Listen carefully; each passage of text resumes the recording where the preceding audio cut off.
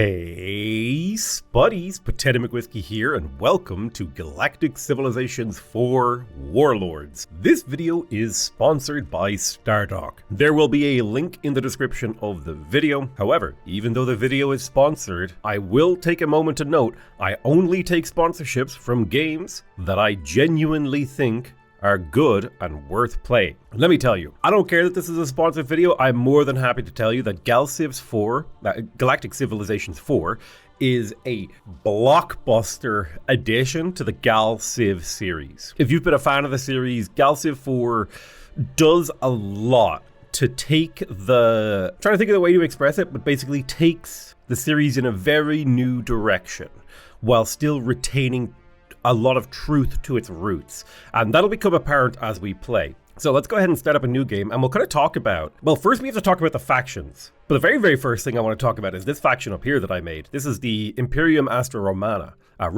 which is effectively space Rome, an interpretation of space Rome that I did. So if I come in here and edit this civilization, what I did was I literally typed in here, I said, the Roman Empire,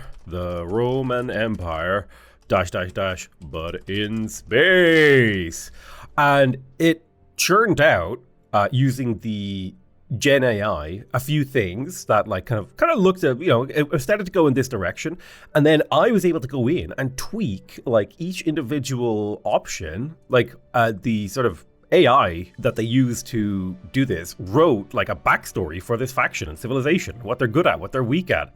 They created a new type of human from the humanoid template. They're called the Astrans, which is really, really cool. This image, normally the game itself picks from like a sort of a bunch of images that I think the developers created themselves. But I went into Midjourney and I created this thing. I'm not going to use this today because I don't think you should really use AI art for profit. But if you were, playing on your own, go ahead and feel free to use whatever free AI program you want to generate cool pictures for your custom civilizations. So I created a faction that felt kind of cool to me and was fun to play. And I played with a game with them and I had a lot of fun. I think generating custom civilizations, that's a really, really cool thing to do.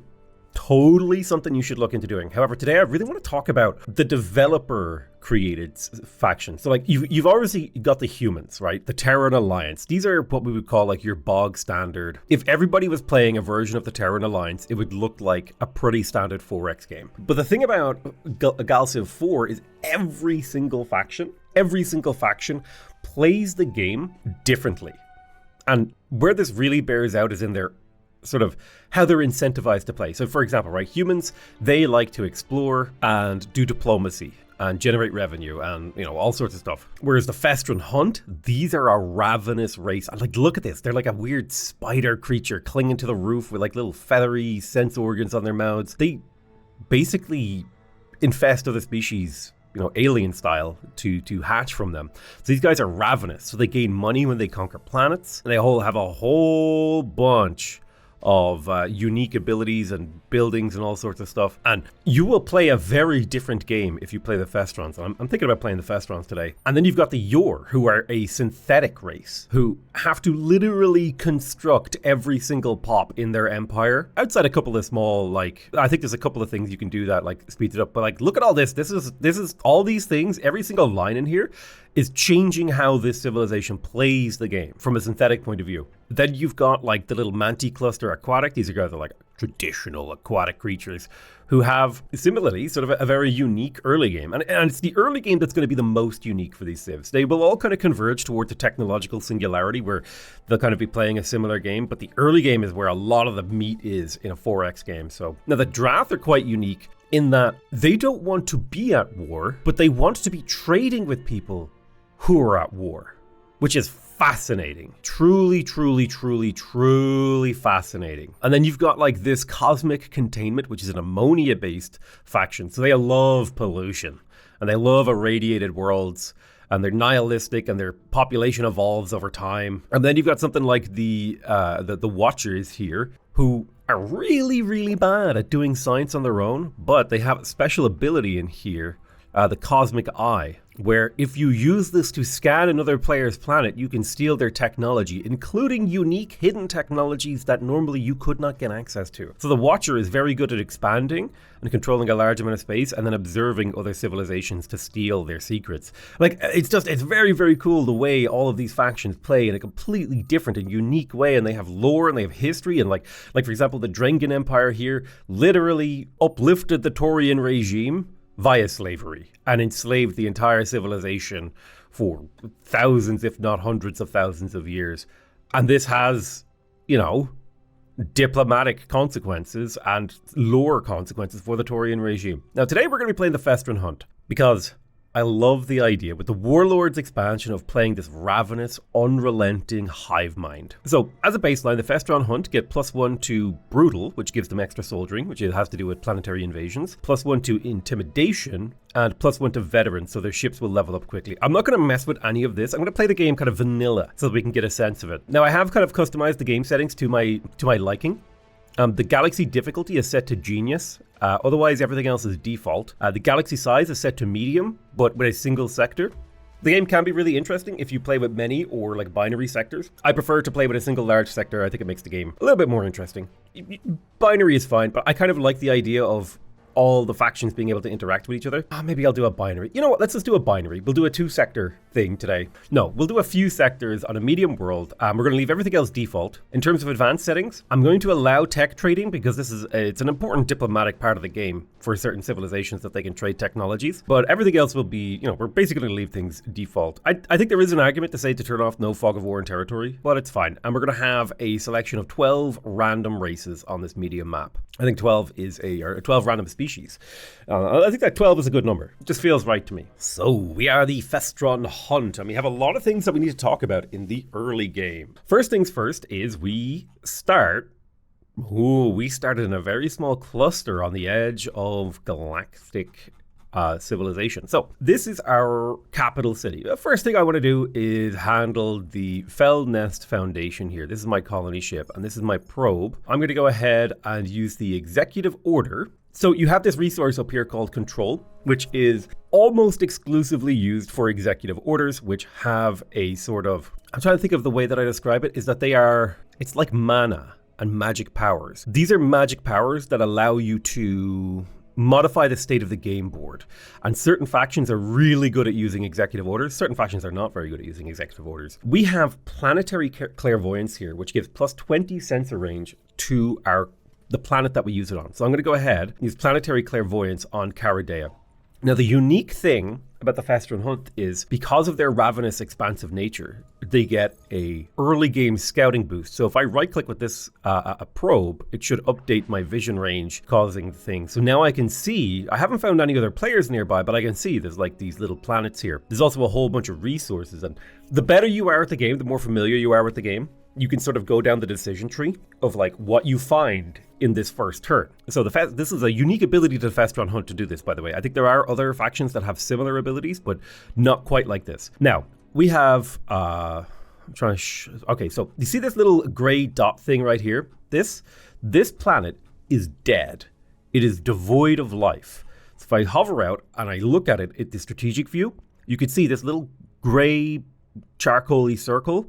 That's a signifier of a dead world. This brighter gray one is a signifier of a living world. So if I zoom in here, you can see Nekhen here is a class 3 jungle world, and then Scarab here is a class 3 desert world. And we want to get to colonizing, and I can see 3 early game colonies available to my civilization. So the first thing that I will do is I will send this colony ship to Scarab. Why Scarab? Well, Scarab has 2 minerals, 2 technology, 2 wealth, and 2 farming, and 0 cultural significance. When my colony ship lands on Scarab, all of these sort of resources along here will be sent to Caradea to buoy up the basic foundation of this planet's inputs. So the planetary inputs are like the baseline production potential of the planet. So you can see here, this planet has a baseline production potential of 3, which means if I were to build a factory that gives me a 3% manufacturing boost, that would be 3% of this number getting increased. Now, there are other sources of production. For example, citizens and workers give you production. There are certain buildings you can build that give you production. Needless to say, or rather, cut a long story short, there's a lot going on in this game. This right here is a core world. Planets that are large enough can be designated as core worlds by assigning a governor to them, which allows you to actually build upon them and do interesting things on the surface. But these are small colonies that are too small to actually be useful. Now, unfortunately, I don't have enough points, I don't have enough control to draft some colonists here. But what I can do is open up this shipyard, and this shipyard is attached to the planet of Caradea, and I can create a new colony ship.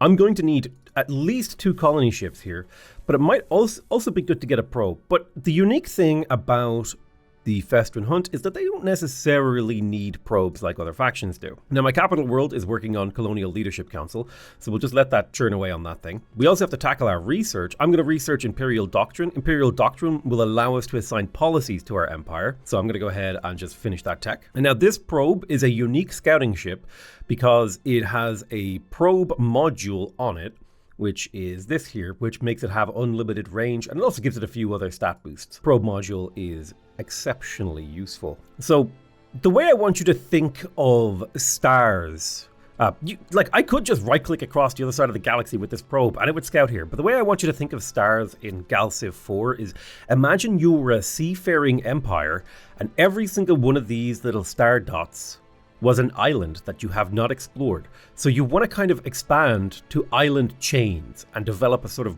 that's the way I want you to think of empires in Galciv 4. So I'm going to send my probes to go explore my nearby islands.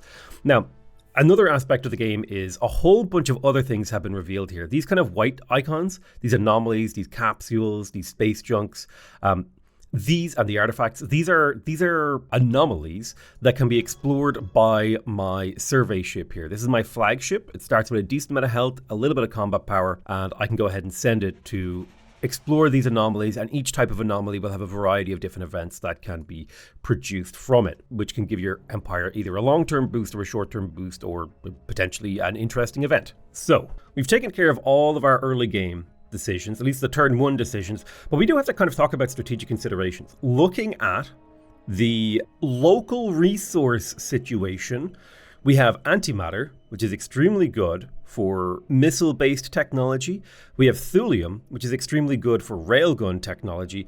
And we also have a manufacturing relic over here that will increase the manufacturing across our entire empire. So my early game strategy is going to be centered around securing these 3 planets and then securing mining on the antimatter and thulium, and then seeing if we can secure this manufacturing relic as well. And I think that's going to be the main thrust of our early game. So the first turn has passed, and now we have access to leaders, as well as ministers and a whole bunch of new things that have happened on the second turn. So if we pop into Caradea here, because we're playing the Festron Hunt, we have access to 3 unique buildings. 2 of them, the Mother Hive and the Work Hive, are colony unique, meaning we can build them on any colony we want, just once. And then the Cerebral Chamber is a civilization achievement. And so it's a real question of, do we want to focus, if we build a Cerebral Chamber right now, it's kind of pushing ourselves more in a scientific direction early game. Like, do we want to focus on improving the science of our empire? Or do we want to focus on building the Work Hive and the Mother Hive and getting our production up? Personally, I'm a big fan of the idea that production is king, baby. So I'm going to go ahead and start with the Work Hive. Now, the Work Hive is a very unique building for the Festron Hunt that most of the civilizations do not get anything even remotely like this. So it has a construction cost of 30. All buildings are produced with manufacturing. There are multiple ways for you to get manufacturing. You can also use money up here to rush buildings.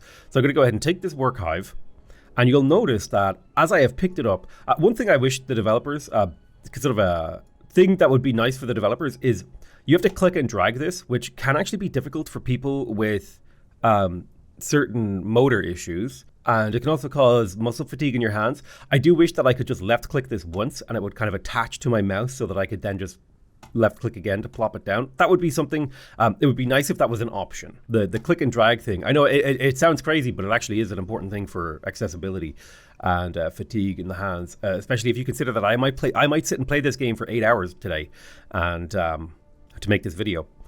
And I'm going to have to do this action a lot, holding down the mouse and moving my hand in sort of this delicate movement. And it's a lot easier if I just click and move. It's a small little thing, but hopefully the developers take that feedback on board. Please save my hands. So this costs 30 production, and every planet takes manufacturing, or every building takes manufacturing. It has a maintenance cost of 1, which will lower our income. It also has 100% diligence. What the hell is diligence? Well, leaders have diligence, as do your population here. Every single pop in your empire has a variety of stats. Sorry, I hiccuped at the same time I was speaking. Now, the Festron Hunt are unique, or interesting rather, in that they have really bad social skills, really bad diligence, and really bad intelligence. So generally, Festron Hunt characters are quite weak in skills. However, they have good resolve, so they make amazing soldiers, and their planets are hard to invade. That's kind of the unique thing about the Festron Hunt. But this work hive, right, with 100% diligence here, takes this worker with 5 base diligence and will make this into 10 diligence. It'll double it, the work hive will, which is really, really powerful. And then that 5 diligence is translated into 1.3 manufacturing. It's actually 1.25, I believe.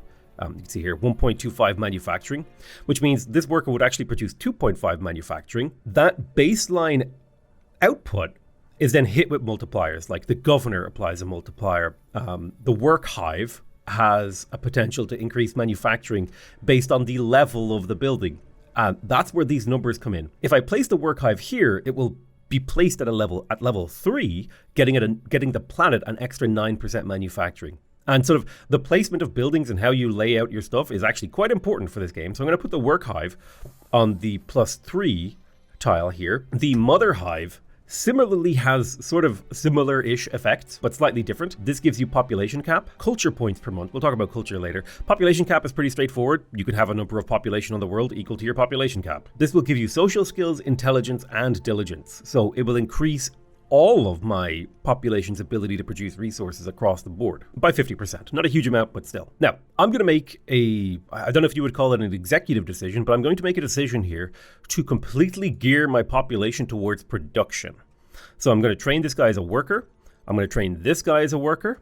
And I'm going to train this guy as a worker. So my science will suffer significantly, but my manufacturing is now 7.4 per turn. Then I'm going to use my cash to rush the work hive. Boom, and that'll bring my production up to 12.2, which is incredible. And then I'm going to place the mother hive on the +3 population tile here. You can see this has restorative herbs, which will give +3 levels to a population improvement, which will give us an extra 3 population cap in this world. We have the Monsantium deposit here, which will give food. We will need to feed our pops in here, but we'll talk about that. That's, we're just going to focus on one decision at a time. So we've taken care of our planet for this turn. And by rushing this building, we get a little bit more production a few turns earlier, which will allow us to snowball. I'll go ahead and press tab here. We're going to colonize the planet of Scarab. The colonies inside my capital, I'm not going to rename, but outside of my capital, I will rename them after patrons. So there's Imperial Doctrine. This will allow us to do policies. Policies are available down here in the civilization overview screen. We can do Xeno Harvesting, which lowers our diplomacy but gives us gross income. We can have Singular Purpose, which will give us control. We have Reproductive Imperative, which increases the growth on our planets but at the cost of maintenance. We also have Endless Feast, which makes my population really happy at the cost of diplomacy. So the interesting thing about the Festron Hunt is because of the level of approval that they can run, is normally when I play the game, I would come into the screen and I would immediately lower taxes to low. But the Festron Hunt are a little bit interesting because if I plug in the Endless Feast here, so I have to kind of explain taxes actually. At medium taxes, you collect 33% of your GDP as revenue that you can then use to spend on things. My GDP comes from a number of places. Right now, it mostly comes from the wealth input and the multipliers that are going through Caradea. I get to collect the percentage of taxes that I levy on this. So if I were to lower taxes, I get 10% of this with 12.28, which is 1.23. If I go to maximum taxes, I lower the approval of my citizenry by 72%, but I get to collect 75% of my economy's taxes. Now you'll see here, if you look at these numbers, as I increase my tax rate, the approval of my population will go down, meaning that the amount of science and manufacturing that I'm producing will start to decline as the planetary income goes up. So you can see here, I click, my science and manufacturing went down, and then boom, my science and manufacturing went down. If I plug in Endless Feast, however, boom, I can collect almost all of the taxes to have a lot of planetary income for nearly zero impact on my planetary outputs. And we're the Festron hunt. We don't care about diplomacy. We're here to eat people. Well, I say eat people.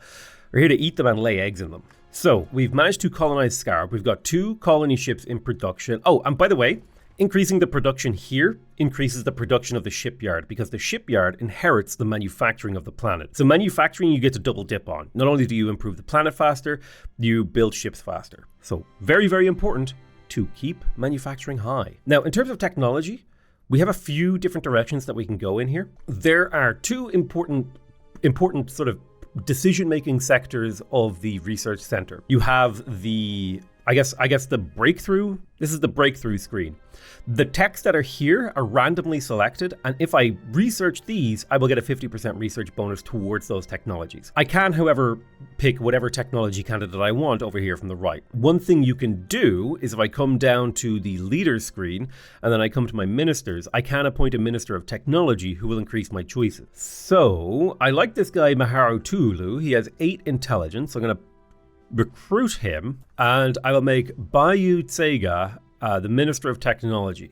That will get me +1 random tech slot and an 8% research boost. I'm also going to recruit Zudu Mamo because he has 7 social skill, and I'm going to make him the Minister of Colonization, which will get me a 7% approval boost across my empire. Now, this guy is an authoritarian, so he gets me control and he's an advocate. I need a Minister of Exploration. Unfortunately, I don't have a particularly good skill set for that, but I will recruit this guy to appoint him as the Minister of Exploration, which will get me +1 move speed on my ships, as well as +4 to my ship range, so I should be able to explore and settle, importantly, out into the galaxy a little bit further. One thing I would like to add to the capital world is the sensor array here. I am going to need Durantium, so we can't really make that work. Now, technology-wise, we now have 3 tech choices here. We can go for Universal Translator, we can go for Research Districts, or we can go for Interstellar Propulsion. I think my objective early game is going to be expansion. Since I don't have anybody nearby that I need to declare war on,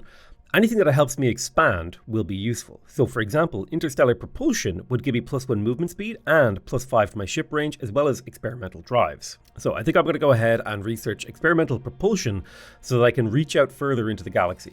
So we have the option to make friends with the Natural League. If I go to the faction screen, there's a couple of different factions here. I believe the Mining Guild might be our version of the Natural League. We can choose to get favor with them or lower their favor. I'm going to go ahead and make friends with the Natural League. I don't know, did that work actually? Yeah, we have the Natural League Center, which will give us +1 Natural League favor. And I believe if I come back in here, I think our particular faction probably shouldn't get Natural League events. That might be a bug. I could be wrong. We'll talk more about these factions in here when they become relevant. Suffice to say, when it comes to the civilization thing, we want to tax our civilization as hard as possible while retaining as much of our production and science as possible. So I think going to a high tax rate here will be good so that we can generate a little bit of revenue. A new generation has been born on our capital world, so we can have a soldier, which will increase totalitarianism. We can get a scientist, which will increase progressivism, or we can get an entertainer, which will increase individualism. I'm going to gain a soldier, because that feels thematic for the Festron hunt. However, this soldier, I'm going to immediately convert into a worker. Soldiers do not produce anything useful, if I remember correctly, but diligence is very useful. I'm going to use the last of my credits to rush the Mother Hive, boom, which will get us up to 19 production per turn. And now we need to start thinking about what are the next steps for my civilization. And so we have a variety of choices we can do in this here. We can go for the cerebral chamber if we wanted to. We can build the precognition sensor, which will give us an artifact. We can build a Monsantium deposit, which will increase the food on this planet and also give us access to Monsantium. Or we can work on increasing our production. Now, our base production is actually fantastic right now, so I am tempted to continue to build factory stuff, in particular on these tiles that have plus factory bonuses. So this is going to be a level 4 factory. Normally it would give me 3% manufacturing, but instead it'll give me an extra 8. So this is 11. So if I just build a bunch of manufacturing districts in here, they'll all coalesce and work together to improve the manufacturing of this planet, allowing us to get more and more and more and more production, which feels very thematic for my faction. We found another colonizable planet. So I'm going to pop in here and queue up another colony ship, and then we'll begin to probe this next place. So when you're colonizing, you have to colonize using the citizens of your planet. So I'm going to try to pick colonists who have the lowest skills. And I also don't want to colonize too quickly and deplete my capital's ability to have population in here. So I'm probably going to queue up a cargo ship in between every colony ship so that I'm expanding both towards resources and towards colonies. I want to expand in both directions. All right, let's go ahead and scoop up Neken. That will give us a nice science boost. It's a decent technology input world, so we will end up better scientifically after colonizing it. Our probe has found another star over here, nothing at it. And we have ran into the YOR. We're going to fake a smile and nod as if we understand them, proceed to ignore them. Our faction does not care about diplomacy, so that is not an important thing here, but we will take the Away to Communicate mission, which basically, once we research the Universal Translator, we will get a culture boost. And we'll talk about culture when it becomes relevant. Oh wow, we found some pirates over here. We've got the Artemis fleets. This Fell Hunt character might have to go hunt down some pirates. The Fell Prove has found Argolander, which is a class 22 world, which is an amazing world. It's arboreal, and it has precursor nanites on it. So this would make a fantastic core world. So my next colony ship will be getting directed here as a priority, and then we'll backfill for the smaller colonies. But this star had Durantium around it. Durantium is an incredibly important economic resource. It's also very useful for military reasons. We have completed our first anomaly survey, which means that this ship has gained a little bit of experience, and we will get a anomaly event if I click here. Okay, I think the anomaly event comes up in the bottom right. So tech-wise, we finished... What was it we finished again? I forget what I queued up. It was the go faster. I mean, tech navigator. I think it was, interstellar propulsion. So now our ships are faster and they can go further. So speed. We don't yet need to go to war. I think subspace scanning could be useful, increasing our sensor range and ship range. Again, pushing in the scouting direction. We're gathering in intel on the universe. Our flagship here is capable of fighting. So I'm going to move it to the edge of my space, get it to pass for a turn, so that it can be ready to take on these two guys next turn. Is there a thing that I can change that has to do with how events are shown? We found a formidable warship, which will give us the Retribution mission. This is basically, if we can find the 3 parts of the warship, we can build a very powerful warship. Now, a biographer is conducting an interview with me, so I can gain pacifism and culture, progressivism and culture, or totalitarianism and culture. I will take totalitarianism and culture because that feels appropriate for the Festron hunt, and we shall move on to the next turn. Okay, the pirates are coming in to fight us, so let's attack this sniper. It'll say no casualties for us. We will watch the battle just for the sake of it. The battle mechanic is a whole thing that I'll need to go over and explain and talk about. Suffice to say, every weapon has a range and a fire rate and a type of ship that it's good against, and ships have evasion and shielding, but this was such a small, tiny fighter ship, and this is our flagship. Like, this is like our entire civilization's abilities went into creating this thing, so it's quite good. So currently, this ship has a sensor range of 3 only, so I will grab a communications terminal to give it a little bit more sensor range. The maths on exploration is kind of confusing and difficult, but basically, the closer your sensor range and your movement speed are, the more optimal your scouting is, which is why anybody who plays Age of Empires 4 knows that while the Eagle Scout is slower than the regular Scout, it actually reveals tiles faster. And I could mathematically figure it out, but and prove that to you. But Spirit of the Law already did it. But let's quickly watch this battle again before I talk about scouting mechanics, because I love it, because it actually has an impact in this game. Turns matter. So our ship has fired off a rocket, and now it's firing off lasers. So rockets fire first, then lasers fire, then railguns fire in terms of range, and then railguns fire every round, lasers fire every 2nd or 3rd round, and rockets fire every 5th round. So there is a theoretical world where if you have enough rockets, you just kill your enemy on the first round of combat. But if they survive that and they have railguns, their DPS is going to outpace you. So there is a kind of rock, paper, scissors-y like thing. Like, missiles are extremely good if you have overwhelming firepower to kill your enemy before they can actually engage you. But then you could just build ships that are extremely resilient to missiles and can close range with your enemy. But then you could build ships that have lasers and your own railguns and build lots of armor to fight. There's a whole rock, paper, scissors-y kind of like 2 snakes intertwined killing each other that goes on with the military stuff. But we have taken out our enemies here, and this ship gathered a little bit of experience. Okay, so basically, your scouting rate per move with a ship is 2 times your sensor range plus 1. So if I have a sensor range of 1, I will reveal 1 times 2 plus 1, which is 3 tiles per movement. And it just so works that it means if your movement speed and sensor range are imbalanced, it is better to have slightly better sensor range, which is why the Eagle Scout is better in Age of Empires 2. But you roughly want your movement speed and range to be, or your movement speed and your sensor range to be roughly equal. So the most optimal scout is somebody who can move 6 tiles and see 6 tiles, because that means they're revealing 9 times 6 tiles per move, or 9 times 6 tiles per turn, which is an absurd number, versus somebody who can move 10 tiles and see 1, because they're only revealing 10 times 3 tiles, which is 30. Like, it's a very Anyway, basically, movement speed and sensor range, they work together in a way that is juicy. So I know there's some pirates over here because the pirate ships came from there. I'll go ahead and send this guy to check out this artifact. Now, with the retribution mission, that does tell me that I probably want to check out the space junk stuff to try and trigger those events. We found another star. This one is a nice purple star with Gerantium and Prometheon around it. 2 incredibly important resources. Prometheon is very useful for advanced scientific improvements, as well as advanced starbase modules and a whole bunch of other stuff. We have found the YOR. So it looks like they're going to try to steal Arglander. I used the word steal there. I hope you noticed that.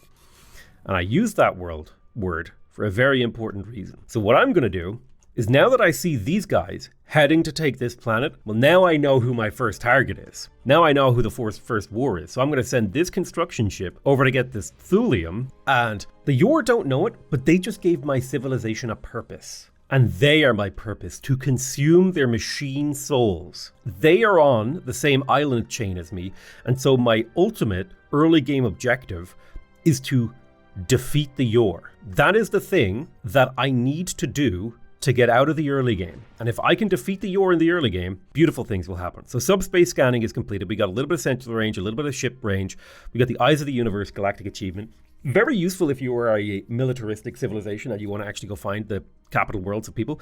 However, we already have an enemy. So we're going to go ahead and start researching warships immediately.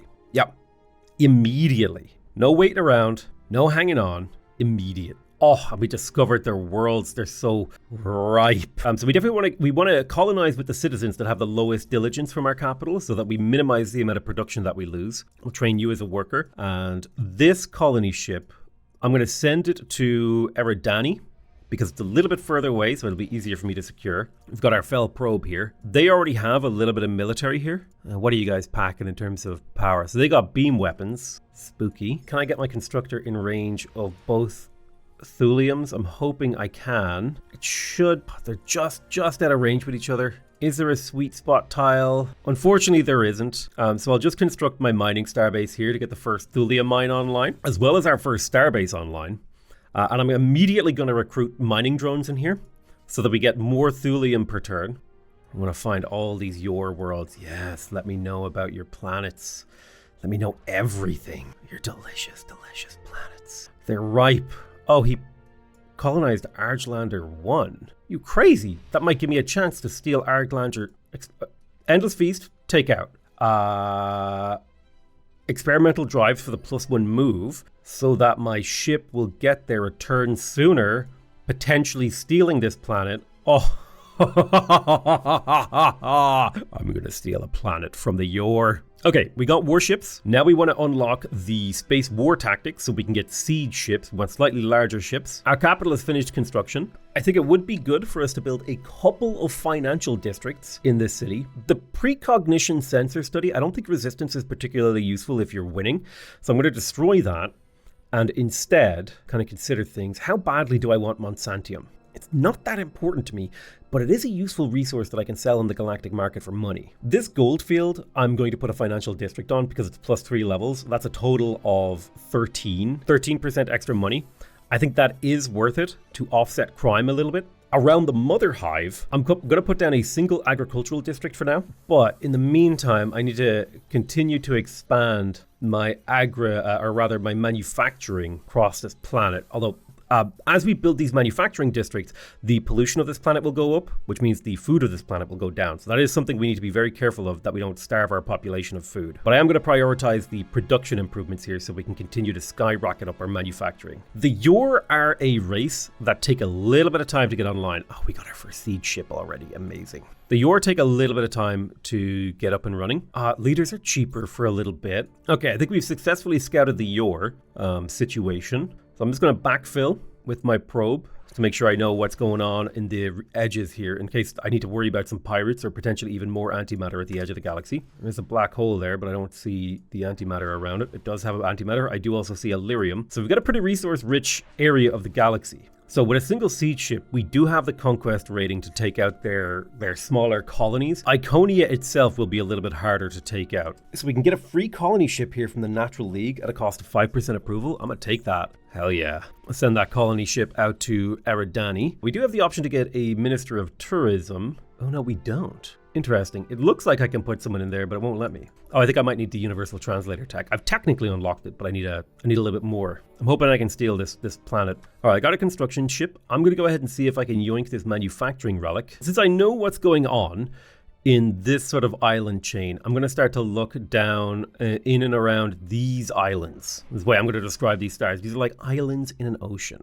We ran into the navigators. Oh, there's a chance we can steal Arglander. There's space war tactics. I think my colony will grow next turn, so we'll delay 6 months until growth. I will launch this colony ship then, and I'll take this low diligence worker, and I will send it to Osiris. Now, we completed, what was it again? Warships, space war tactics. So this has given us slightly larger ships as well as some bombardment policies, all sorts of things like that. We're going to want space factories because we want the starport, which means we're going to want to get our hands on some Durantium. Sorry, I don't know why the game is not playing nice there. Durantium. And this will allow us to build better ships. However, we don't have access to Durantium yet. So instead, I'm going to focus on space weapons. Ooh, actually, the hatchery would be amazing if I could get it. That'll give me a lot of growth potential.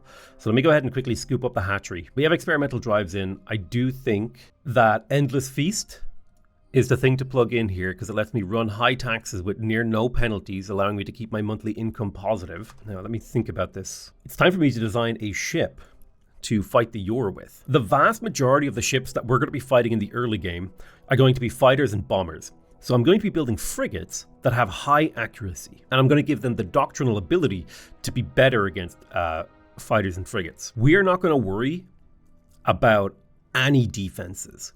We want our ships loaded to the gills with high DPS weapons like the Star Cannon. So I'm going to put 3 Star Cannons on this alongside the Interstellar Drive because I want this ship needs to be fast so that it can catch things to kill them. I'm happy to let this be called the Ripper Drone M0. Now, arguably, the plated drone here, which has a sort of more balanced, it has a mass driver, it has a missile, and it has a beam attack. I'm going for the Ripper Drone because I just want to be able to crap out DPS. Our flagship has leveled up. I'm going to take the command bridge ability on it. Even though its sensor range is low, I want this ship to be in command of the 4 frigates that I'm going to attach to it that will be looking to destroy the Iconian army.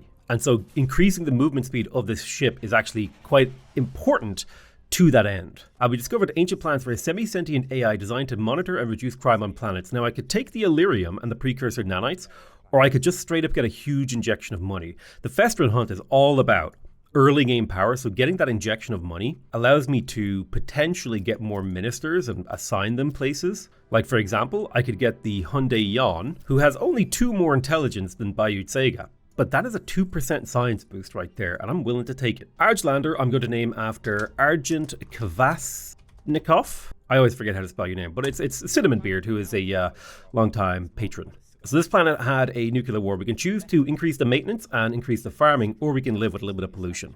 I think we will just live with the pollution. Now, this planet is sending its resources to my capital. However, its resource efficiency is reduced by 49% because it's so far away from my capital. So in a perfect world, I would assign a leader to this colony. And that, my friends, is exactly what I'm going to do. So I'm going to take Bayou Tsega here, put him in charge in Argent. He's not quite good as Gnar Nightbringer, my sort of sovereign, but he still does a pretty decent job. of, looking at this planet. We're going to immediately build a shipyard in here. The population on this world is not happy, don't get me wrong, and it will take us a long time to make them happy, but at the very least, the planet exists and is slowly building up. All right, let's go ahead and get to work on the work hive. We need that production. I'm going to lower my taxes to medium so that this planet is a slight bit happier, hopefully getting us more of the mineral inputs. Oh, appoint a governor. Well, let me go ahead and take the governor off this planet and put a new governor in charge of that planet. Hopefully that will complete the mission. A governor has been assigned. Perfect, it did complete the mission. I kind of did things in the wrong order. So that's plus 5 culture points right there. Still haven't gotten enough culture. Yeah, this faction is really slow at getting culture, but they can get really fast as the game goes on. Yeah, now with this governor, who has much higher loyalty, the population are quite a bit happier. You need to be careful about the governor's loyalty. You need to get that loyalty up. I can bribe him. Ooh. Cybernetic implants. I definitely want those precursor nanites. I can also gift him harmony crystals. Okay, that'll be something we'll do. The next planet will be named after Plural, another patron. Not a huge amount of resources coming out of this, but every trickle of resources we can get into Caradea is useful. All right, let's get this manufacturing relic under control. I'm going to build a communication starbase over here so we can spread our influence. And I will also build a xenoarchaeology lab that will get us the control of this relic, getting us a 5% boost to our manufacturing across our entire empire. This doesn't have a big impact right now, but it will in the long term. This starbase will also generate just a trickle of influence, slowly expanding its influence radius. And there's the first precursor relic event, slowly expanding its influence radius, giving us a little bit of control and knowledge in this area. It's just a way to basically extend control over the galaxy without having to settle. Eridani will be named after Kori. We'll colonize that next planet. And Kori is going to send its resources to Argent Kvasknivkov. Looks like they just upgraded this planet with a executive order. And I no longer need experimental drives. So I'm going to plug in reproductive imperative, which will allow me to get a lot more population in Caradea a lot faster, because now I'm getting a 100% growth boost. Each pop produces 1 growth, and hopefully we can get those hatcheries up. Okay, I'm very confused by the Natural League event firing off again, considering my faction technically can't do the Natural League. Let's go ahead and produce another Ripper drone for the purpose of my survey fleet. So we can get the enemy destabilizer module, or we can sell it. I'm going to sell that because it's a lot of money. Found a little bit of Promethean as well as Britannian, a precursor elevator world. Well, our empire is geared towards war right now. War and economic expansion. Speaking of economic expansion, there's hatcheries, which will give us the hatchery manufacturing improvement. I'm going to very quickly research asteroid swarming, because this will give me access to, it will spawn a couple of asteroid miners for me. Coming into Caradea, I want to build a hatchery here. Now, this is a manufacturing improvement, so I want to build it next to other manufacturing improvements. This one here has level 8, so that seems like a good spot to put this down. And for every level that this gets, I will get a little bit of population capacity as well as some manufacturing. But the really nice thing here is the base 5 growth. It's as if the city has 5 population growing in here more than it usually does. So I'm going to destroy this factory at a cost of 5 manufacturing, but I'll build the hatchery here, which should very easily make up for that cost over time. Similarly, over on Argent, I will get started on the hatchery. This is tourism. Our faction doesn't really care about tourism or influence, so I'll put a hatchery right here, and then adjacent to both of these, I'll build factories. What do? You're a precursor nanite. We definitely want to get you online. I'm going to put the mother hive on the population cap tile, and I'll probably build the shipyard after I have this hatchery, and then I'll do the 2 factories. I'll go for the mother hive, and then I'll grab the precursor nanites probably a little bit before that, because we want to start building those precursor nanites so we can cybernetically enhance our Festron leaders. Now, wouldn't that be a fun idea? All right, asteroid swarming is completed. Alien worlds, studies, starbase modules. I do think it would be good for us to research starbase modules. This will give us starbase range, allowing us to mine resources a little bit easier, as well as +2 free constructors. It's a great early game technology. It allows you to turn tech into economy, which is usually quite a rare ability. Tech usually turns into economy over time. Let's put these miners on these asteroid clusters. Asteroid clusters work as a very small production boost. Basically, you get 0.1 to every yield except for farming and influence. So basically, mineral input, technology input, and wealth input from your mined asteroids. And I believe, so it's just like a little bit of base resources for your planets from mining asteroids. It's really nice. It's really, really, really nice. We found the Drengen over here as well. Looks like they're looking to colonize this general area. The YOR have managed to grab Britannian, and our siege ship is in danger, so I'm just going to put it in orbit of Caradea. We have a little bit of a pirate problem, which ain't my favorite thing. We've had another player over here exploring these delicious star systems. Discovery of ancient alien civilization, so we can start a mission. So we can either go progressive or totalitarianism. I think we will go the totalitarianism direction.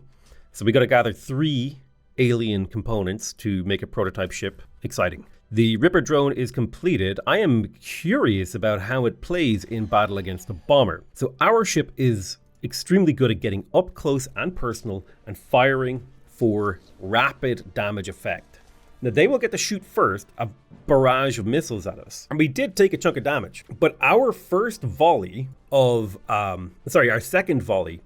of kinetic fire killed them. The first volley, for some reason, only did 1 damage, or only fired once. With the second time, it actually managed to get the kill. They didn't have any armor, they didn't have any shield, so I'm not really sure how they survived there. But yeah, these Ripper drones are extremely difficult to deal with, and I'm going to be able to have packs of 5 of them roaming around. However, our income is negative, so we have to be careful about our spending. And by spending, I mean the actual, like, when you rush things. Starbase modules are completed.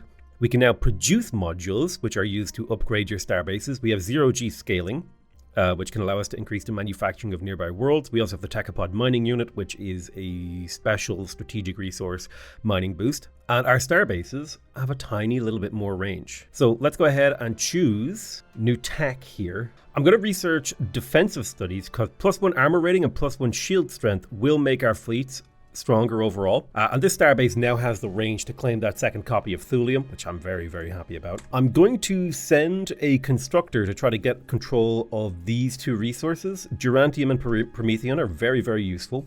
This constructor, on the other hand, I might send to Argent Kvasknikov to act as a military starbase. And that seems like a reasonable decision. So we can improve our relationship with the YOR, we can upset the YOR, or we can really upset the YOR. I'll just upset them. I'll make them happy. I don't care. All right, hatchery is now completed in here, so we're growing nice and quick. Basically doubled our growth rate. I am going to go ahead and scan this planet for potential remains of crashed alien vessels. I think that is part of our quest. Looks like these guys want to trade with me, which, I mean, go for it. I'm a festering evil race or species of all-consuming egg layers, dude. You go right ahead. Let's go to quick battle list. We don't need to watch these kind of battles. I do like to watch the bigger ones, though. Caradea. I think it would be good for us to build a second agricultural district around the mother hive to get that pop cap. Another manufacturing district adjacent to the work hive so that we can sort of share adjacency. Let's make sure to specialize both of these workers both these pops as workers. We're not looking to build a cerebral chamber yet. Strangely, I don't think you're supposed to get like a special event, but I will build the Monsantium deposit so that we can get the little bit of Monsantium coming in. We'll probably eventually delete that, but until then, we will fill the rest out with manufacturing improvements. How is approval generally? Approval is high. It's good. Keep on manufacturing. We are trying to build basically a forge world because that is what is necessary to bring the Festron hunt screaming into the history of the galaxy. Screaming and egg laying. My 2 favorite activities. Unfortunately, this pirate fleet has attacked our garrison of Caradea, which is annoying. And I don't think my fleet here is quite strong enough to take on this pirate fleet. We're getting there. But we want these guys to be full health, and ideally once defensive studies is finished, we might be able to do it. Now I'm just hoping that they don't decide to go like try to raid my capital. That would be annoying. Yeah, they're just floating around being annoying. That's fine. They're allowed to do that. I have a problem with that. Okay, so there's defensive studies. That will give us some new technologies, mostly like things like deflectors, which increases shields, hull plating, which increases armor, point defense, that defends against missiles. Point defense is awesome, by the way. It's a fantastic piece of technology. We'll also have a baseline armor and shield rating on all of our ships. Let's go ahead and get this kill real quick. Nailing a little bit of experience. Or rather, we finished researching defensive studies. It would be nice to get evasive tactics. A base 5 evasion plus the weapon jammer can be a really, really nice early game defensive strategy. So I'm going to go for evasion tactics. I'm going to continue to explore in the direction of the YOR. And once this fleet hits five dudes in it, I think that's when we're about ready to start marching with war on our mind. Okay, so this constructor over here is ready to All right, it's not my turn anymore. Well, that's fine. Let's go ahead and create the mining starbase. Oh, actually, if I move a tile to the right and up, I could get that Illyrium, but I'll probably just put another starbase in between them, so that's fine. Just build this mining starbase right here. Excellent. And we'll get the mining drones. So now we're getting Durantium and Prometheon, which are both useful strategic resources in their own right. I'm also going to be building a military starbase in orbit of this place. And I will put a starbase defense system on this, which will give it some a general attack, but mostly we want that shield strength, meaning it's harder to kill. It is not worth it to do the Durantium-based defenses, however, those are quite expensive. Okay, we have the first fleet of Ripper drones. These are high-speed, murderous creatures ready to fight. So we have our survey fleet filled with our flagship plus a couple Ripper drones. Now we need our invasion fleet. Now, I can't remember, have I actually researched planetary invasion? No, I need to get space factories, planetary mobilization, and then planetary invasion. So in order to invade planets, I'm going to need to build the burrow burners. So I'm going to design a new class of siege ship. I will give them hypersonic missiles so that they engage at a very long range. And then whatever is cheap in terms of giving them extra defense, which looks like deflectors. I'll add a couple of deflectors to these, and this just means I can have a full fleet of them that are invading a planet, and a single fighter can't come up and just kill them. They have to actually bring something capable of a little bit more combat strength. So I'm going to build 4 of these siege ships, and that'll hopefully be enough to start thinking about invading the planet. I'm a big fan of siege ships that can defend themselves, personally. Oh god, space aliens and goddamn pirates are attacking this starbase. I'm going to add a starbase defense system to it to make it a little bit tankier. I really don't have to send my fleets to fight that, so we might just lose this thulium mine and just have to live with that. That is a possibility that I have made peace with and I am willing to live with. Also, our manufacturing is crazy. Considering it's turn 36 and we have like 73 manufacturing, I don't think the YOR are going to be able to keep up with us in terms of a number of ships as long as we engage intelligently. Let's go ahead and make friends with the Warforged. I do believe that is a faction we can give a damn about. If I go to the Warforged here, if we get their appeal thing up, we can produce more ships at the cost of more crime, but like, I don't care about that. But their foundry, if I remember correctly, the Warforged foundry, gives experience points to military ships produced at this planet. So I'm going to go ahead and delete this manufacturing district. That will cost me a little bit of manufacturing, but if I build a Warforged foundry, well, that's going to give my newly built ships a whole bunch of experience points. That experience will mean my newly built ships will perform better. Ships gain, how do I show you this? I don't know how to show you this. Basically, ships get health every time they level up. They get health points. And I think DPS, although I could be wrong on that. I think they get something when they level. And having high experience ships can only be a good thing. The conquest rating is up to 37 on this fleet, and it can conquer Iconia in 9 months. I'll add a couple more burrow burners to it, but then I'll go back to making actual combat fleets. Our combat fleets are in position around Argelander, and we're going to want to get control of that ASAP. But we do need the shipyard in Argent to finish. Let's bring our survey ship down towards the front line that will soon exist. Oh nice, we found a high quality planet in a nearby system. Osiris, damn. Let's quickly prioritize a colony ship here. We just got a free planet basically from an event. Continue to train workers. Workers. You can see the influence from Argent is starting to overwhelm Argelander. So this would eventually flip towards us, but we like the invasion. Remember, our faction, if I go to the overview here, has the...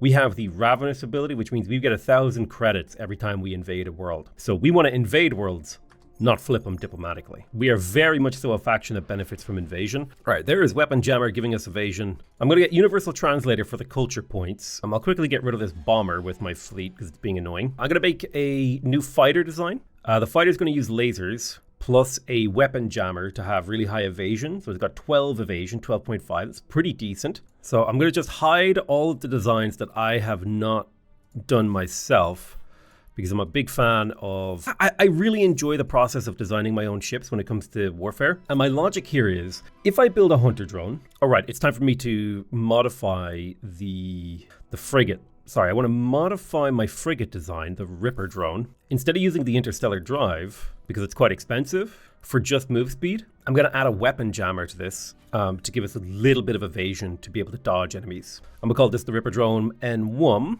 I'm kind of curious. I don't know how to make... Can I make like a ship template? Let's say I wanted this to be the Intrepid. Where does that ship template go? It's like, I don't know what template means. Whatever. Wait a minute. What happened? Wait, hang on a minute. What's going on there? Oh, wait a minute. Beam weapons are just better than kinetic weapons. This does 2 damage with 115% accuracy every 3 rounds. This does 1 damage every 2 rounds at 75% accuracy. This laser is just better. Why would I ever build the other one? I don't understand. Wait, what the hell? Okay, I guess okay. I don't know what's going on there. Oh, I just obsoleted the design I just made. So now I have a Ripper drone that is just better because beam weapons have further range, the same DPS but higher accuracy. Anyway, the whole point of this exercise that I was doing was, the idea was, I would build a hunter drone, which only costs 40 construction, so there would be a little bit of overflow to go into the Ripper drone, and so that ideally, if I bounce between the hunter drone and the Ripper drone, I should get a ship every turn rather than having to wait 2 turns for some of the Ripper drones, because of the overflow mechanic. But apparently, I don't even know if that's how that works. I guess we'll see. Okay, we discovered a new artifact, so we can get the nail ship. We can gain a Your colonist, we don't want that. Or we can get progressivism. I'm going to get the nail ship. The nail is a prototype ship. So prototype ships, you can only ever build one of them, and they come equipped with some pretty cool abilities. Now this thing only has Phoenix missiles on it. I'm going to add I want a star cannon or a laser. I'm going to add a laser to the ship alongside a weapon jammer. I'm wondering if I can save that as the custom nail that I can build then. Oh yeah, I can. Awesome. So I'll build a custom nail real quick. And the unique thing about prototype ships is that they can actually level up and get new abilities as they level. Prototype ships, very cool. So we're just waiting for the last burrow burner so we can start invading Argelander. If I were to build a natural league center, that would be a 50% growth boost in here. So I think I might destroy this agricultural clinic and plant the natural league center right here adjacent to the mother hive, because this will provide +2 adjacency to this anyway, just like the farm was, but it'll actually get me a 50% growth boost. Otherwise, I'll just do a quick economic stimulus in here to generate cash to fuel my economy. All right, the siege fleet is ready, and our hope is to basically hit the Yor with a storm of steel that they're not ready for. A secondary shipyard has been completed over here in Argent. Now, this one is not as strong in terms of production, so I'm just going to focus on the construction of small fighters to assist my fleet. The planet of Osiris will be named after Liam Moore, one of our patrons. Let's see, cultural awareness, egalitarian, harmony crystals. Now that's nice. So we can get resistance, harmony crystals, or a lot of harmony crystals.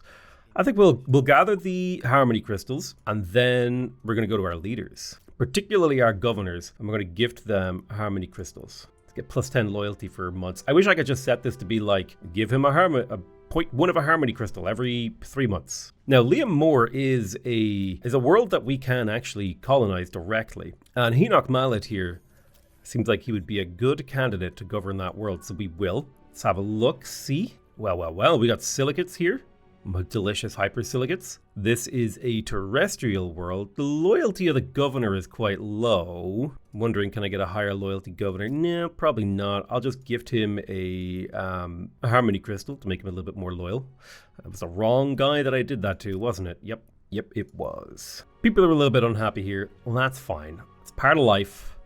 Sometimes you don't like the planet you're on. All right, where is the mother hive going? Well, the mother hive can fit nicely down here on the +3. The work hive can fit nicely here. The hatchery will naturally go adjacent to that. So we'll go work hive hatchery first. At some point, we got to do a scan of the planet when we actually have a bit of production. It's part of the gathering up those experimental components for our ships. And we have the custom nail. So I can no longer build a nail. We have the custom nail. And because of the experience boost from our Warforged thing, actually, he starts off with a level up. So I'll pop in here. We don't have antimatter or Illyrium to give him, so I reckon we'll just give him crew quarters to make him a little bit stronger. We'll have him hang around waiting for reinforcements. Oh, damn. Artemis 1 Precursor Studies. It's a nice world. All right, so there's the Universal Translator, which will allow us to build the Harmonious Antennae improvement. Gives a huge amount of social skills. Not sure that we need that. We're now able to trade, but that's not what we're looking for. I researched that for the culture. What I'm really looking for is tech navigator. I think I'm looking for an engineering tech here to build bigger ships. Maybe it's in science or weaponry, logistics. Yeah, it's logistics. I want to make bigger ships, which means I need starship refits, battle cruisers, all this stuff. So I'm going to get to work on space factories next. This will also give me the starport. I can massively boost my ship production. There's the universal translator giving us a culture point, and we can actually talk about culture now that we can pick any of them that we want. So we have collectivist culture as the Festron hunt, which means we get a 25% discount on any of the collectivist things. You can, however, pick whichever ideology you want. I am going to stick with the Festron hunt basic here. So if I take unification, I'll get 100% influence on our home world. Boom. And then we'll have a choice of two. But I'll talk about those when we actually have the culture. The Festron hunt does not make culture very quick. And so talking about those things will just make me wish we had them. And I don't want to feel bad. We are 4th in manufacturing capacity. We are 7th in military might. We'll get a kill on these ships right here. Little bomber fleet hanging around being annoying. So the watchers here are interested in a trade. I'm going to go ahead and reject that trade. And it probably is a good idea to do a little bit of diplomacy. The Drengen hate me, the Yor hate me, but the Onyx Hive over here, they're pretty chill. So I got asteroid swarming, starbase modules, and evasive tactics. What would you guys be willing to give me? Alien world studies would be useful. Research districts would be useful. Ooh, I like the elite command draft. Could also get some strategic resources off them. Now, I'm happy to give these guys whatever tech I have because I'm not going to be fighting them right now. And then I can use whatever tech they give me to get an advantage over my nearby enemy. Let me see if I can scoop up like a little bit of Promethean, scoop up a little bit of Illyrium, and scoop up a little bit of antimatter from them too. So I'm trading three techs that are useful for techs that are a lot more useful to me. Now here's the thing, I can't trade techs that I traded for. I can only trade techs that I have researched myself. I would love to get space weapons and space weapon doctrine, interstellar cartography, xenofactories, space elevators. Oh shoot, they're gonna give me so much for these 2 techs. Amazing, boom. So we just traded for like an insane amount of tech, which will open up a wealth of new options across our worlds. So the work instruction chamber is straight up broken. And we got this from Trading Tech, by the way. It gives you a 50% diligence boost, which goes on top of the work hive diligence, but it also gets you plus 10% diligence per level. I'm going to put it wish I could terraform this tile and put it right there, but I will put it right here for now because that'll be another 100% diligence, massively shunting our manufacturing up. We don't need the harmonious collective. That does raise up social skills. Social skills dictate how much cash people produce and influence. I don't really care about that. What we care about is production. A little bit of tech. We will make a tech world. I would like the coordination beacon, but I don't need it in my capital. Although that said, in theory, the capital is the best place to build it. We want that +1 control per month because we do not make base control. So I will prioritize that after this. But yeah, Caradea, this is the workhorse of my empire in here. We have access to 2 more policy slots. I'm going to input singular purpose so that we can get extra control. And I'm also going to input shipyard stimulus so that we can get extra ship manufacturing. I'm not sure how I got this Fell survey ship. I don't know if I can keep it alive if I'm not really careful with it. We'll see what we can do, but I think I can build a flagship, maybe. Okay, I think my siege ships are going to reach their destination next turn, so we can declare war on the Yor and actually get to show off some of the new features in the Warlords expansion. Okay, so we're going to talk to the Yor. We're going to speak to those guys, and I'm going to declare war on them. So we have a few different ways that we can declare. We can say a war of defense, which, moderately. It's a short-term war, which basically lets us kind of like do a little bit of skirmishing on the borders, exchange some assets, so on and so forth. A war of expansion. Our intent is to wipe out the Yor civilization. So I'm going to declare a war of annihilation. And the idea here is that all of the other civilizations in the galaxy will take that personally and be very upset with me, which will be very fun. Okay, let's go ahead and take our siege ships. We're going to hit Argelander. This will be a 1-turn siege, and because it's a colony, you don't get any special mechanics there. I'll use a module to get a perimeter scanner, and I want to go through a lot of my star bases and get those perimeter scanners if I can, if I have the modules for it, because perimeter scanners will give us the vision we need to, to make decisions on a strategical level with regards to fighting the Yor. Knowledge is power, as they say. The Interior are willing to give me a little bit of tech. I'll take that tech, but I'm not currently at war with them. The only faction I really care about destroying right now is the Yor. So our first invasion has been carried out. We have landed on the enemy planet and we have annihilated Their colony, well, I say annihilated. The colony still exists. There it is. But now it belongs to me, and its resources are being sent to Argent. And now we can bring our siege fleet to, hopefully, basically rapidly invade their capital. That is the goal here, is to just get a rapid invasion on their capital. Ooh, we would take heavy casualties. Well, let's fire off a rocket volley at this planet, try and soften them up. I'm going to level up manufacturing on this world. This will give us a huge boost to the shipyard. We're going to start the production of Ripper drones. Oh, right. Maybe we want the Slicer drone, actually. No, I'll just build the Ripper drone. I'm going to set the rally point here. I'm going to create a new rally point for ships that I created here to just in front of Argent here. So we can start a mission to colonize 3 worlds, or we can start a mission to research 5 technologies, or build 3 star bases. I'm okay with the colonization of new worlds. A little fun. So it's saying if we attack this planet, we would take heavy casualties. That I am okay with. Ooh, we made the mistake of getting a little bit too close to that star base, and it fired at us. All right, let's take that fight. Let's go ahead and watch this battle. So the total loss versus moderate casualties. Hold on. That ain't right. Let's get real close with our fleet here. We'll fire off a beam volley to soften them up, and then we'll fire off a rocket volley to soften them up again, and then we'll back up. It's saying a total loss. We outgunned these guys so incredibly. Ooh, AI difficulty is doing a lot of work for them there. You know what I need? I need to drop the reproductive imperative, and I need to plug in the prototype defenses here to give my ships just that little bit of extra defense. And now that my ships have the ability to absorb hits and stuff, now we'll win. So let's go ahead and watch this battle unfold. So they're going to fire off an array of missiles. Some of that is absorbed by our shields. We're going to immediately volley off a just insane amount of kinetic attacks.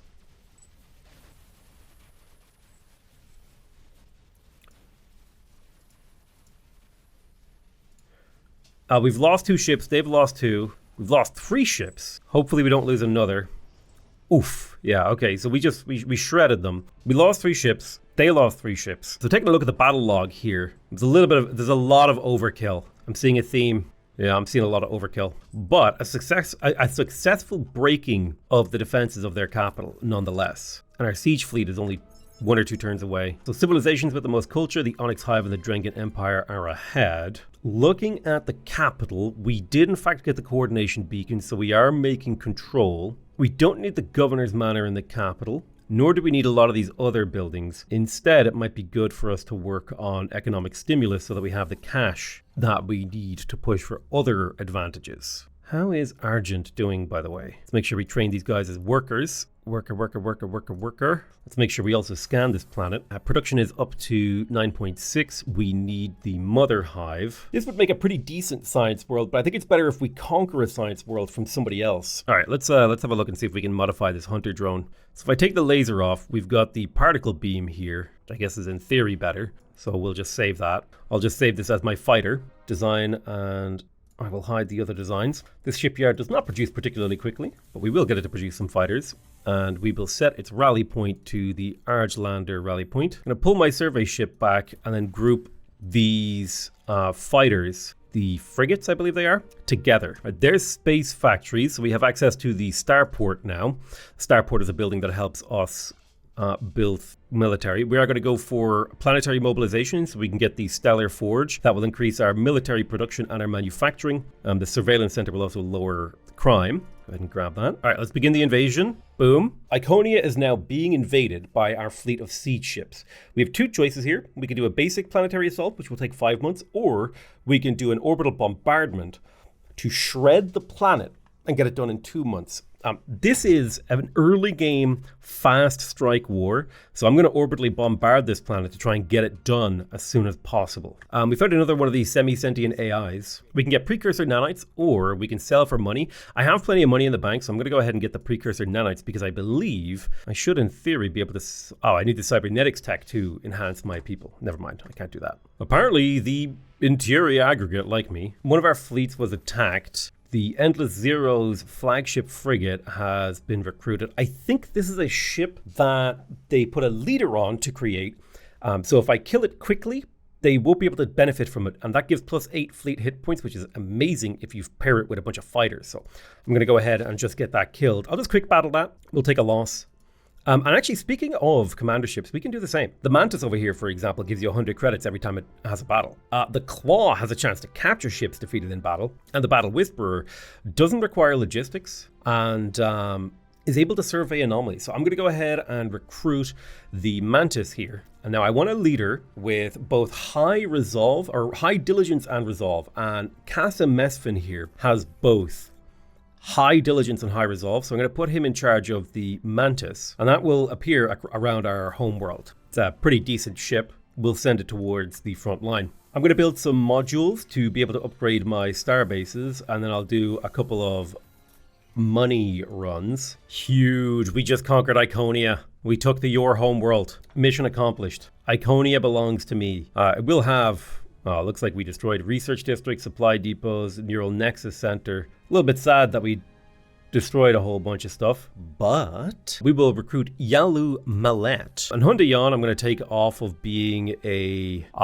Minister of Technology. He has such a high loyalty that he will make a great governor for the new planet of Iconia. Instead, I'll just put someone else in charge of the technology. And wonderfully, the planet of Iconia will operate as a beautiful research center for us, which means I'm going to come in here to my capital, Caradea, where I'm able to grow pops really quickly. And I'm going to deposit a few friendly Festrons onto that planet. There may be some egg laying. Let's go ahead and blow up their colony ship over here.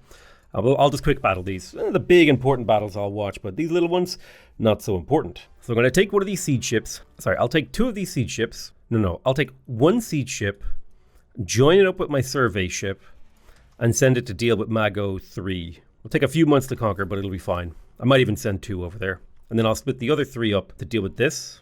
I might even send more to make sure this is a 1-month conquer. And then we'll slowly clean these up, and then we'll remerge again to take on Britannian. We're not even caring about their star bases. We just don't care. What we want is we want to eradicate them and steal their land. Iconia. Iconia will be the center of my people. Oh, look at that. We're going to get culture points from stealing their capital city. That's amazing. There's also a Gerantium scanner. Oh, look at that. We can get huge sensor range from the YOR. That is beautiful. Let's go ahead and destroy. Well, eventually we'll have to do a little bit of reworking in here, but we're going to train these guys as workers. First things first, we got to get this planet in tip-top shape. We got to build the hive for the guys that are going to land down here. So I think the manufacturing sector will probably be up here in the north. So what is this? A precursor relic. Okay, makes people happier on this world. Precursor relic improves influence. We don't necessarily care so much about the influence. We do love stealing a coordination beacon is huge. That's +1 control per month. That's a game changer. Taking a capital world is a big deal. A precursor relic scanner. Oh, that's a big deal too. We're going to be able to get so much vision. Honestly, I'm so happy that we managed to find the YOR and kill them, because they have a bunch of unique stuff that you get when you take them out, basically. There's also Gerantium deposits on here that we can make use of. We've also got chimeric biomass. It's the perfect world. I'm so excited. I don't even know where I should begin. No, I know where I should begin. The very first thing we should do is we should build the mother hive adjacent to this Gerantium scanner. This is a manufacturing relic. We wanted to get plus adjacency. Then we're going to build the work hive adjacent to the mother hive. We might even do that in reverse order. I'm happy with that. And then we'll come back and look at this planet. I think I am going to delete this research district because I don't plan to keep it. The Prometheus stone is awesome, but I'm probably going to delete it eventually. I do want to do the chimeric biomass study, so I will get that. But the neural nexus complex, we're going to be able to steal the YOR technology and use it for our own benefit. Delicious. Oh, it's so juicy. We've got a YOR survey ship over here. Let's go ahead and take the fight, quick battle him, and already our reach and power expands. It's a beautiful day. Now this starbase is being a little bit annoying. Not much I can do about that. So if I take this fleet, how long would this take? I need this to take 1 month. 3 months. Honestly, 3 months is fine. We'll go deal with that now. So we'll deal with the superiority fighter. We'll just quick battle that and then begin the invasion of Mago. That'll take 3 months. It's just a colony. Don't forget though, we do get benefits from invading. I'll take 2 of these ships and begin invading Mir, and I'll put this burrow burner somewhere safe to keep it nice and happy. Now the Nebula Fleet 8, the Nail has leveled up. I could go for an extended reinforced hull, make this a lot more tanky of a ship. I think I'll give it an Illyrium cell, so this ship has more combat power. We'll look to go hunt down these pirate fleets. We'll probably take a little bit of a rocket attack from these bombers, but we definitely want to hunt those down. So the Interior want to harvest a plant from us. We can make crime. We are not a diplomatic species. We do not work with other people. You guys are vessels for our eggs. That is how we treat the galaxy. That is how we see the universe. Anything beyond that is just the clacking of our insectoid mouths before we feast. We've unlocked planetary mobilization, which will give us access to a bunch of stuff towards manufacturing ships. We are going to go ahead and research planetary invasion so that we can start getting surface invasions and transport modules and stellar marines. Festrons make amazing insectoid feasting space marines, by the way. Yeah, this should be a pretty quick, easy battle, but I will watch it anyway because it's kind of fun to watch the little lights. The pew, pew, pew, pew, pew, pew. So we both fire off a volley of missiles. Oh, we basically detonated them on contact, which is awesome. Now let's do the same to this fleet full of bombers. Let's have a look and see how the battle shakes out. Oh, one of our fighters took a little bit of damage, but he did manage to evade an attack, which I'm impressed by. Oh my god, it's actually slaughter. Jesus. So amazingly, this sniper fighter fired with 90% accuracy on our Fell Hunter drone, and our 15% evasion kicked in, and we dodged 2 damage. I'm telling you, dude, this is where evasion becomes really useful. Keep your fighters evasive. Okay, because we stole the scanners around their world, we can see everything that they're up to. We can see every ship. That's a huge advantage. We're invading Mir. It'll take 3 months. That's fine. The Mantis is over here. We'll go ahead and group it up with some more ships. And our probe is being attacked by a pirate. This isn't supposed to happen. Oh, we won. Well. Oh, no, this is my survey probe. They can be attacked by pirates. That's not a big deal. That can happen. Let's take communications terminal. So you get a little bit more sensor range. I think I'd be pretty safe to maybe survey in and around here. Ooh, there's the flagship over here that we should hunt down with my new Mantis fleet. Let's go ahead and see if are we in range to get him? Oh, we're just out of range. He's still going to be there for 3 months. That's fine. So I should have a few modules. Let me go ahead and get perimeter scanners. Vision is incredibly important. Just want to make sure that you know that. It's incredibly important to have vision. Should I build a cultural awareness center in the Deep Space Starbase? It costs me Durantium, which is kind of expensive. If you think about it, right, a Durantium costs me 57 or is worth 28. So every time I spend one, you have those ideas in mind that I'm losing money that I will have to spend to get it back, or I'm not gaining money that I would have got if I sold it. So you have to kind of do the calculus there, whether or not something is worth doing. So we are in the end of your war. We've been at war for 9 months. One of our fell fighters is being attacked by a bomber. It's an interesting decision to make. Let's watch this battle unfold. Fighters counter bombers, by the way, from a doctrinal point of view. So they hit me with some missiles. I take a little bit of damage, but my guy fires like twice as fast as them, and they just detonate on my second fire. All right, let's catch this survey ship out on its own. It's kind of hurt, and we have a bunch of Fell Ripper drones ready to test out this new fleet doctrine that we've developed based around overwhelming laser fire. So our fighters approach to combat range early, firing off some beams. Now, they don't do a whole lot of beam damage, but that's okay. Wait, what? He fired off a 8 damage kinetic attack with a potential of 12 damage, but because our fighters have shields, the shield burnt out, preventing any damage to the ship, and then when our next round of laser fire fired, we eradicated him before he could fire again. Damn, shields are incredibly good at countering alpha strikes. Jesus, that's kind of cool. I'm building another 4 frigates in my capital. Should I lower my taxes? Let me see here. If I lowered my taxes, happiness across my empire would go up slightly. I make so much money from being at war that I can run a deficit economy to keep everyone happy. So I think I will drop my taxes to low for a little while, because we're able to fuel our economy off the backs of killing the YOR. Here's the thing, we can't kill their star bases. We don't care about that. We're here to kill their fleets. All right, Mago 2 has been conquered. Let's go ahead and head towards Desil. Now, something that we haven't really talked about, but probably is about time in the game to talk about it, is planets scoop up resources from nearby colonies. These core worlds are scooped. You can see Caradea is scooping up the resources of Scarab and Necken. And we can build things in orbit of these to boost them slightly. For example, if we wanted my capital world to see further, I could build a sensor array here, because the capital can actually see pretty far. However, I think the YOR vision radius, that's not necessary anymore. Probably what I will do is I will, for some reason, when you conquer planets, the things around them no longer work. I don't know why, But I'm going to build this. I'm going to rebuild a sensor array, and then I'll move a tile to hopefully update that. It would be nice to get a Minister of Tourism. You've got 8 social skills, so I'll pop you in there. This will lead to us getting a very small amount of money. Might seem a little bit weird that we have a Minister of Tourism, but why shouldn't space bugs go on holidays? You know, maybe there's going to be interesting, people over there to eat. We also got a Minister of Defense now that'll give us hit points and planetary defenses. So very nice for our ships. Advancing our empire. Ooh, we could do collectivism, progressivism, or nihilism. I'm going to go for the collectivism, which will allow me to get my next culture ability. So we can either go for shared belief, which will increase the likelihood that new citizens will have the collectivism trait and give us +2 levels to housing improvements on core worlds, or we can go for consensus, which will lower citizen expectations by 50%, and citizens with the collectivist trait will get happier.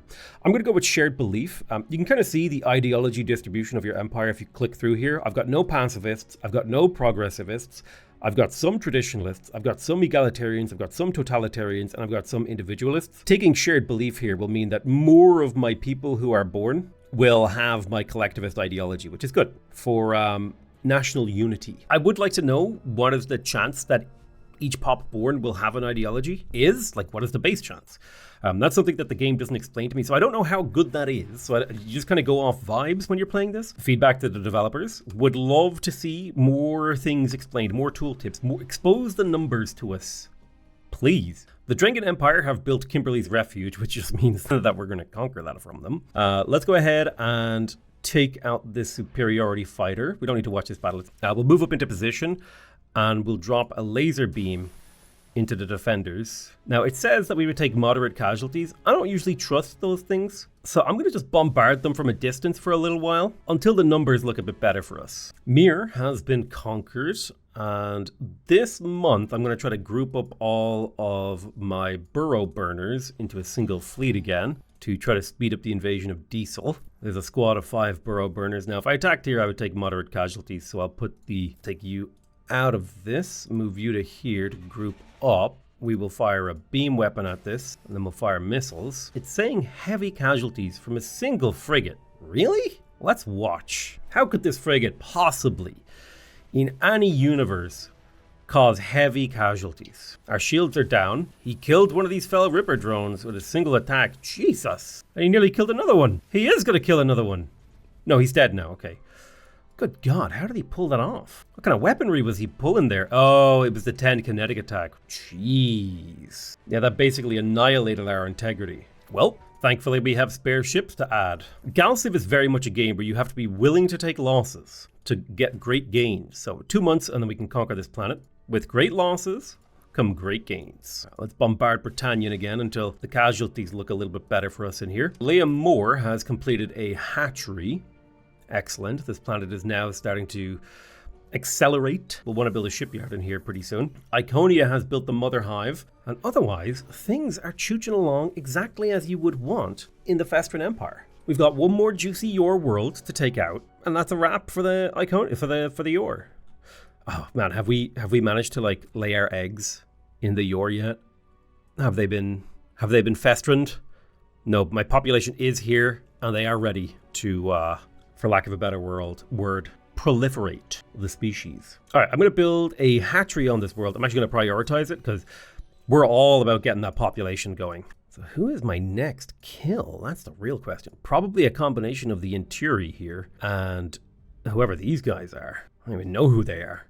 Oh no, the Inturi are kind of spread across the galaxy and are annoying, which is what they tend to do because they're really good at expanding. There's planetary invasion. We can now build transport modules to drop hungry Festron Marines onto enemy planets. I think it would be nice if we went for improved life support here so that we could have larger fleets. That logistic boost would be really, really helpful. So improved life support is going to be how we go. Taking out the YOR with small, 10 stacks of ships, very, very doable. Taking out anyone a little bit better developed. The YOR in particular are extremely vulnerable in the early game. So we got kind of lucky on who we rolled as our neighbor. There are certain factions like the Drengen that can get ships off the ground absurdly quickly. It's terrifying actually. So the Brood Hull is a transport. We're going to go ahead and use the invader ship class to start a new design. And really just all we want to do is make sure that this thing can defend itself slightly. So we'll just put Helios rockets on it and a weapon jammer to give it just a smidge, just a shred of evasion. It makes it slightly more expensive, but it means that this thing can actually hold off and support fire and protect itself. I'm just going to call this a generic troop transport name to make it easy to locate on the list. And I will obsolete the regular brood hull. And the troop transport, I wish I could have the same icon as the previous ship. I don't know how to make it, I don't know how to give, like, how do I get it to have that nice zoomed up unique icon? Because they all kind of look the same when you make the custom ones. They all at this like weird, like distant angle. That's something I wish I could do better.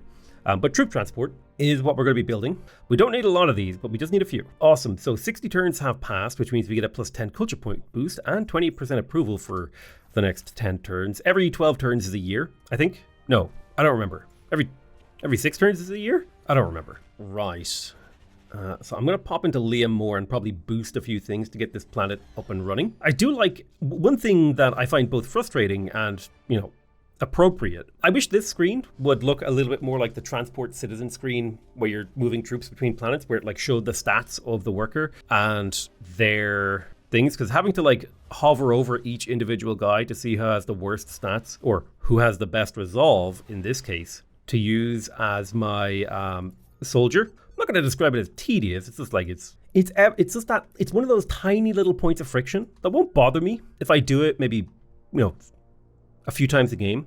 But if I have to do that over and over and over, it will drive me insane. So I'm thinking we're going to go ahead and produce some more of our Ripper drones, produce another stack of 5 of them. It has been going well for us, what we've been doing so far, so why would we change? We're about to catch another enemy surveyor, so we will go ahead and just quick battle them. Remember, we love fighting.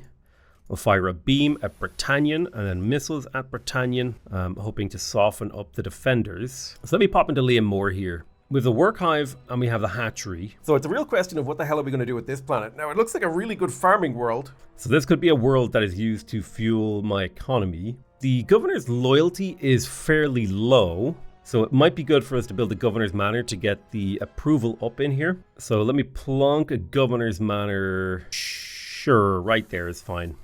It'll cost a little bit of Durantium and some time, but it will lead to us being better off. I'm also going to use some cash to kind of rush this planet along slightly and to help get it up and running. This is such a fun way to play. I'm a ravenous hive. Give me your bodies. I want to lay my eggs in them. Your souls will hatch us in the afterlife. Oh, man. Oh, Jesus Christ. I just had a horrifying idea for like a, I guess you could say like a novel or like a story element. Like what if there was a soul parasite that like this creature, it infects your spirit.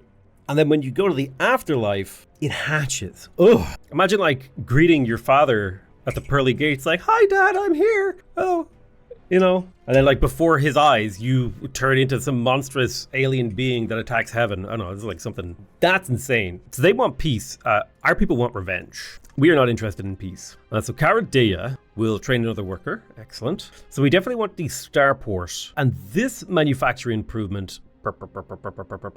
So I'm doing the maths in my head of where I need to like move my tile. So my thinking is here, the work instruction chamber is an incredibly good building because it scales off of the base diligence, which will then feed through a whole bunch of multipliers with these guys working as workers to get me a massive amount of production. So I want to maximize the adjacency bonus of this building. So my thought is, if I take this work hive, which doesn't scale that well from having high adjacency, off of this high adjacency spot, and instead I put the work instruction chamber on there. Okay, we're going to lose a lot of production in the short term, but in the long term, especially if I put the work hive adjacent to this, the potential return on this will be insane. I am going to temporarily destroy the Warforged Foundry because I would much rather put the Stellar Forge here to get the military, and then adjacent to the Stellar Forge, I want to build the starport, which scales amazingly off military adjacency. Oh, man.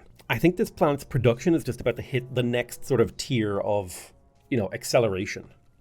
It's going to be crazy. And then I'll rebuild this manufacturing district. I do this occasionally. I'll retool worlds to kind of move buildings around. I do kind of wish that there was like a button up here that I could press that would be like planning mode that would allow me to sort of play around with the potential of this empire, and it would like simulate how it's affect how the planet would look after I did all my actions. And then I could hit go, and then it would like, let's say I picked up this work hive and I just dragged it over to here. And in game terms, that's like, I need to delete this manufacturing district, and then I need to place the work hive on top. Like, what would that actually look like? I don't know. It'd be kind of cool if you could simulate your worlds to make decisions. Instead, I have to do it in my head, which is fine. It's just like, here's the thing. God didn't give me the best calculating machine, All right, so we will take light casualties from fighting this surveyor. Actually, no casualties. Well, let's have a look and see how this goes. Your survey ships are nothing to me. Oh, look at the health just falling. Oh, I'm drinking the tears of your slain crew. We've broken through their armor. There's nothing they can do. Oh, they're almost dead. And they barely even scratched the paint of our ships. We didn't even take damage. We took 1 damage. Ha ha ha ha ha. That felt good. Kill them. Okay, Iconia has finished its construction queue. I tell you what I'm going to do with Iconia. Looking around my empire, I see an awful lot of minerals that are unclaimed. So I'm going to take a moment here in Iconia to make like a group of asteroid miners. I will set its rally point to the shipyard idle, and then I'll just auto-colonize the asteroids in my empire. You got to make sure that you're balancing what you're doing. Oh, we've unlocked a new prototype ship design. Now that's exciting. So we unlocked the Raptor. It is a small frigate. Well, I want to go ahead and modify the Raptor design. So boom. A couple of, oh my god, 7 damage disruptor banks. Those are crazy good. I think adding a point defense to this ship would be really damn good. It would give it 10 evasion and basically immunity to the first missile strike that comes at it. The 10 evasion alone is extremely powerful. Alternatively, I could just stuff 2 more hull supports on this ship to make it healthier and harder to kill. I don't know if that's the way that we want to do things. You know what? I'm just going to stuff hull support on it so that it does a little bit better. I forget what this was. What is this called again? I don't know. Experimental ship. Save. Oh, it was the Raptor. Well, now we can build a Raptor with 28 HP instead of 14, so it should be a little bit better. We'll queue that up. Remember, these ships are really, really good. The prototypes is because they can get modules when they level up, which makes them extra powerful. Most ships, when they level up, they just get more health. It would be kind of cool if, as a ship leveled up, it got like random attributes and random modules, like just for tiny little upgrades, Like if a fighter, developers, what if fighters got like +1 evasion every time they leveled up? It's not going to completely break the game. What if bombers got like +2% range and damage when they leveled up? What if frigates got oh, dude. You have the potential here with the ship class system to make things even cooler. One of the most fun parts of playing strategy games, in my opinion, is like keeping your units alive and then having them get stronger. That is just something I vibe with on like a super high level. It's kind of why I really like games like XCOM and stuff. But I don't like XCOM because your units die all the time. Well, if you're me, they die all the time. All right, asteroid miner, go mine an asteroid. I just auto do that. I don't think it's important enough to manually do. We'll do a little survey over here. Oh, so we can get 30 research, +1 move to all of our ships, or +1 censored power. I'm going to take the +1 move. +1 move to all of our ships is crazy good. Our little probe is continuing to probe the galaxy. We have found many, many other planets and many other worlds, many other civilizations as well. Now remember, our science is really bad, but it's meant to be really bad. The Drengan Empire has declared war. We will make them suffer for this. Oh, the Inturi Aggregate has declared war.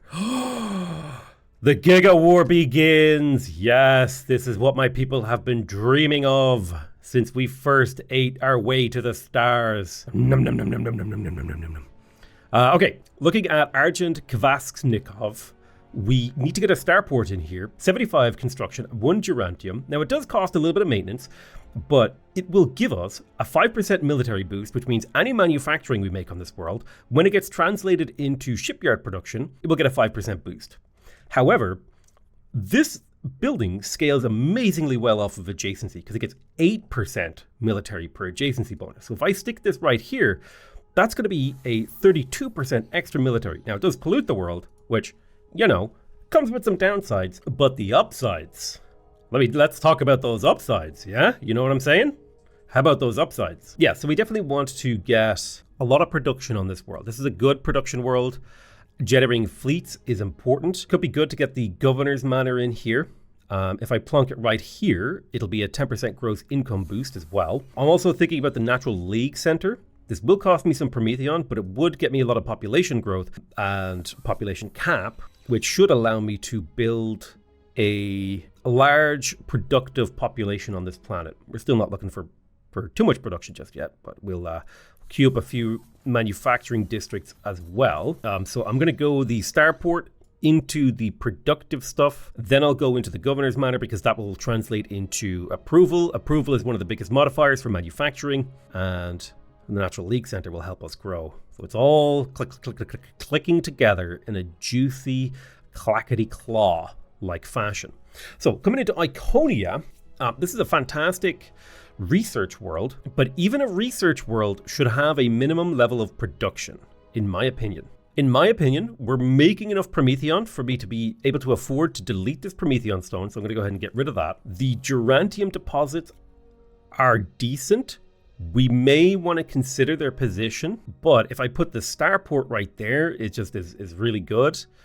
So I might just do that, because the two Gerantium scanners, plus Gerantium per turn is just like really powerful, and a baseline of manufacturing, so like really damn good. So I'll keep this as a small manufacturing area over here. And my pops on this planet are so unbelievably intelligent that I don't even know how to explain it to you. I'll build a manufacturing district here. I will delete this manufacturing district because we need to start making room for things like the technological capital and the cerebral chamber. So the cerebral chamber gets plus 10% intelligence per level. Now I'm thinking, if we click on it, we can see there's a whole variety. Now this does get -2 to research on this wasteland, which does not feel good. Oh, I wish that wasn't there. So my thought is, if I put the cerebral chamber here, okay, I'll get a huge amount of intelligence. I want to put the technological capital adjacent to that to get even further research. Now the technological capital costs 400 production and 3 Prometheon, very expensive. It costs some maintenance, but it gives you a 20% research boost, a 10% influence boost, which is culture,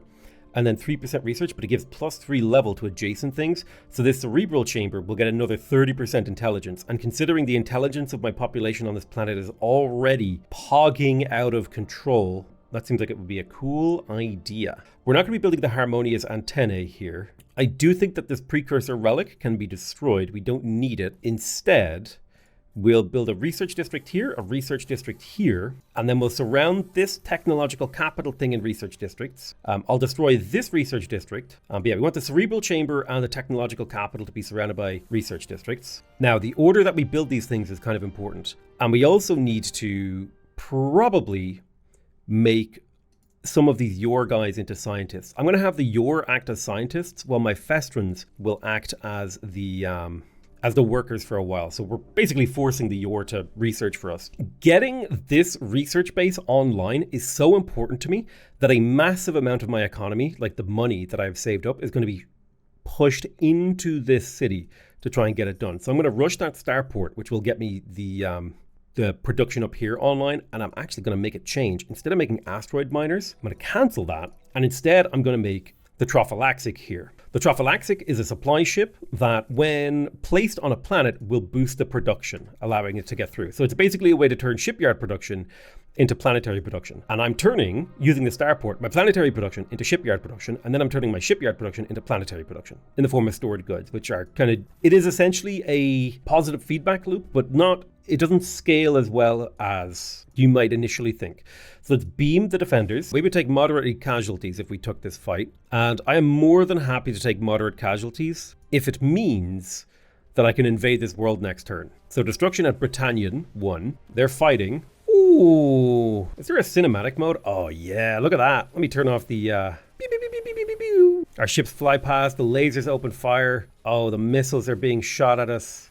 Oh, we're taking hits. One of our Ripper drones, he's about to go down. No, kaboom. We lost 2 Fell Fighters and a Ripper drone. Honestly, those are acceptable levels of casualties. That's a phrase I don't really feel good about saying out loud. You know?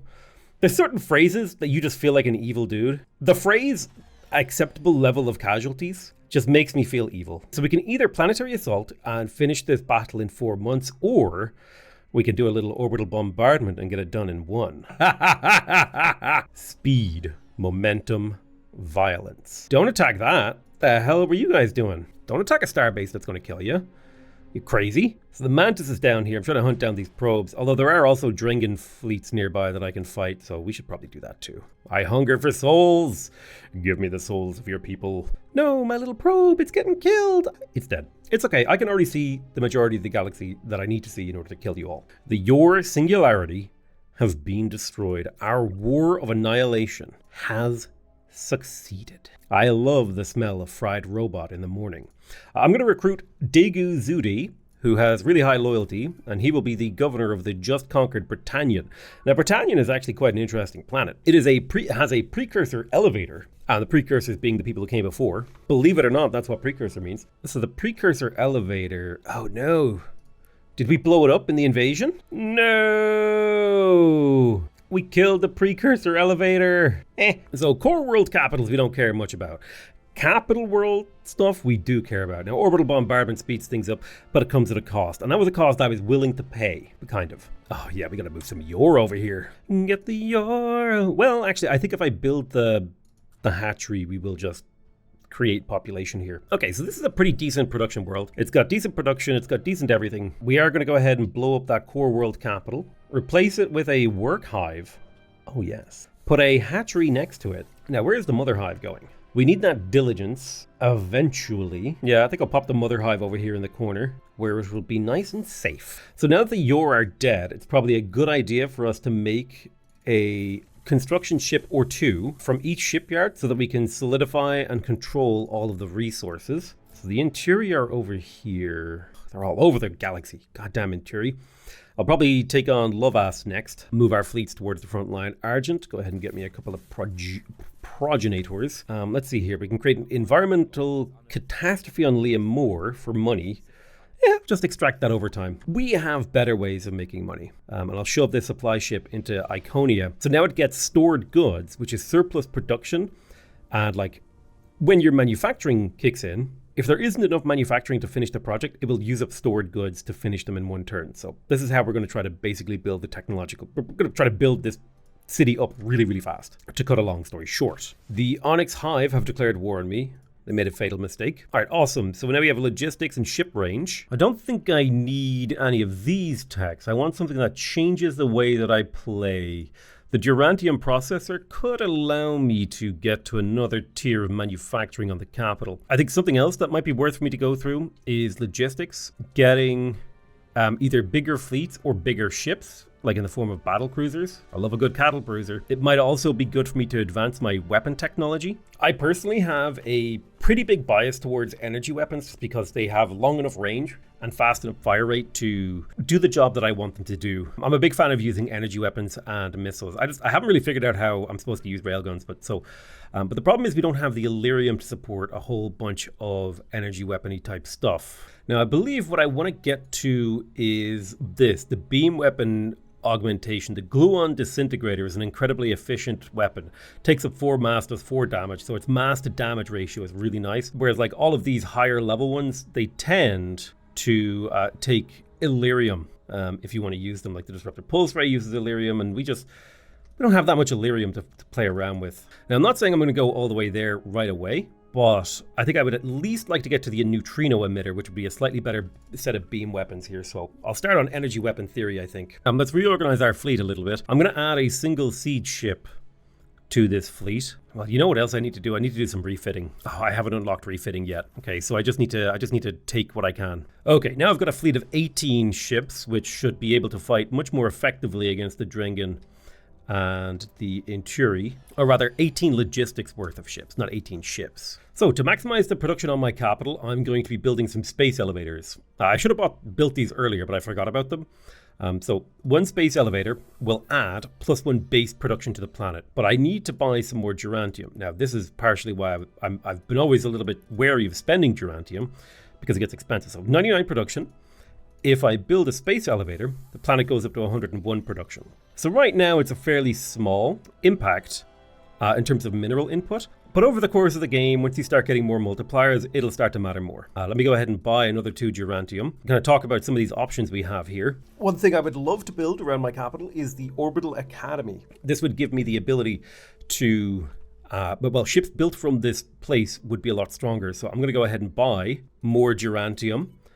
And then I can pop the Orbital Academy here. And so now ships built by this shipyard will have a 50% health boost. And that is unique to this shipyard. I can only have it on one place. Perfect. The Osiris fleet has found some Drengan ships that we can fight through. We should take some light casualties here. A lot of this early war is going to be based around getting fleet superiority. Once we're able to beat back their numbers, we can start invading their planets. But you can see already their ships are blowing up because they just had a whole bunch of bombers with a frigate flying around out in the open. And so there's very hard for that to go well for you. We lost a fighter, but if you contrast that with what we killed, call that a massive victory. I'm going to build a military starbase around Caradea to protect my assets in this area. I will give it perimeter scanners and the starbase module. The idea being if enemy fleets come into range of this area, it'll protect the shipyard, it'll protect the planet. And then over here, boop, boop, I'll probably put a influence station. And then over here, I'll probably put a economic station so that both stations are protected by my military station. I do think it's silly that there is a sort of use case where you surround a world in 6 influence star bases and it's not even that expensive to maintain and it basically allows you to conquer the galaxy with influence.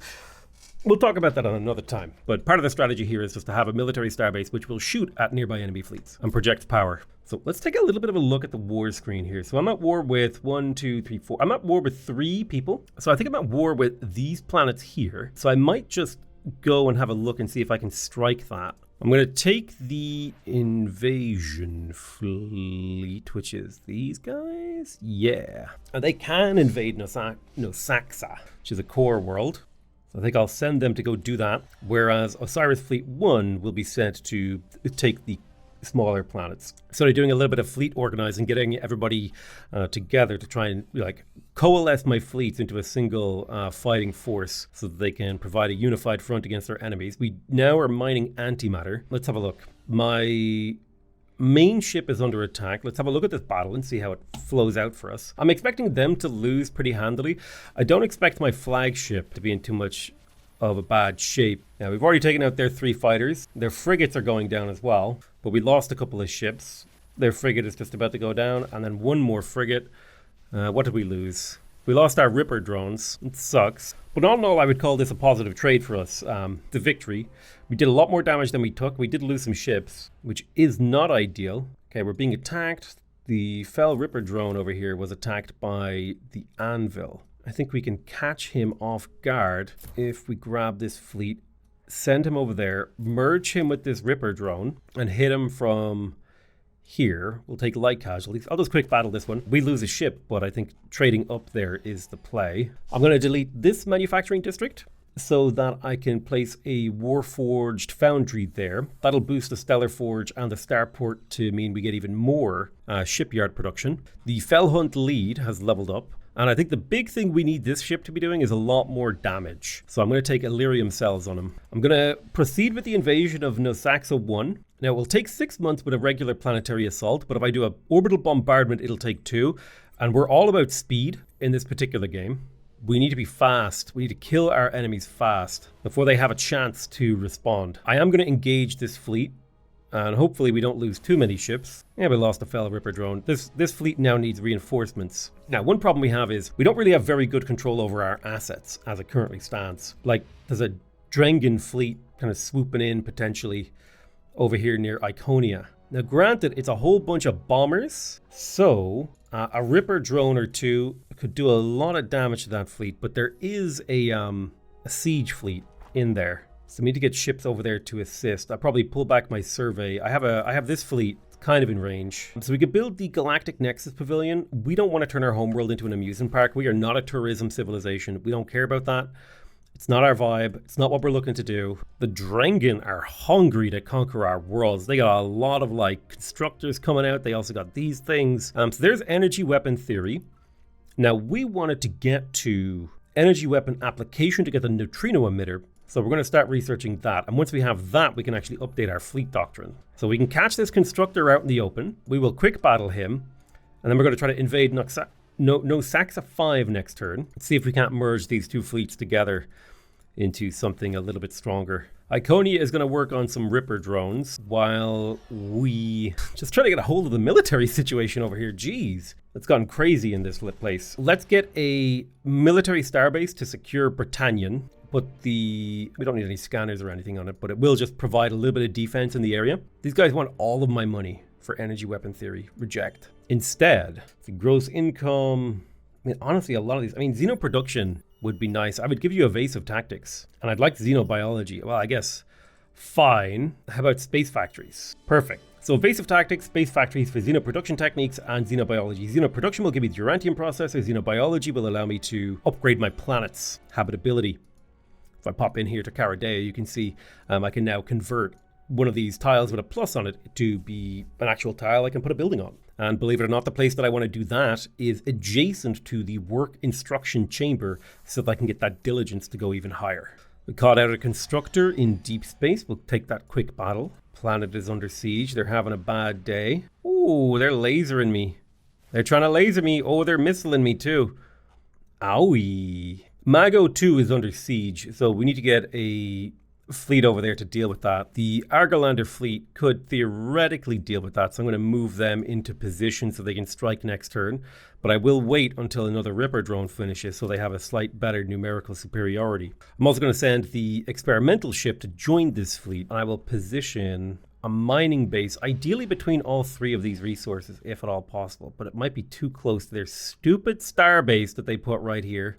Oh, this would have been a perfect spot to get all three with a range boost. This is Galciv AI in a nutshell. They like settle on the edge of your territory to steal your resources to try to provoke you.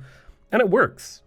You get annoyed and you kick their ass. And then they cry on the Galactic, commission. Okay, so we're invading this planet. Conquest waiting at 44. It'll take 2 months to invade Saxa 5. Liam Moore is now capable of producing ships. I think the best thing for me to do here is to produce a couple of supply ships to get this planet up and running. We need the production in here. Wow, believe it or not, we have an entrepreneur. Give me that 7.5 gross income.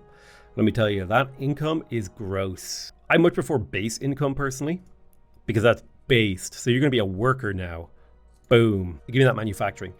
Let's go ahead and get started with a starport in Liam Moore. Now, it might be the case that we decide to turn this into a money planet. And if we do, we will be building this harmonious antennae. And in fact, now that I'm thinking about it, Liam Moore would be a fantastic place for me to generate revenue. It has a good baseline wealth input. It's relatively at the back of my empire. Yeah, let's do it. We're going to go ahead and build the harmonious antennae right there. Now, getting those social skills up is actually really important. So I'm going to be building, it's a manufacturing improvement. So we need to get its adjacency up with factories or housing districts. But I'll go for manufacturing districts in the short term because you know the line, production is king. Okay, heading into the actual starport, I'm going to make trophylaxis here on repeat with the destination set to Liam Moore itself. So ships will be spawned and then they will automatically deposit themselves on Liam Moore to become production. My expenses cannot expand infinitely before it becomes a problem. I have to also increase my income to try to offset all these expensive ships and buildings that I'm making.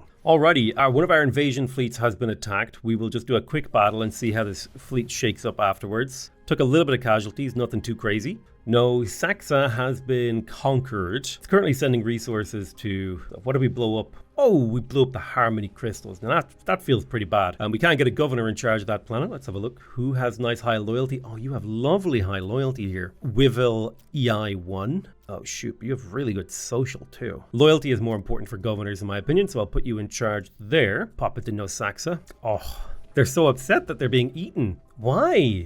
You guys make tasty morsels. Don't you want to be tasty for me? Okay, cool. So they built a crystallization chamber here. That's kind of neat. There is, it was only the extractor that we destroyed. We didn't destroy the deposit. So all these guys are a little bit sad. And the very first thing you want to do with a brand new world is to train everybody who lives there to work in the mines. That's right. Go ahead and work. I can consume him. I can eat them. Num num num num num num num. And he just became a Festron. What does it cost me to consume? Num num num num num num num num num. Num num num num num num num num num. Num num num num num num num num num num num num num num num num. Oh, we numb them all. They're all being nommed. Now they still look like their original characters, but they have been consumed. They have been nommed. They have been glommed. They have been turned into soup, as it were. Delicious, delicious Festron soup. And now this planet has 96% approval. Oh, I didn't know I could do that. That's broken. Okay, we're going to build a work hive right here because we want the 100% diligence boost. We're also going to build a hatchery so we can grow more population. What are these? Facet conduits? Interesting. We might keep those around. Let me blow up this planetary mainframe because this cost me money and I don't need science in this world. And we will put the little mother hive right here so we can get a little bit more population capacity in here, plus that little bit of culture per month. The Festron can start to snowball culture, although it takes a while. They're a lot slower culture than other civs in many, many, many respects. But once you get those core worlds going, oh, nobody can stop you. I'm going to build a manufacturing district right here to get more adjacency on the work instruction center so that I can get even more manufacturing in the capital. I'm also going to upgrade my manufacturing. So Britannian. Now I forget exactly what I was going to do with this world, but honestly, I'm just going to send these really high intelligence pops to Iconia. Because Jesus Christ, that's like so much science. And if I send them to Iconia, they will generate me a lot of science. I'm making Iconia into a science planet. We've got a little bit of hatchering going on here. Probably the big thing in Britannian is to get manufacturing up to an even higher level than it is currently. This is not a particularly good food planet, so we don't actually care about the pollution. So let's just spam manufacturing districts everywhere that we can. And anywhere that we can't put manufacturing districts, we'll put a housing district to provide adjacency. And then we'll do manufacturing level up. Yeah, our goal is just to get as much production as possible to continue to produce the fleets that we need. All right, let's go ahead and take these guys on. We'll only take light casualties now because we built up a nice big fleet. It's going to be 36 combat rating up against 29 combat rating. Let's go ahead and watch this battle unfold. So fighters scream forward to engage each other. Now, when I say fighters, they actually are using bombers. So they get a really nice alpha strike on some of my ships. But my counterattack is so powerful. So many of their bombers die in the next phase of the battle that all that alpha damage they did, there's no follow-up. So who gives a damn? You know what I mean? Whereas we have sustained damage and we can survive their alpha strike. And we just need to kill this invasion ship and boom, we are done. Lost a single fighter to kill an entire enemy fleet. That's what we talking about. Great doctrine. So Nosaxa has been invaded. I think I'd like to take on Nosaxa 2. This will be a 1 month conquest. Should be easy. This one will complete next turn. Let's have a look here. We've successfully defended Mago 2. And what we really want to focus on is fighting over planets, not other things. We care about fighting over planets, the actual things that provide civilizations with power. Oh, nice. We found another planet. Mago 1 is a colonizable class 24 world. Hell yeah. Iconia, why don't you go ahead and build me a real quick nest foundation so we can do that. But the science here in Iconia is starting to climb. If I train you as a scientist, 37 science. If I train you as a scientist, 49 science. We're making 49 science per turn from this one planet. We also want to be able to upgrade our research, so we will focus on that. When you click this research button, this will increase the level of all of the default research districts, not these special ones, but the default ones, by 1 level. So it's pretty nice, you know? Goddamn AI has like surveyed all my anomalies, so there's nothing really left around my planets to pick up. That's what you get when you have a big competitive universe full of angry aliens. I mean, this is the life that I chose. I chose to have this many players in the game. They're killing some of my reinforcements. Mean. So I will board a YOR citizen on that colony ship to go colonize Mago 1. Now, you wouldn't think that would be a pretty high priority, but it is. And this one will be named after Shaylin Hoek 1234. There you go, boom. We need a governor. High loyalty is preferred, so I'll take Zudu Mamo, put you in charge of that planet. And taking a look at this, it's got decent production, decent science, okay wealth, reasonable farming. This is a good world. We need to develop it as well. So Mother Hive, what is this? We got the Artocarpus fruit, which will give as it stands, it gives a growth boost to the world just without changing it. This could be a good food world. I mean, I don't usually specialize a world only for food, but I do tend to consider how much food a planet produces. So we'll build the 2 production things here. And then we will put the mother hive beside the Arctocarpus fruit because it'll get +2 levels from that, giving us more population capacity. And then after you've done all of that, go ahead and get me the shipyard. And I will assign this guy as a worker to get the little bit of production going. All right, let's go ahead and build the economic starbase around Britannian. And then once I have another constructor, I'll probably build well, we don't need the cultural one, but a military and an economic sort of overlapping, protecting each other is a good idea. In the meantime, we'll produce some fighters to protect this area because so much combat, man. Everybody wants my money, but let me tell you, that money exists to protect me from my own mistakes. All right, let's rush this thing. Train this guy as a scientist. 30 intelligence is insane, dude. This one guy's producing 7 point something science. We're getting a baseline of 25 science from 4 scientists that's going through a whole bunch of multipliers, positive and negative, to produce 7. This is ridiculous. So this is where I would consider, like, I don't know if I would say I've won the game, but I've definitely won the lottery in getting the Iconian capital so quickly and easily. I think if we look at this, I'm now first in manufacturing and production from killing these guys, and I'm first in approval as well. I'm third in military might. I have the weakest economy in the game, basically.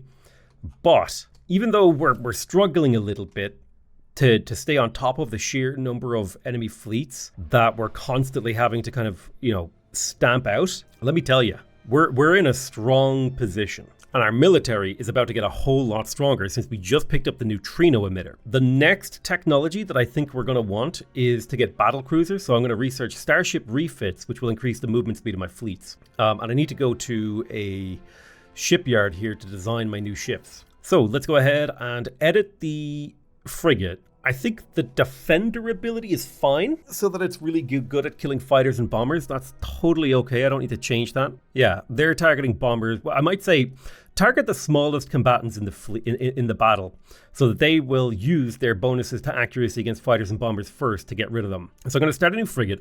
I'm going to strip the lasers off.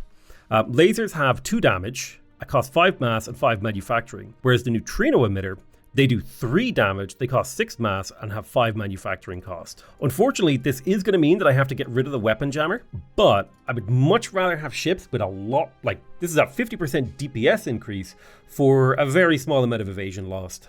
And I think it actually might even be cheaper to make this ship. How do I set what the picture, I don't know how to make it so that I can choose what its picture should look like. Like, I want it to be zoomed in like this. I want the ship profile to be really obvious. I'll just save this over the existing drone design. Fighters, on the other hand, benefit a lot more from evasion. So I'm happy to have a slightly lower attack on my fighters compared to my Ripper drones, because these are just really cheap, kind of chaff fighting units. Although then again, if they're supposed to be cheap, we should get rid of the weapon jammer and give it a neutrino emitter, because that'll bring their construction cost down significantly. All right, I'm gonna rename my ships here and obsolete anything I'm not building. So I've got my fighter, I've got my frigate. I wanna make a corvette whose job it is to hunt other frigates and corvettes. So I'll tell him to fight frontline combatants with the hunter doctrine, or hunter operation ability with the targeting priority. So this thing will have more health. We'll start that new design. I want a different looking ship. Yeah, I'll use this one. This looks good. So this one is going to be designed slightly differently. This is going to be a slightly more expensive ship because it's not designed to fight smaller ships. It's designed to fight toe-to-toe with big ships.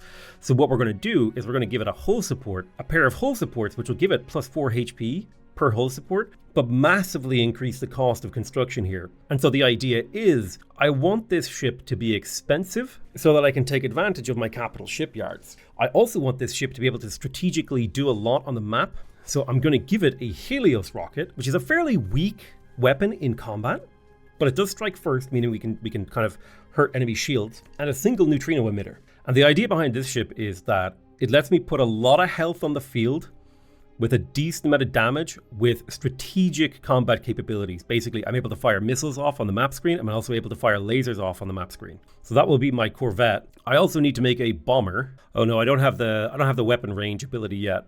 So I'm not going to make a bomber just yet. So I won't bother. So now I can come into Caradea, and this corvette costs about twice as much as the frigate.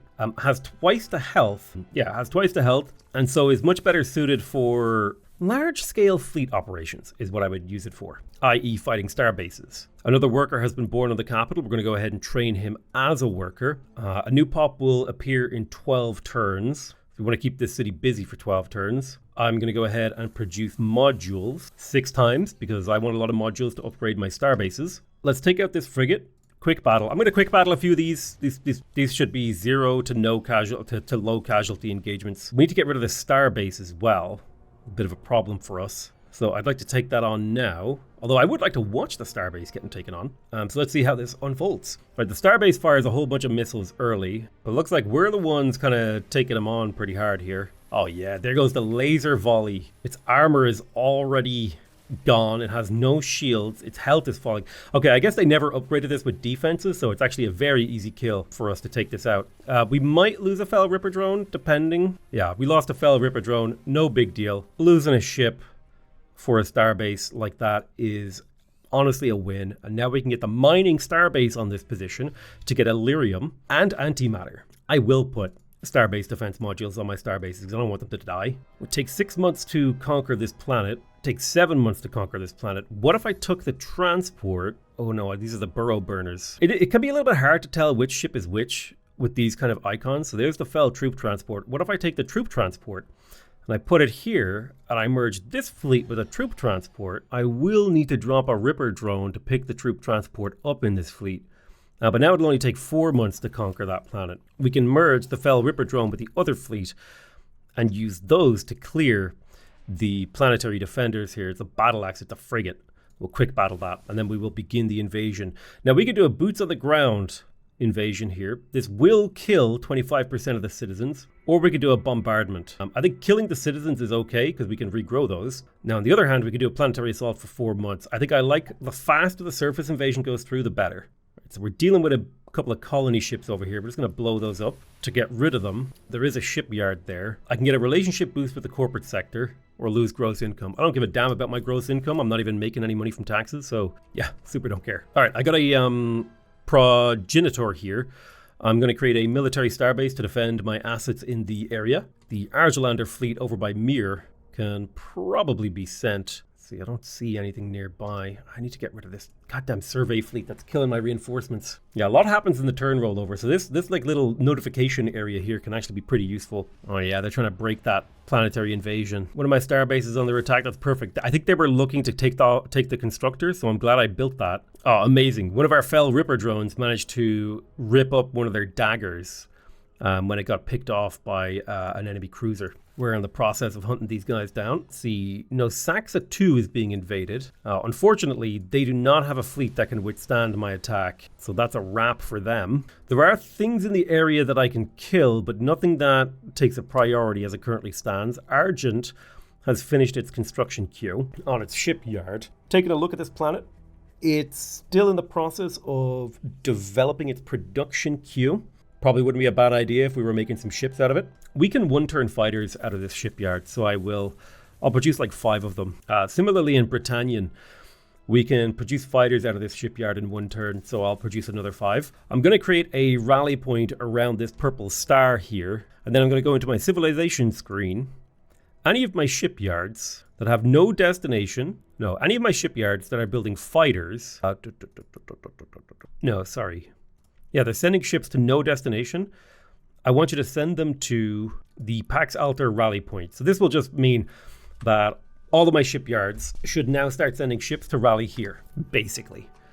Oh man, look at this Corvette, 31 health. That's a nice ship. I am going to cancel the Capital's rally point just because there are some enemy survey ships in the area that we need to deal with, and I don't want my reinforcements to get caught, basically. The Zaloxi have declared war on me.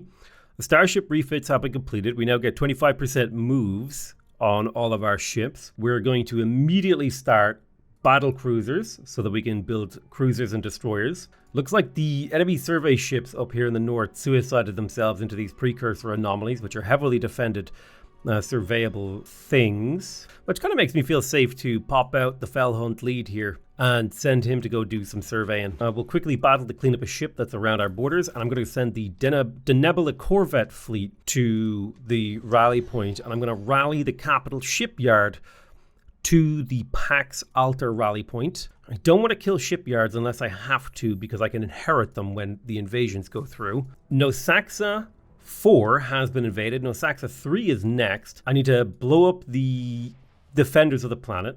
So I'll just do that quickly. They will be totally lost. And then I will move my invasion fleet to capture it. These guys still have enough movement to where I could... Oh, we're going to take some moderate casualties. But that is important enough to wipe these out, I think. And we also need to counter-strike against the enemy transports. Just everything we can kill matters. We need to blow up everything that we can get our grubby little lasers on. All right, nice. We can get this Gerantium and the Prometheon in a single mining base. I love it when that works. It means I don't have to have as many mining bases. My troop transport, has been caught off guard.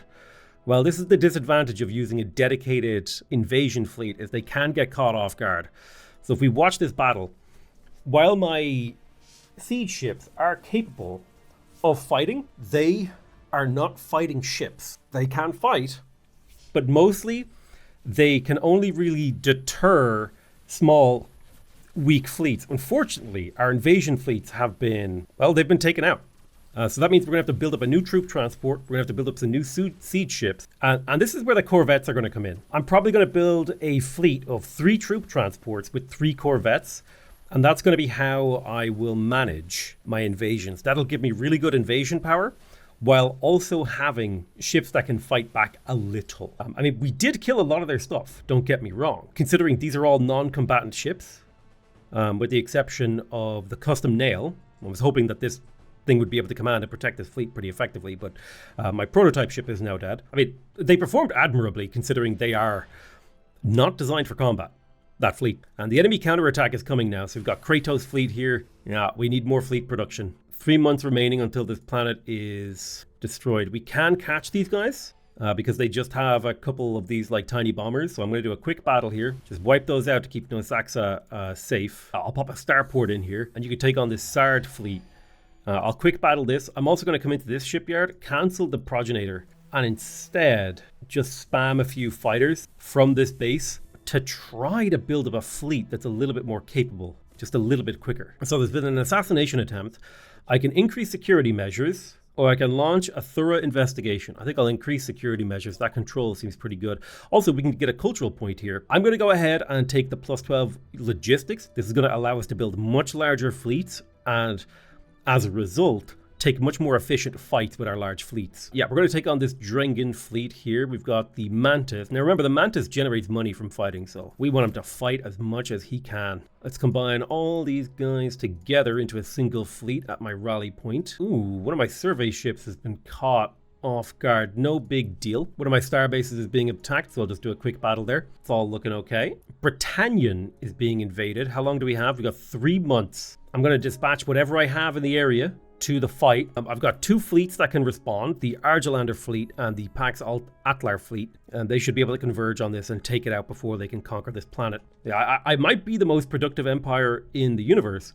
The problem is I'm at war with too many people. Let's go ahead and use the beam volley on this probe to hopefully get rid of it. I don't like the idea of having enemy scout ships inside my borders. We're going to go ahead and produce 1, 2, 3 troop transports and 1, 2, 3 corvettes as our new invasion fleet. And the Osiris fleet here can head towards the rally point. Honestly, you should probably send it to Britannian. I might even move the rally point to Britannian. But I think this is a little bit better positioned because it's just like it's on the front line, but everyone, whereas over here, this is just chaos in this location. I basically like try to hold the center of the galaxy versus trying to hold the edge of the galaxy. I think I'm going to try to attack down into the Inturian Drengen next, while I try to just hold this for as long as I can. Unfortunately, one of my constructors has been caught off guard.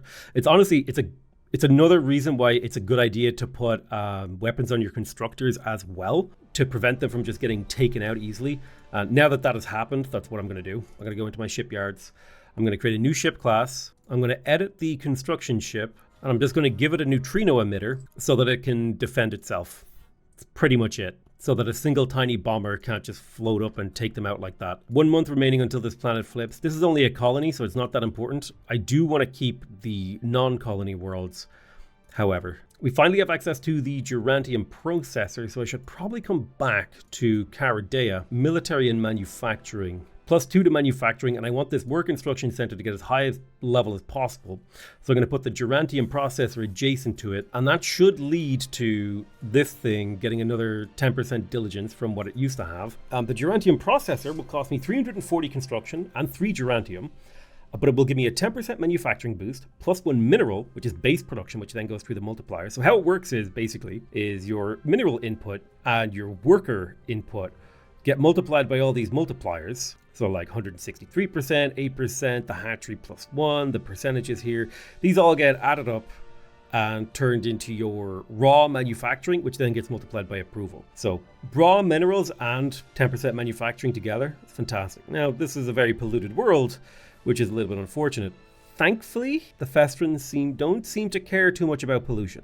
It does negatively affect our growth, and it does negatively affect the food production of this planet, but that's fine. Nosaxa 1, I need to get the production up on this planet, like yesterday. It's making 52.3 production, which is just not quite enough to build another tier of ship every turn. You want to be generally building a ship every turn. That's my personal opinion anyway, as a non-expert. Right, let's put a manufacturing district on this tile because it will benefit from the adjacency. And then I'll do a planetary conversion here so I can put another factory there. I'll just build these 2 manufacturing districts. This is going to be a nice carpet of industry. The carpet of industry. It's a new concept in empire development. I'm just going to call this fleet after the Mantis. Speaking of ships, did I completely forget that I can have more commander ships? I did. I'll take you. You're a good commander. You're a good commander as well. So you'll take control of the Battle Whisper, and you'll take control of the Claw. I need a governor for Nosaxa. This guy kind of has a good enough loyalty, but I'll just control him for now.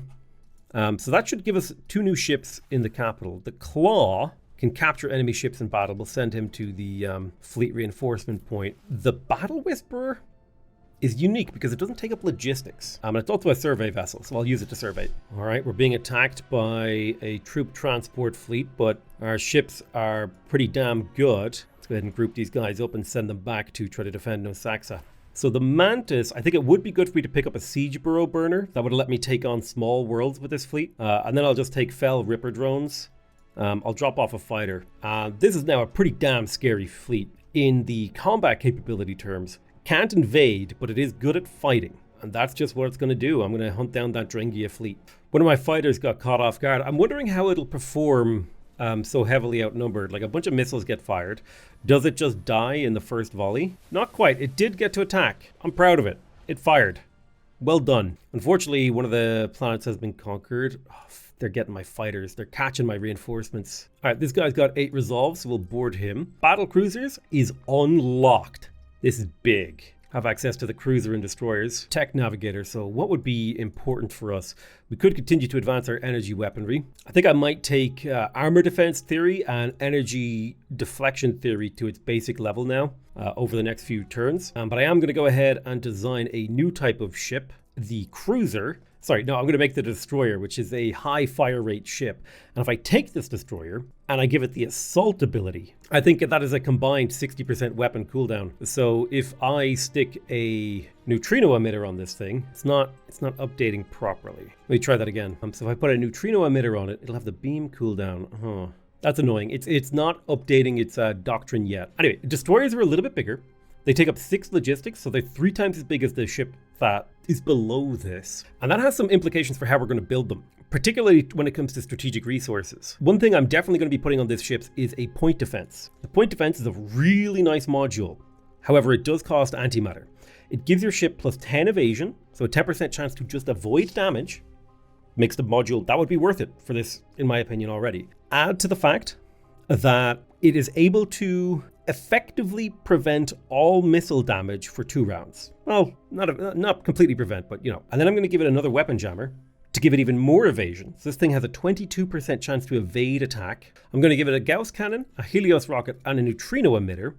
I want all 3 on this ship because I want it to target large ships, which means I want it to do many individual instances of damage to shred armor. Every time you hit armor, you lower the effectiveness of that armor by 5%. So if you have a wide spread of different weaponry, you can break armor really quickly. Whereas our ships rely on evasion, which is just a flat chance to dodge all damage, I'm pretty sure. And then to make this a little bit more effective, I'm going to go ahead and give it a targeting computer which will be an 8% increase in its accuracy. This isn't going to be the final form of this destroyer, but it is what I'm going to start building out of my capital immediately. Because again, it's a big, expensive ship that I can build in a single turn. So this allows me to maximize the amount of fleet power I'm able to pump out. Although I probably should finish these corvettes because they were designed to escort these troop transports. Now, out of curiosity, if I change the doctrine of this guy away from barrage to assault, and I save that doctrine, and then I go in here to edit this destroyer, does assault just not work? What if I gave it defender? Let's save that as my doctrine. Yeah, it would be really nice if the operation ability reflected when you actually picked it. I think that might be a slight bug, but effectively, I'm going to give it the assault doctrine so that it fires really often. So not only is it firing 3 different individual instances of damage, it's firing them 60% faster. So I think my kinetic cooldown is like 0.8, which means it shoots literally every round. My missile attack cooldown is 0.2 something, so it'll attack nearly every round, and nearly every other round, and then the beam will attack almost every round. So we're just constantly boom, doing damage, and this will help prevent overkill by having many small instances of damage. It means I don't fire like a 400 damage strike at a fighter. Okay, the Mantis is attacking a Drengen fleet. I'm really looking forward to this absolute destruction we're about to unleash. Oh my god, the missiles are firing. So our ships have taken it. Oh, the beams went off. Overkill, overkill, overkill. We might have overkilled a little too hard. Oh yes, kill them all. We barely even took damage. My Fell Corvette took damage, but that's what it's designed to do, baby. It's a tank. It's meant to take damage. And nicely, the Mantis actually leveled up. I will give it the Illyrium cell that it desires. All right, do I see any threats around my planets? Okay, there's no immediate threats around here, so I'm going to go ahead and send the Mantis over to this other territory bubble. So I still want to make sure that I'm pulling only the lowest diligence characters from my home world. Unfortunately, all the guys left have really high diligence. Let's go ahead and take on this little bit of a battle fleet with the Mantis. Remember, every time we kill something with the Mantis, we get money. The Britannian Drengeni starbase here, we don't have to blow it up. It would be nice, but it is not necessary. We do need to catch these goddamn Interior fleets. So we can get a star drive module to increase the hyperspace speed. I think we take the money. Iconia is a planet we are still in the process of developing extremely rapidly. We're up to 91 science per turn in here, which is going to give us the opportunity to have a serious technological advantage. Looks like we caught a fleet off guard over here. We can catch some more. We just need to get as many kills on these little ships that are wandering around here as we can possibly get. Armor defense theory has been completed. So now we have access to titanium plating. Let me see. Titanium is mass 3, armor cost 5 with 8 armor. Whereas Neuroflex is 3611. And I think our goal is to get down here to the nanite defense system for the repaired nanite cloud. Because it restores 10% of your hit points to any team member in range, if I can get these modules onto my corvettes with high health, they will become very hard to deal with. So we're going to push down armor theory. The Mantis was struck by a missile strike, unfortunately. So let's go ahead and attack the Hades fleet, mostly bombers and frigates. We should be easily able to take these guys on. I'm happy to watch the battle, though. I do like watching these. Oh, massive missile volley coming in and striking that ship. It did evade a lot of that damage. Holy shit, these laser fire eviscerating. Oh, he's taking hits. That poor little Corvette. I don't know if he can hold against another volley like that. No, he cannot. Does not matter, though. I think at this point the battle is won. Serious overkill across the board. All right, what are we looking at? We lost a Fell Corvette and a fighter. We dealt 60 damage, killed 8 ships, took 35 and lost 2. I'd call that a victory. Now, there's no point in wasting ships on clearing these star bases because I don't think they make much of a difference. What we really need to be doing is getting into position to counterattack these small fleets over there. Speaking of which, the Pax Altar Fleet 1 is in position to get some quick fights in. Unfortunately, we did lose this battle, but I think we punched far above our weight considering the number of ships that we brought to bear compared to theirs. Nosaxa, where is Nosaxa? So Nosaxa is over here. Nosaxa can just about afford to build frigates, so I'll build 1 fighter, and then the overflow will allow it to build a frigate, and then I'll build a fighter. This way we can sort of optimize that we're always getting a ship every turn, because it's really important that you just get as many ships on the field of battle as possible. I'm going to recruit Wivil Earn because he has a really high loyalty and he will make a great governor for Nosaxa 4, which is honestly an extremely developed world. It's got shards of enlightenment. Let's go ahead and consume the population of this world, turn them into Festrons. Taking a quick look at the world, its baseline productivity and stats are pretty good. It's really good wealth input, actually. So where's that wealth input coming from? Ooh, they had built the Hall of Tradition here, so I think I'm going to be able to scoop up some of their culture points. Nice. And they had a crystal core, which means I'm going to scoop up even more of their culture points. Oh, this is perfect. And this is why the Festron, they generate so little culture of their own. It's because they're really good at stealing it from other players. All right, so this is I got a core world capital here and a crystal core. I'll put down a mother hive next to those. It'll benefit from those. We don't care about influence, so I'm going to just straight up destroy the influence improvements. I will put the work hive here, and I'm going to make everyone here a worker, and I'll finish that work hive first and then the mother core. The shards of enlightenment give a boost to manufacturing in the area, so I'll put some hatcheries down here. Oh man, that's going to be a level 8 hatchery when the time comes. That's beautiful. So we should very quickly see this planet skyrocket in its production. Now the shipyard in here should definitely be building fighters, and we will set that rally point to the Pax Atlar rally point. Need to get as much ship power over there as we can. Yeah, I love to see waves of ships crossing across the galaxy whenever I hit end turn. Oh, the joy of conquering planets. I love drinking those Onyx Hive tears. How can a rock cry? Listen, it's not my job to explain that. Okay, I'm going to get this. Do I have a probe? I got a Corvette here that I'm going to use to quick battle these enemy probes in the area because they're causing my advisors to tell me that my planets are under threat. And I don't like that. We've got an enemy fleet over here. Yeah, we got a couple of... Okay, so this is the only fleet that we really need to worry about at the moment. So I'm going to move the Mantis closer to dealing with that.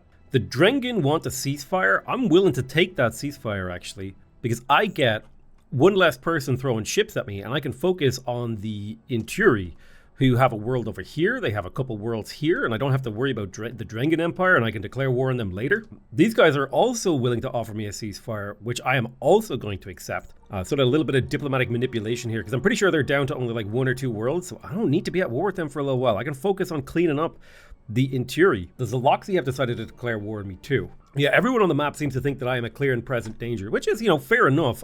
I'm very clearly here to eat people. I don't know how to tell you about like government policy where, you've got Festrons on the campaign trail talking about the endless feast and xeno harvesting. Do you know what I mean? I'm hungry. All right, nice. There is our improved armor science giving us neuroflex plating as well as an armor rating increase. The next thing that we're going to be going for, like I said, was this nanite defense system. The repair nanite cloud is extremely powerful. Oh shoot, what is this? A vampire module? What? Jesus. But yeah, I'm going to get to work on nanite defense systems. The planet of Nosaxa 1 has opened up a nice manufacturing location here. Approval is high, my population are happy, they're all working, they're all producing. A population improvement, I could surround this in farms or houses or something if I wanted to. I definitely feel like it makes sense to... What are you? You're +2 to level of research. This planet doesn't really make much research, and I got a world that's specialized towards research. I do like the idea of getting the hypersilicates though. The +2 base science is actually pretty good. I will put a couple of farms adjacent, just because the efficiency of the farm adding +2 per level, +2 to population levels when you've got like the mother hive adjacent, which will give a lot of population cap.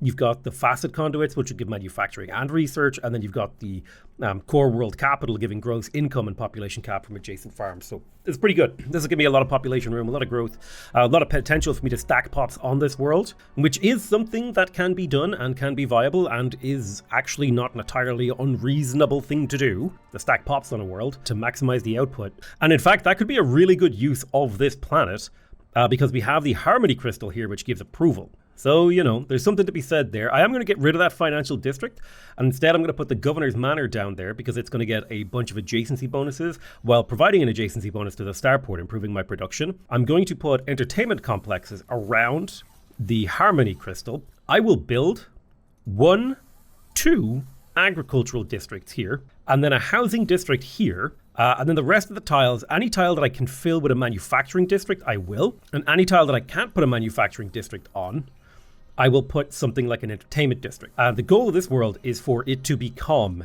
a manufacturing hub. I think it could also be good to build a surveillance center. No. Well, no. I won't bother building the surveillance center, but I do care about the production in here getting as high as possible. And I'm going to start sending pops here from this planet here, Nosaxa 4. And the idea is if I concentrate my pops onto a single planet, I will be able to get a huge amount of production in here. So it'll take a very long time for this planet to grow population. But if I can get enough workers in here, the base worker output will start to skyrocket once these manufacturing districts are done, especially once I start plugging in these manufacturing boosts, which will in turn allow me to build a lot more stuff out of the shipyard. So I'm trying to build a production hub so I can have bigger fleets. Moderate casualties here. Let me go ahead and get close. I'll fire a beam off. We took out one of their ships. What do they got here? Looks like they got a couple of cruisers. What kind of kit have they got in those cruisers? All right, so I see Collective Conquest. So they got like a space weapon doctrine, all right, AI difficulty. They got the enhanced particle beam. They got 3 of those plus a basic laser. Yeah, we really need to get better laser.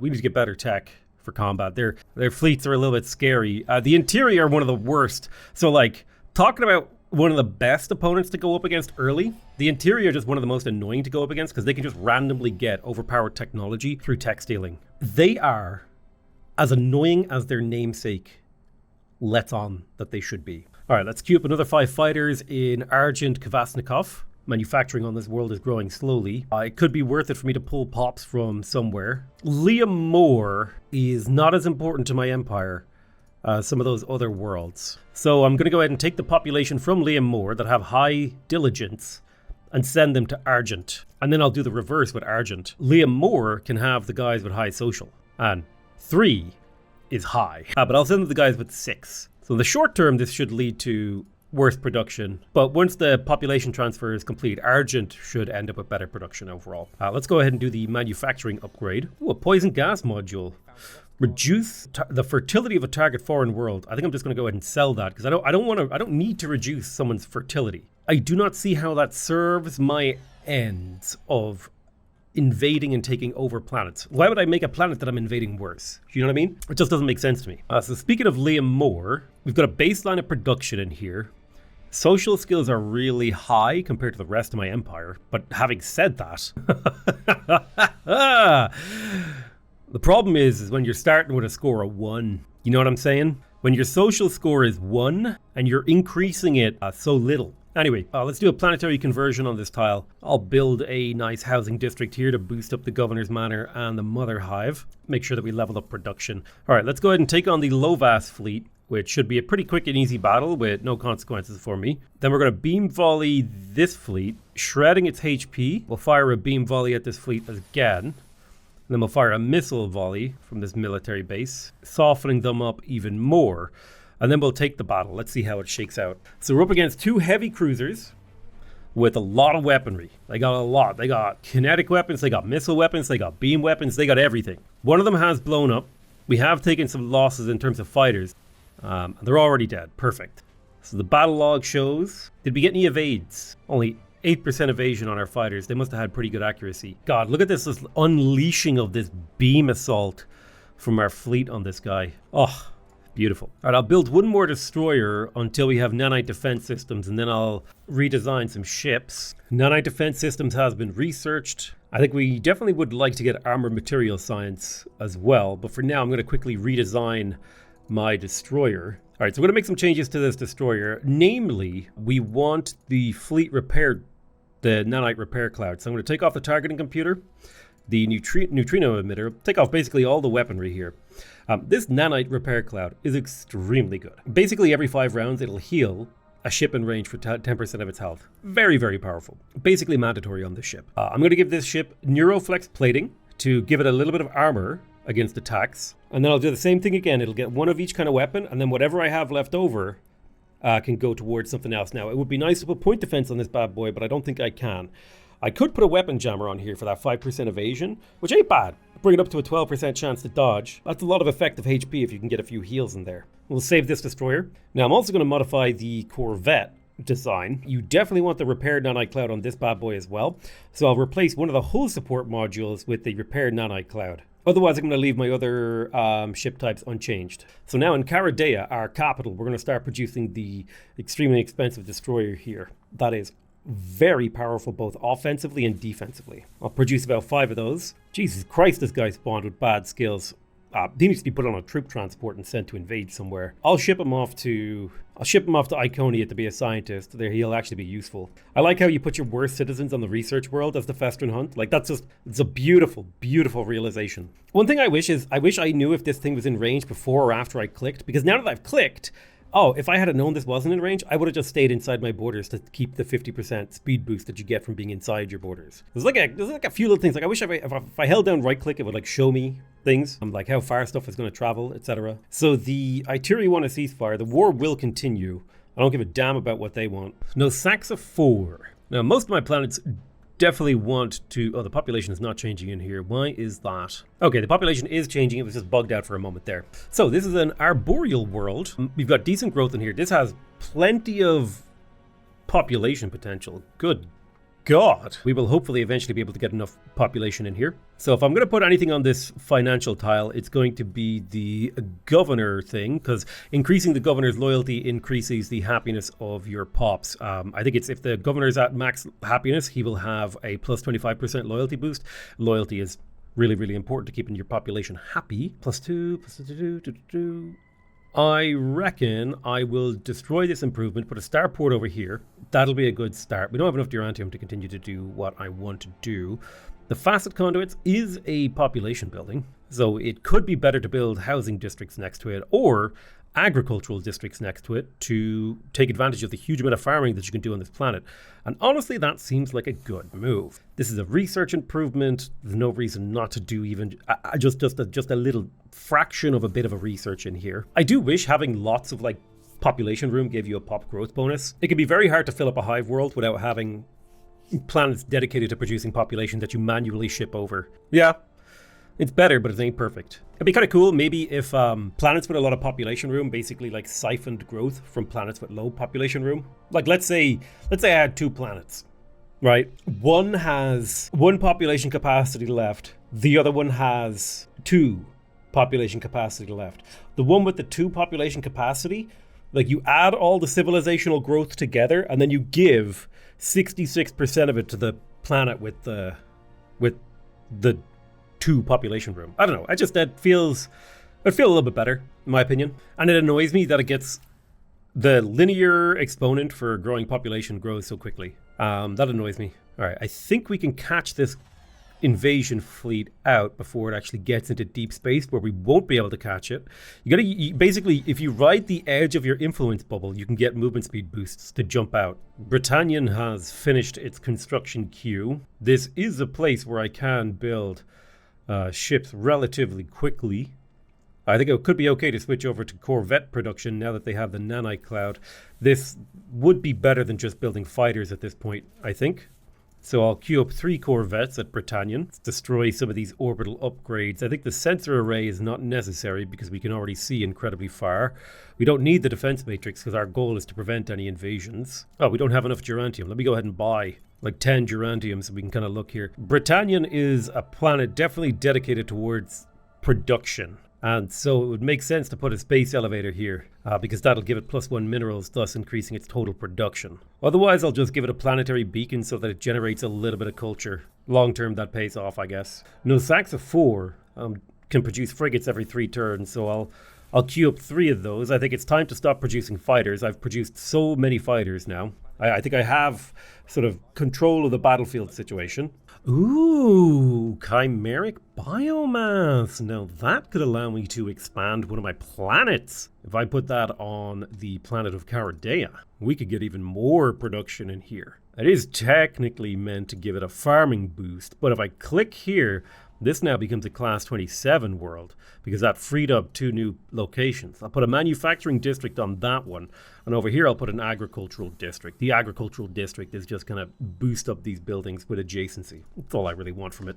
I'll use my Pax Atlar Fleet 5 to catch this Kratos fleet that's trying to invade one of my worlds. And I'm still in the process of building a fleet that'll be capable of actually invading their worlds. Actually, I just got it done. So we've got 3 troop transports, a whole bunch of frigates and corvettes and fighters and all that stuff. So we'll send this fleet to go hit Love-Ass 1. And in Saxa 1, we could start the production of a destroyer every 3 turns, which Seems like a pretty good deal, so I'll queue up 3 of those bad boys. It's time to start scaling up the size of the ships in my fleets. I have enough ships now to sort of have local military dominance, and now I need to make global military dominance by having large ships with lots of firepower that can sustain battle turn after turn. Alright, I'll use the Mantis to hunt down enemy cruisers if I can. Guy in here's got a lot of health. It's a medium ship with 50 hit points. Alright, so which planet is under invasion? They're invading this planet. It'll take 6 months, which is plenty of time for Atlar Fleet 5 to get over here and clean this up. Liam Moore finished its construction queue. We'll put a nice little manufacturing district in there. We'll grab the silicate extractor. I'll put a couple of agricultural districts in and around here. I will grab a housing district in there.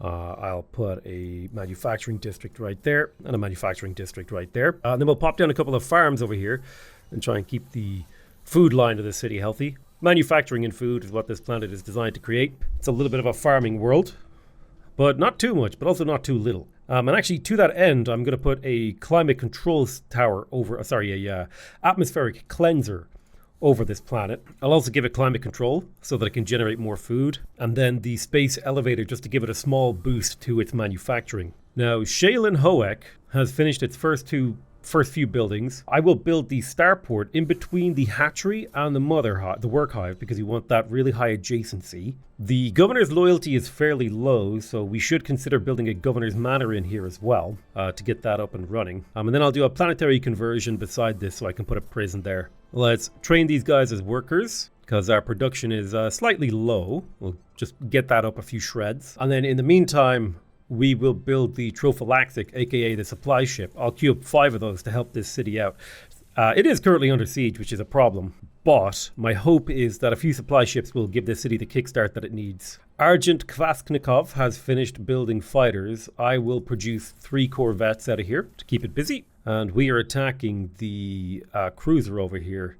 It should be a pretty quick battle with no losses for us. Nice. There's armor material science, which will allow us to get thulium alloy armor as well as carbon crystal plating. If we take a look at the tech navigator, in terms of defenses, I feel like we're pretty well defended. I think it's time that we started working our way up towards the gluon disintegrator. Although then again, it could be the point in the game where we should consider going for genetic architecture to improve our population across all dimensions. It could also be the case that maybe we should try to upgrade our logistics of our ships, get like extra capacity on them. If we take our time to research adaptive starship panels and efficient mass use techniques, we could end up with extremely large, powerful ships filled with useful components. So I think that's the direction I'm going to take my technology. Britannian 1, on the other hand. Oh man, I love to see all this production. I don't remember putting a house here. I'm just gonna destroy that. Oh, can't put a factory there. I did put a house there. I wish there was an undo button. I couldn't for the life of me figure out why I would do that. Now I know why I would do that. It also annoys me that I can't hover over what this little bonus underneath this is anymore. I know it's a wealth bonus, I just don't remember how much. We don't need a whole lot of population capacity on this planet. I think this manufacturing district I'm going to destroy. And I will place a starport here for the +7. That'll get us a whole lot of military production. And then I think I'm going to put a planetary conversion here so I can put another factory in there. This planet is not feeding itself at all. How much do I care about this planet feeding itself is a real question. Should I build agricultural districts next to these things? Or should I build a couple entertainment complexes? Or... actually, I think this is even better. What I should build is a governor's manor to get the loyalty of the governor up, and then I'll put a housing district adjacent to that. The governor's manor will give adjacency to everything around it. It will get adjacency from the mother hive and the housing district, which will give us a small boost to gross income. And then for the sake of a bit of fun, I'll stick an entertainment complex up here to keep everyone happy. You gotta make sure you gotta keep care of the loyalty of your governor. You gotta keep care of the approval of your people, the manufacturing. You can't just build a bunch of factories. You got to build a little bit of support infrastructure to make sure that your worlds are churning. You know what I mean? My enemy is sending out lone cruisers into battle, which is an interesting strategy that I do not understand. It is keeping a couple of my fleets bogged down, but it is not stopping me, right? We caught this invasion fleet to save Shaylin Hoek. All right, Fell Hunt lead. Would be nice to clear out these precursor anomalies. I might send you down to go pick up a fleet to do that, actually. Now, Saxa 4 is under attack. It will take 3 months to finish the invasion. Go ahead and start the fleet manager I'm going to drop some fighters out of this squad so I can get another destroyer in here. Destroyers are the real powerhouses of the cell, you know what I'm saying? Now, I think what I'm going to do with this is actually a fleet capable of doing surveys because it's got that weird little battle whisper frigate in it. So I'm going to send this to go deal with these precursor anomalies. There are powerful empire-wide bonuses hiding in here. Caradea is finished producing. I will queue up 5 destroyers to keep it busy. Although actually I should only really queue up 3 because I am about to get adaptive panels to be able to design a new destroyer. Iconia, what were you doing? Okay, wow, yeah. You were upgrading your science. This planet is cranking science. We got a nice Festron here. Let's train him as a scientist. We'll train you as a scientist. And we'll train you as a scientist. Excellent. We're up to 161 science from this place and still making baseline a smidge of production, you know? It's just a smidge. It's not completely terrible. It's only a smidge, but it's a good smidge. Now, one unfortunate thing is that because this is technically another civilization's capital city, we can't actually build a governor thing here. So this guy's loyalty will continue to affect things. The happiness of our population is having a significant impact on our science right now.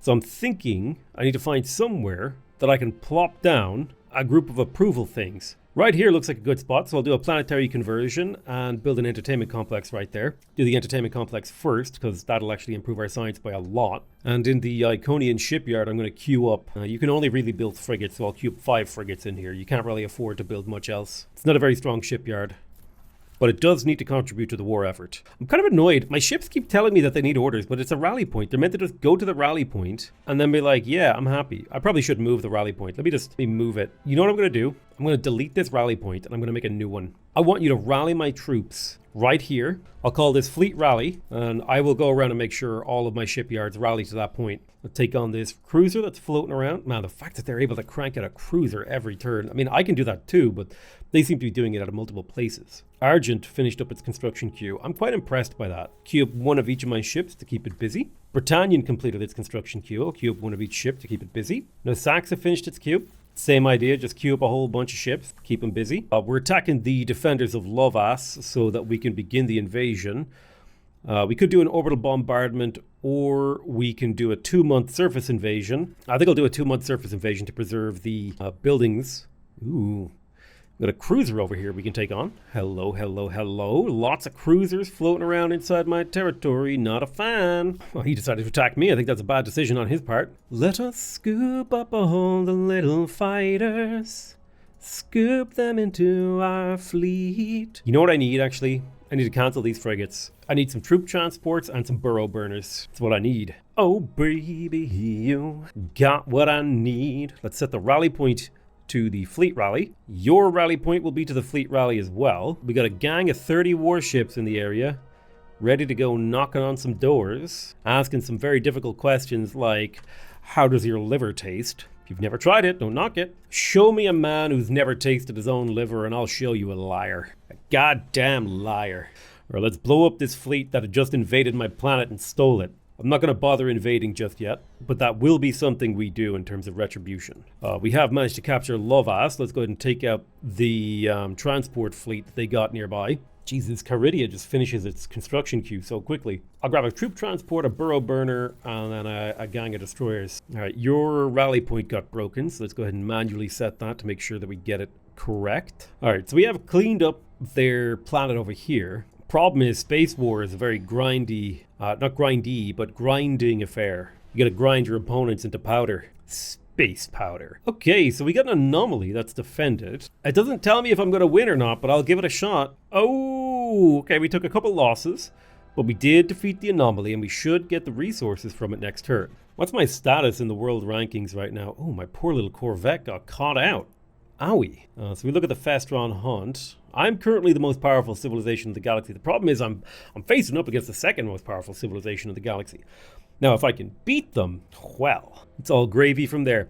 So adaptive starship panels will give our ships more capacity, and that's a beautiful thing. We're going to go immediately for efficient mass use techniques to increase the capacity of our ships even further. This will trigger a redesign of some of our ships already, because we want the ships that are in production to be the most advanced that we can be producing.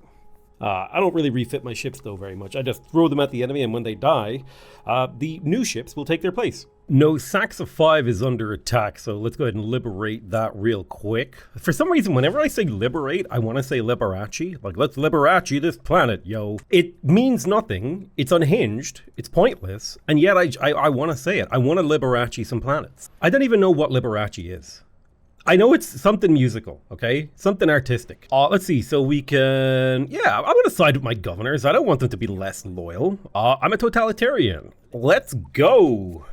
More loyalty, baby. All right, so we got a supply ship for Shale and Hoek so that we can pump up the jam in here and get the city pumping while your feet are stomping. Oh. Let's grab another destroyer for the...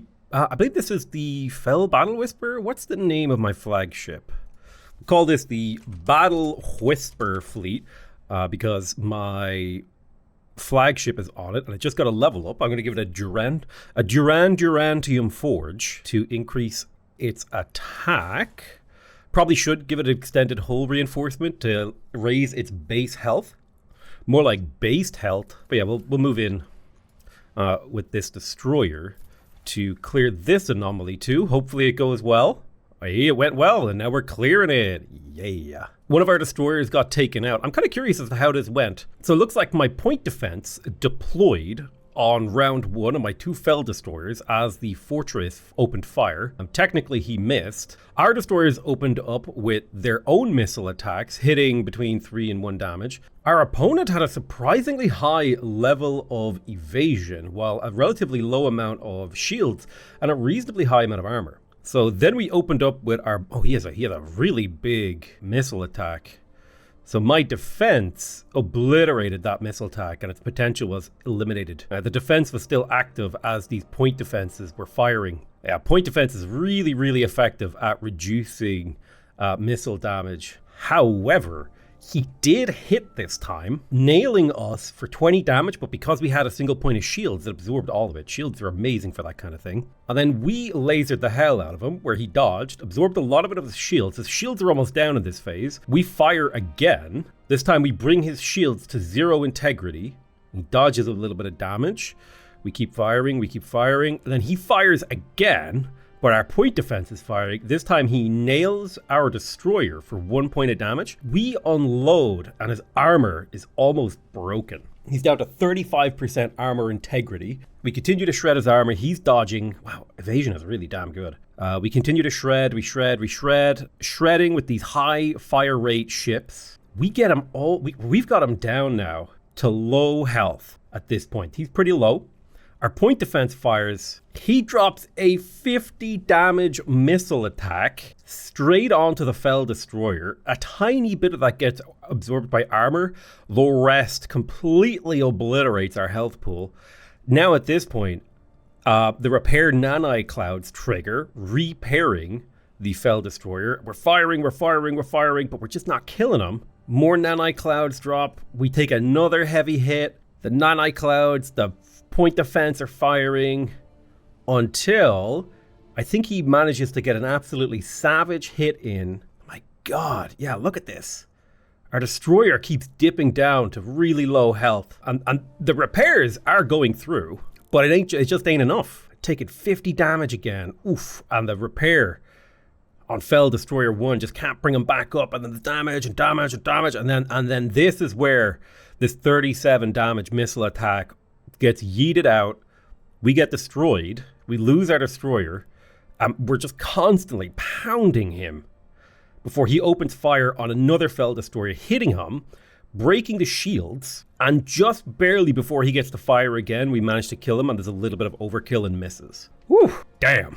We just got +1 antimatter from a survey event. That wasn't the precursor survey event, that was a different one. All right, let's catch these cruisers, or should I say these cruisers are gonna catch some hands. All right, Pax Alter Fleet 9 is my invasion fleet. I'm gonna bring this over here to start to hit no Saxa again. All right, nice, we got a full stack of 30 ships here.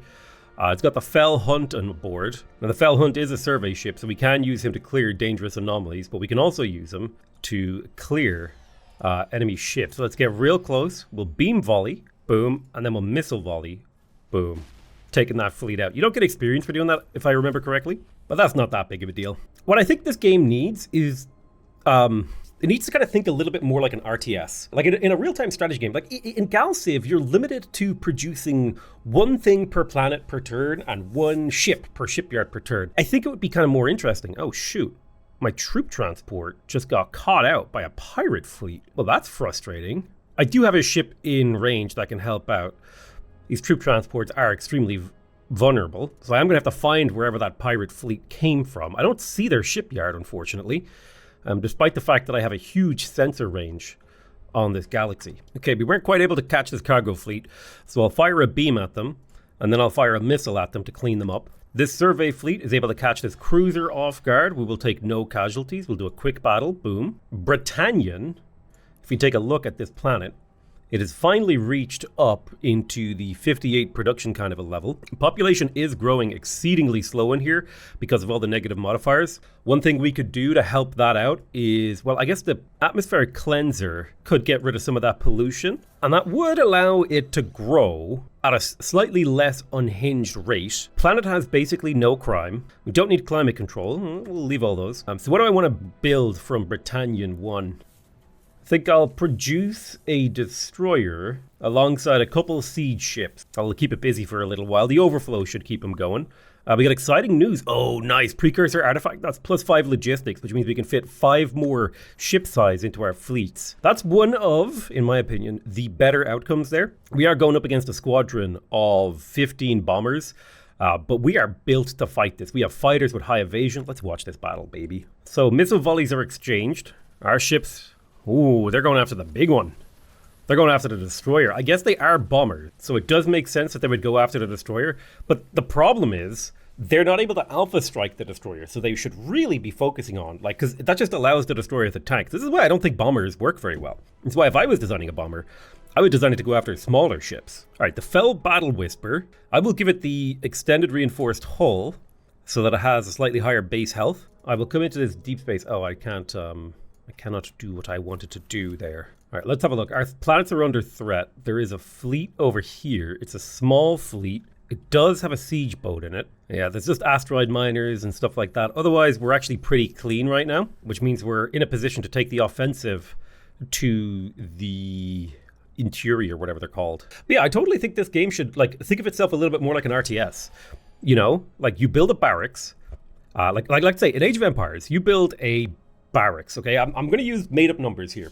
But let's say you could build a militia unit that costs 100 food, and you build them in 20 seconds. That means a militia or a barracks can produce it can produce 3 militia per minute, meaning it can use up 300 food per minute. So in order to keep that barracks going, I need to produce 300 food per minute. And I think it would be a little bit more interesting if they took that kind of a route. The way the game currently works is it provides this incentive where what you want to do is to try to... Lovas I need to turn into an actual planet here.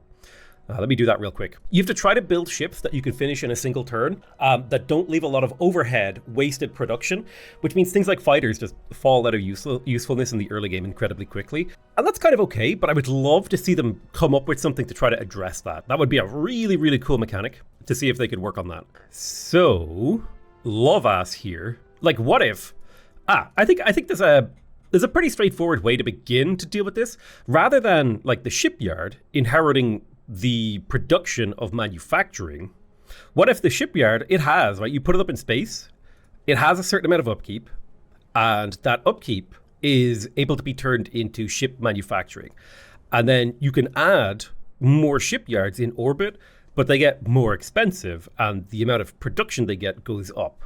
And then the manufacturing is more about, like, can you sustain 6 shipyards rather than can you make 230 production to produce a ship in one turn? I don't know. I think it would be more satisfying if I had like a battery, like a shipyard stack here, like 6 shipyards that were all cranking out fighters. I could have one shipyard dedicated to producing a fighter every turn, and I could split the production up based on like how much they need. I don't know. It'd be kind of cool. And then it would be handled sort of through the upkeep wealth mechanic. I don't know. There's a couple of ideas there.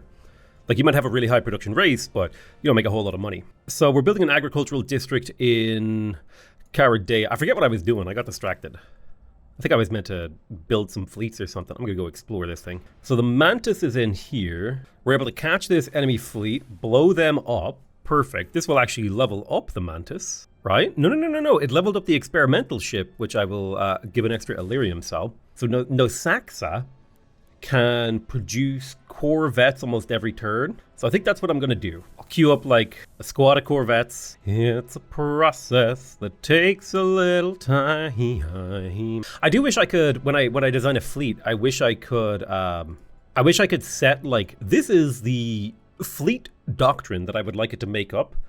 And then when they take losses, my shipyards would try to fulfill those demands, and I would designate like a dry dock where ships are kept in reserve.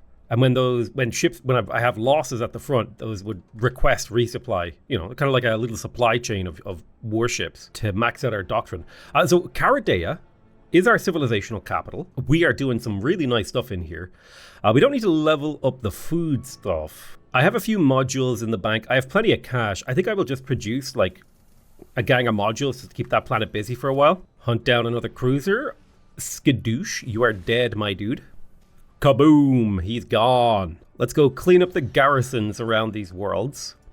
A little quick battle there. We caught another cruiser out on its own. We'll go ahead and do a quick battle in there. I don't mind losing a ship, like some small, like I don't mind losing one like small hull ship to kill a cruiser. That's totally fine.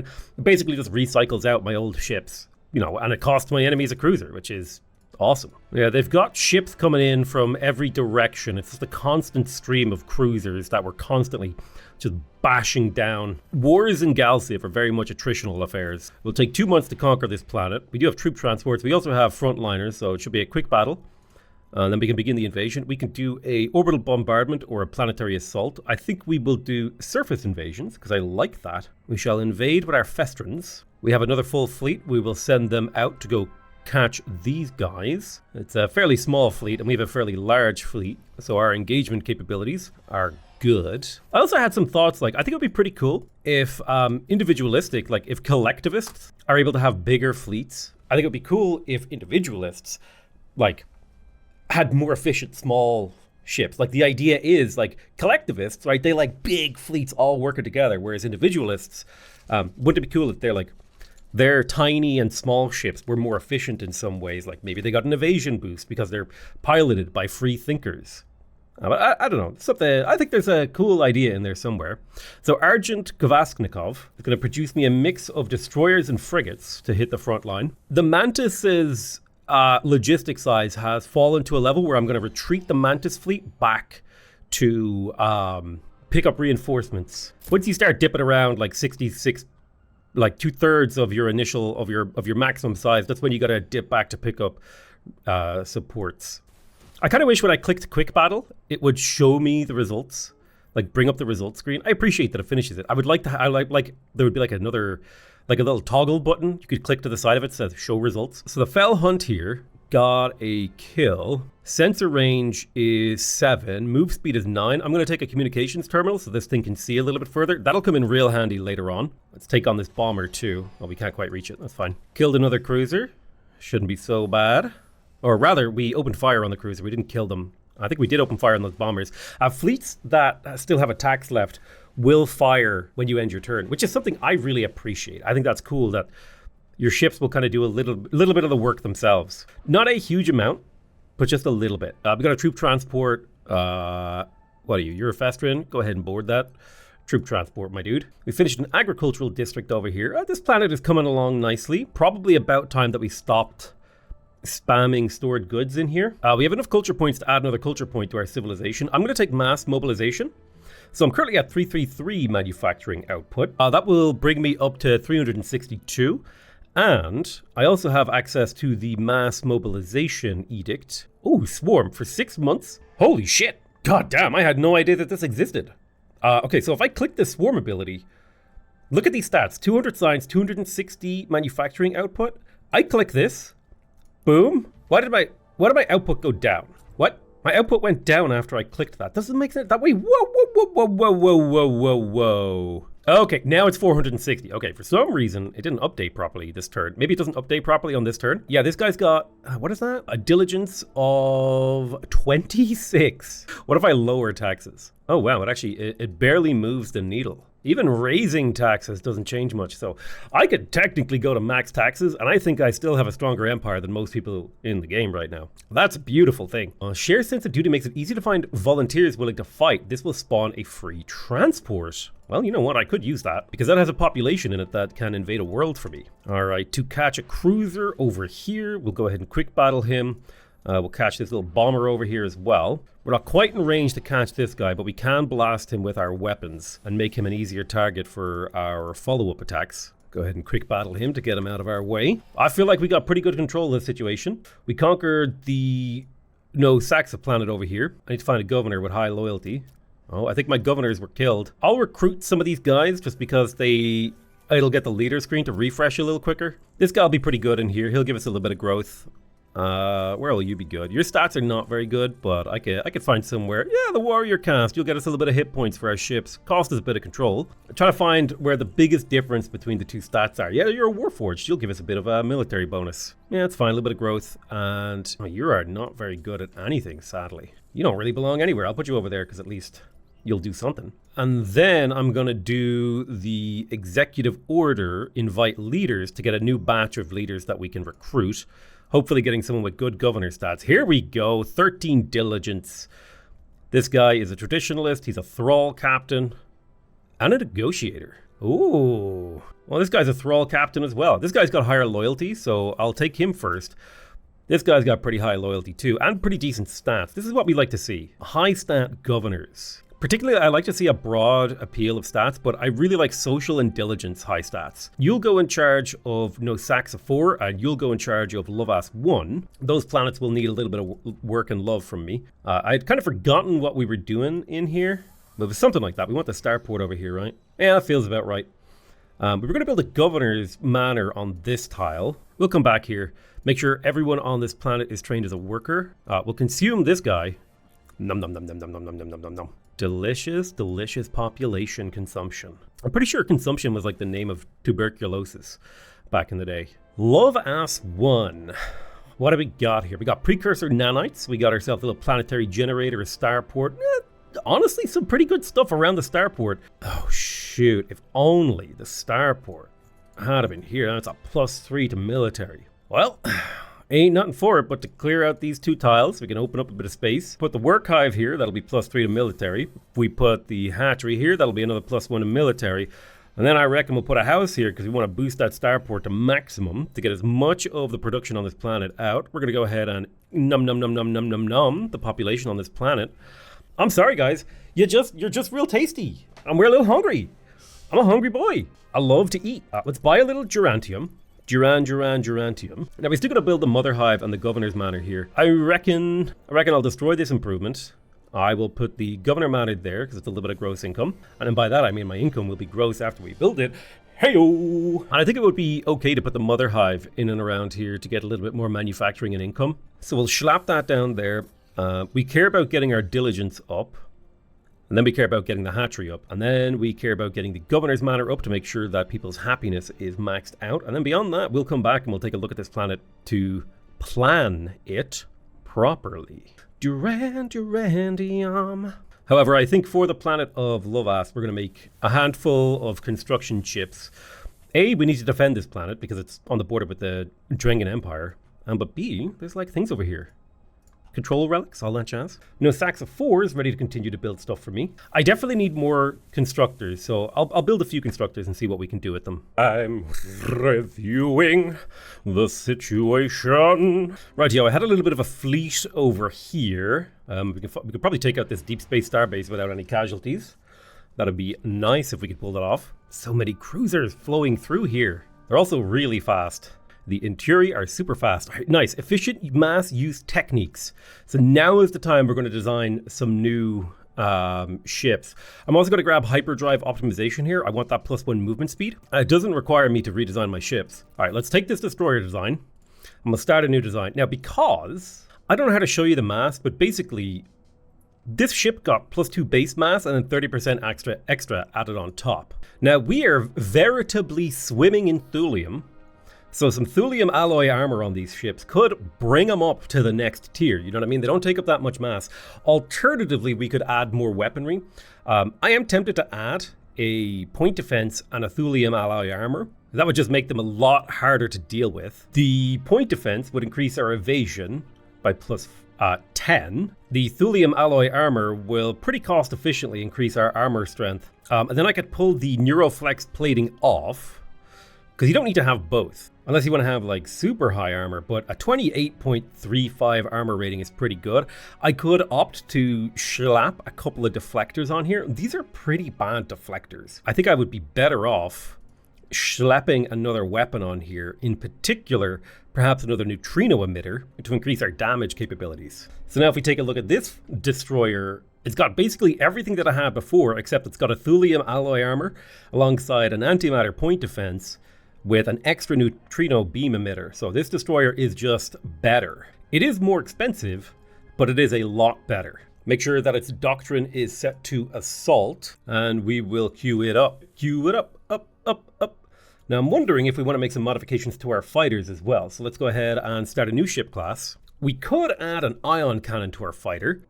We could add back in a weapon jammer, and a thulium alloy armor would make this thing very difficult to deal with, actually. Hull support would practically double its HP. I think I would be a little bit, I would lean more towards the weapon jammer for the 6.25 evasion, bringing him up to a healthy 15% chance to dodge enemy attacks, alongside maybe something like the Neuroflex or the thulium alloy plating. The thulium alloy is good, but it is really, really expensive in terms of thulium. Oh shoot. Wait, we got the carbon crystal plating on this bad boy, 16.2 armor. Let's do it. Armor rating 20.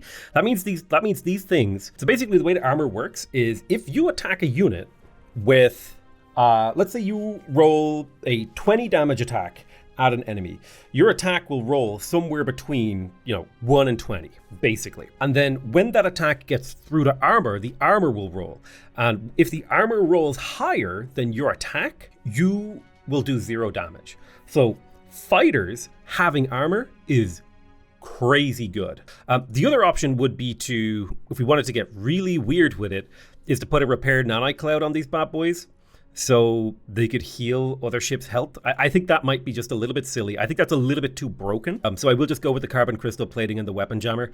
So this guy's got a decent amount of evasion. He's got 15% chance to evade, 20 armor, so you need a pretty heavy attack to actually take this guy out. So I'm very happy with that fighter design. It's a lot better than the previous one. Our bombers are going to be designed very similarly. We'll give them some Helios rockets alongside carbon crystal plating and a weapon jammer to be able to dodge enemy attacks. We need to redesign our corvette as well. So it's got a little bit of headroom for another weapon. I think we'll add carbon crystal plating, which is the best armor we have available. We've got room for 3 more mass. Well, we could put the ion cannon on this, which completely disables enemy evasion. That is actually a really damn good ability, and it's relatively cheap in terms of construction cost. Disabling someone's evasion is really useful. All ships have a small amount of evasion, so this does effectively increase the DPS of the entire fleet. Now, on the other hand, I could put like a hull plating plus or a weapon jammer on here to give this ship a little bit more evasion. Or I could give it another hull support to take advantage of its rather large hit points and the ability to heal itself. And now that I've said that out loud, that feels like the only real choice is to give it the extra hull support.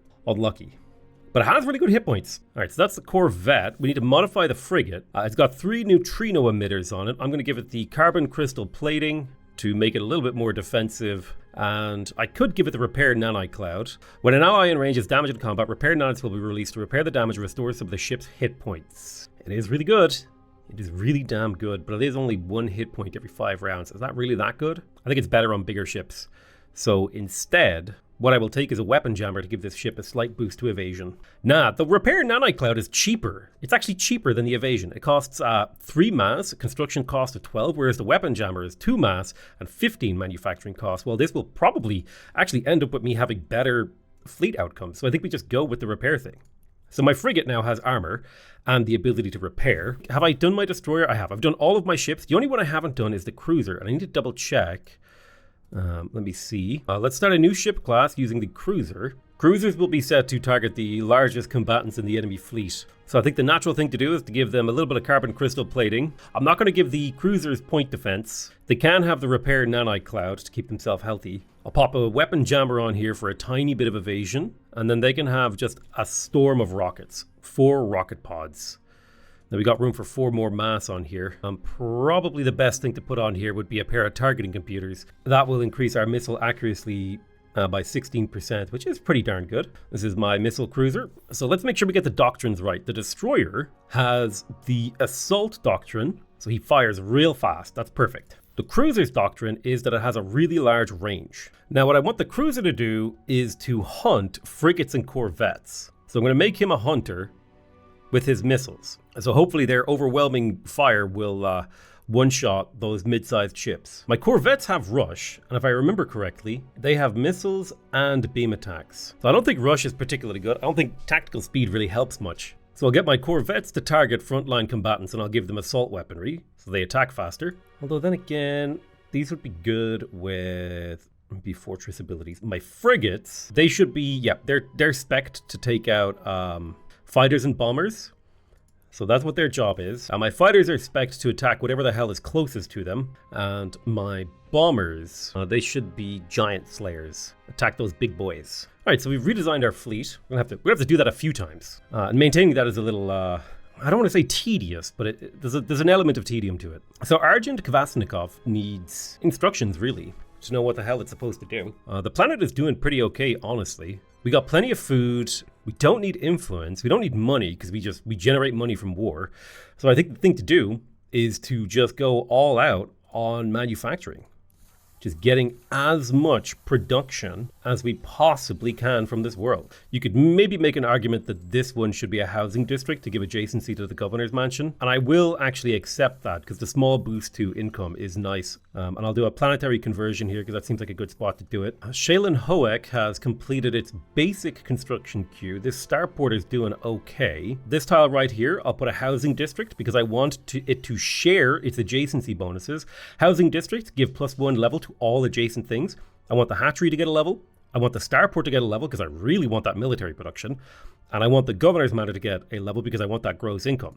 And I'm going to do the same thing over here. I'm going to put a housing district here. Now, I was thinking about putting one here, but the work hive has +3 adjacency bonus to factories. So I think a factory right there would be better because that's going to be a level 5 factory. It's going to be a 10% production bonus. So a couple factories in here makes sense. And then I'll put 2 factories in here adjacent to the hatchery to optimize the adjacency bonuses of these because these will all get adjacency bonuses from each other and give adjacency bonuses to each other. The Artocarpus orchard is in here. We don't care about crime. It would be nice to produce a little bit of food on this planet. I think this is a good planet for food production thanks to the Artocarpus fruit. It gives us +3 base food, so I will queue that up. And then in order to get a little bit of population capacity and, benefit from the adjacency, we got plenty of food, but this is a great food place. So I will build agricultural districts here, here, and here, and then I'll put a housing district right there because it'll benefit. And that'll keep the city busy for a little while we try to build it up to get a little bit more manufacturing and population in here. This civilization's ability to deficit spend is truly legendary. Ooh, we're going to take moderate losses. I'm going to pull the claw back to get reinforcements. That's a little bit too heavy of damage to take. The Mantis will only take light casualties fighting this cruiser, so we'll fight that in a quick battle. And we'll pull you back to Fleet HQ. Let's scoop up a few new shimps for the Mantis, and then we'll move him back out into the front line. So he's resupplied. We have this fleet here, the Pax Alter fleet, that has the Claw in it. I think we'll pull in a Fell Destroyer. We'll drop a fighter and then pull in a Fell Destroyer. Gonna make sure I rename this to the Claw so I know that the Claw is in charge. We conquered the planet of Nosaxa. We killed a citizen. Let's go ahead and conquer Nosaxa too.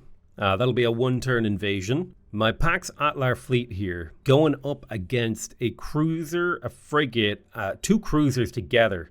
We're going to take moderate casualties. Before we engage, let's fire our lasers to soften this fleet up, and then we'll fire our missiles. And that should reduce the total amount of casualties, but we should see some losses here. Hopefully none of our big ships, but more so the small ships. Yeah, it looks like we lost just fighters, really. I'm okay with losing fighters. They're small, they're insignificant. Fighters are the definition of chaff units. which are units that are designed to take hits for other units.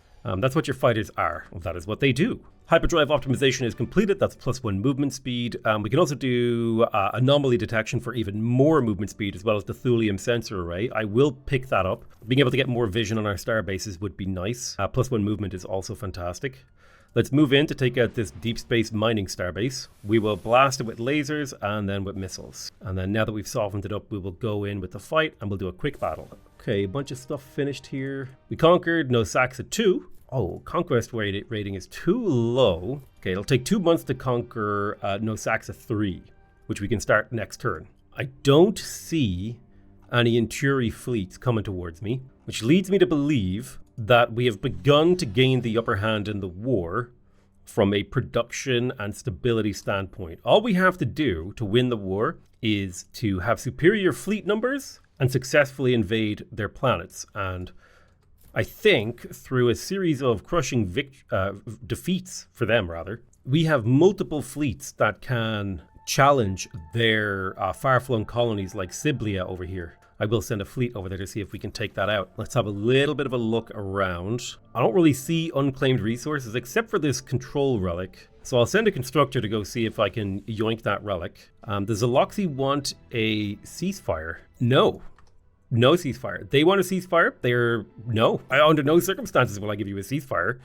Not when you declared war on me. No, sir. Let's bring the Battle Whisper to Fleet HQ to go get reinforced. But yeah, every turn you can see the ships moving across the galaxy to the storage point, the place where we keep them. Perfect. There is anomaly detection. That'll get us thulium sensor arrays, which will increase the sensor power of our star bases. We also get +1 move speed on all of our ships. We can take warp theory. Warp theory will give us access to the warp drive, which will increase the movement speed of our ships, as will it just owning the technology give us +1 move speed. And I think move speed seems like it would be really, really useful around about now when we're at war. Liam Moore has finished its construction queue, so I will queue up upgrades to all of its districts except for housing, because I don't think housing is worth upgrading because it costs Gerantium, and when houses get upgraded, you get 0.1 of a pop cap. Instead, what I will do is I will send Liam's best workers, best scientists rather, to Iconia. So anyone with a 10 or higher is getting sent to Iconia, just so we can max out our science from that world to the billionth degree. This is my science world. Speaking of science world, I should totally rush this research upgrade. Britannian. Let's go ahead and build a mine. I could build Razar's lift rather. I don't know if we need to. It's a good building, but it's not that much better than just a manufacturing district, right? +3 production and +2 per level. Whereas this is +10 and +5 per level. Like, yeah, sure, it's a lot better, but it costs a lot more. I think I'd just rather just have another manufacturing district and then let the city kind of do its own thing. So we've got the IIS Collective Conquest. Let's go ahead and quick battle him to blow him up. All right, we'll clear the garrison of Nosaxa 3 and begin the invasion. We can do a surface invasion, we can do a planetary assault, or an orbital bombardment. We will do a surface invasion just to get it over with 1 turn sooner. We'll have boots on the ground with our troops. Or let's build a starbase next to the control relic. I think I'll just build a communication starbase, that's fine. We'll build the xenoarchaeology lab. So we will get 0.1 control per month. 0.5 from the relic. That's pretty good. I like it. So I'm not going to be giving you updates on what I'm building in my shipyards. Also we're up to 440 production in Caridia now. So we could be cranking out like a battleship almost every turn. We have well and truly snowballed beyond reproach. Feels amazing, honestly. Shaylin Hoek is probably going to be where I grow pops, now that I'm thinking about it, once I get my hospital stuff. So we met the Spicens in the whole world of pasture.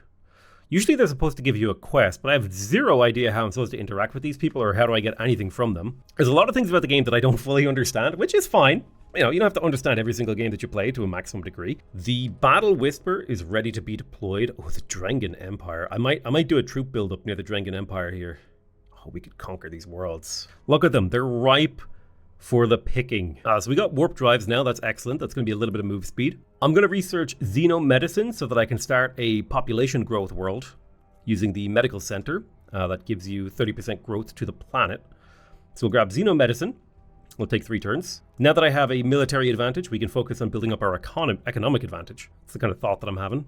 Britannian is going to need pops to be dropped here. That much is very clear to me. But it is a fantastic manufacturing world. Modules. We have a decent amount of modules in stock. I'll queue up some economic stimulus in here because I've already sort of built that planet the way that I want it to be. One thing, I kind of wish it was more viable to build more generalist planets. I like the idea of a planet that's good at everything, but the problem is the way that adjacency bonuses and stuff work in this game, that you really want to specialize your planets to one direction. It really is just the optimal thing to do, which kind of sucks, really. I mean, it's cool, don't get me wrong. It's really fun and satisfying. I just wish I had the option. I would love to have the option of building a more generalist planet. Now, part of the problem is we're also playing a faction that is literally ravenous and very much so benefits from specializing its planets. There might be another faction who has really good benefits for unspecialized planets, you know? But I have found this to be a very efficient way to play, which usually implies that it's the best way to play. Implies, doesn't guarantee. So we've cleared up the Inturi from this area. We're going to need to maintain a defensive presence around Nosaxa. Wait, if I rename a star like Big Sniffy Feet, does that rename all the planets? No, it doesn't. But the star of Big Sniffy Feet will be there forever. I'm just imagining a foot with a nose. It's kind of mild body horror imagery. So I've been asked what my citizens need to survive in this era. I'm going to go ahead and say cunning. Need to be deceptive. Cultural progression. We've got 57 cultural points. We can go interdependence so that minor worlds in our influence provide triple resources to their sponsor world. This has something to do with those minor factions. I'm going to kill those, so I don't care about those. So I'm going to take solidarity instead, so I get extra core world approval from having a bunch of small colonies. I cannot wait to get to hive mind. Oh man. But only 9% of my population actually has my ideology. Most of my pops do not have any ideology. I do love the ideology mechanic. It's really, really cool. I think it would be cool if it was expanded upon a little bit more. So I am going to build a military starbase to protect Lovas and Lovas's shipyard. We'll give it starbase defense systems. Honestly, I have the Durantium now to afford this. I will give it perimeter scanners. I don't need the slipstream generators. These are very, very expensive to maintain, and that makes moving around them in the area effect of this starbase a lot cheaper for me and a lot harder for my enemies.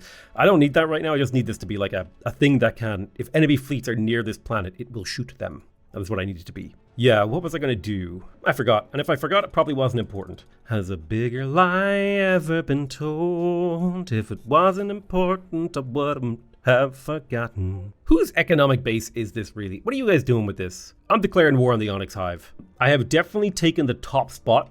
I now have the highest manufacturing, the highest influence, the highest research capacity, the highest approval, the second biggest military, and the 12th biggest income. It's what we'd like to see. It's what we'd like to see. I now research technology so fast that I don't think I need to trade. I just have techs as fast as I want them. Let's open diplomacy. They admire my power, which is interesting. Oh, I can't declare war because we had a peace agreement recently. Well, that didn't feel very recent. I'm going to be real with you. That felt like quite a while ago, but I will build another military starbase around here to protect this starbase as well.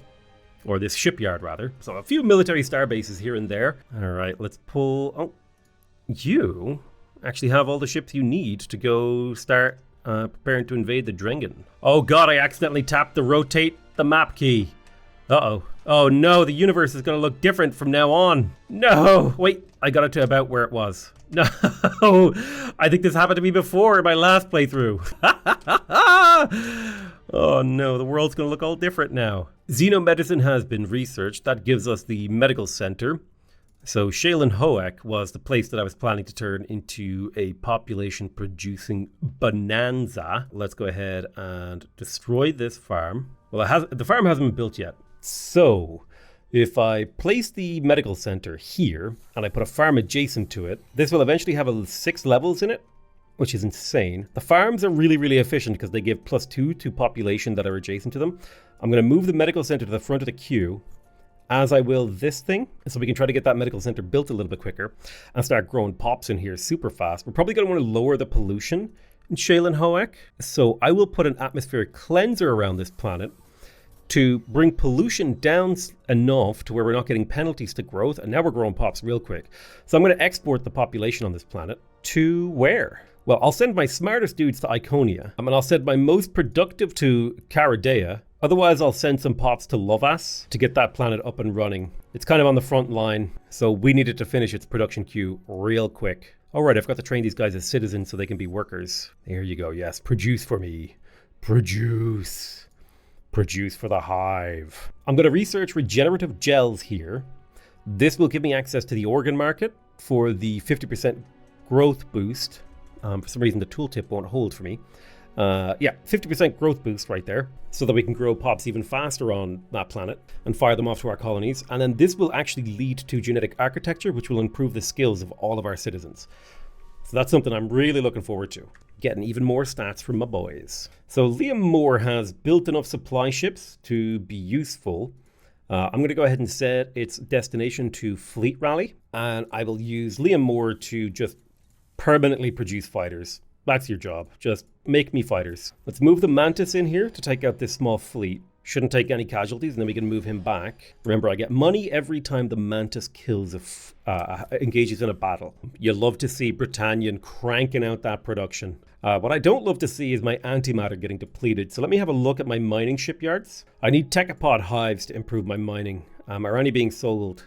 Okay, there's none being sold on the Galactic market, which is fine. That's actually going to change my research priorities, because we want now the mining barracks as well as the mining headquarters. So we're going to probably push down orbital mining, asteroid factory, starbase refining, so we can max out our strategic resource extraction. So I'm going to change my tech priority based on that. All right, let's invade Siblia. It'll take 8 months, but that's not particularly important. Just matters that we take out any and all of their colonies. I don't really care where or what they are. God damn it, they caught a constructor. I hate that a single tiny bomber can take out a civilian ship. You just slap a tiny missile on it at a maximum speed, and it can run around and cause havoc. It's a good strategy from the AI. Like, I appreciate that. I forgot that I had built a version of the constructor that actually had weapons, but I guess it didn't work out, or maybe that one didn't have it. I don't know. No, Sax at 3 does need a governor. Nobody with enough loyalty here. I will recruit them to put them in charge of some factional stuff here, because otherwise they take forever to go away. You're in charge of the Ministry of Health. Awesome. A little bit of growth for my civilization. Put this guy into the mining guild so that we get more resources from the mines that we do have. Right, I'm going to plonk this is like on the edge of my vision, so I'm going to plonk a starbase down here. This will be a military starbase. I will give it perimeter scanners and the basic starbase defense stuff, so it'll provide me a little bit of vision around here. I think it's time. Can we declare war on the Drangan? I wonder how long the peace agreement lasts. It's still not letting me declare a war. I mean, I want the war. They want the war. Everybody wants a war, but the game won't let me do a war. I mean, like, what am I supposed to do? You know what I mean? I want to fight the guy. They're not letting me fight the guy. Put me in, coach. I'm ready. All right, there's orbital mining. Okay, there's orbital mining. We wanted interstellar collectors, exploration support system, starbase range modules.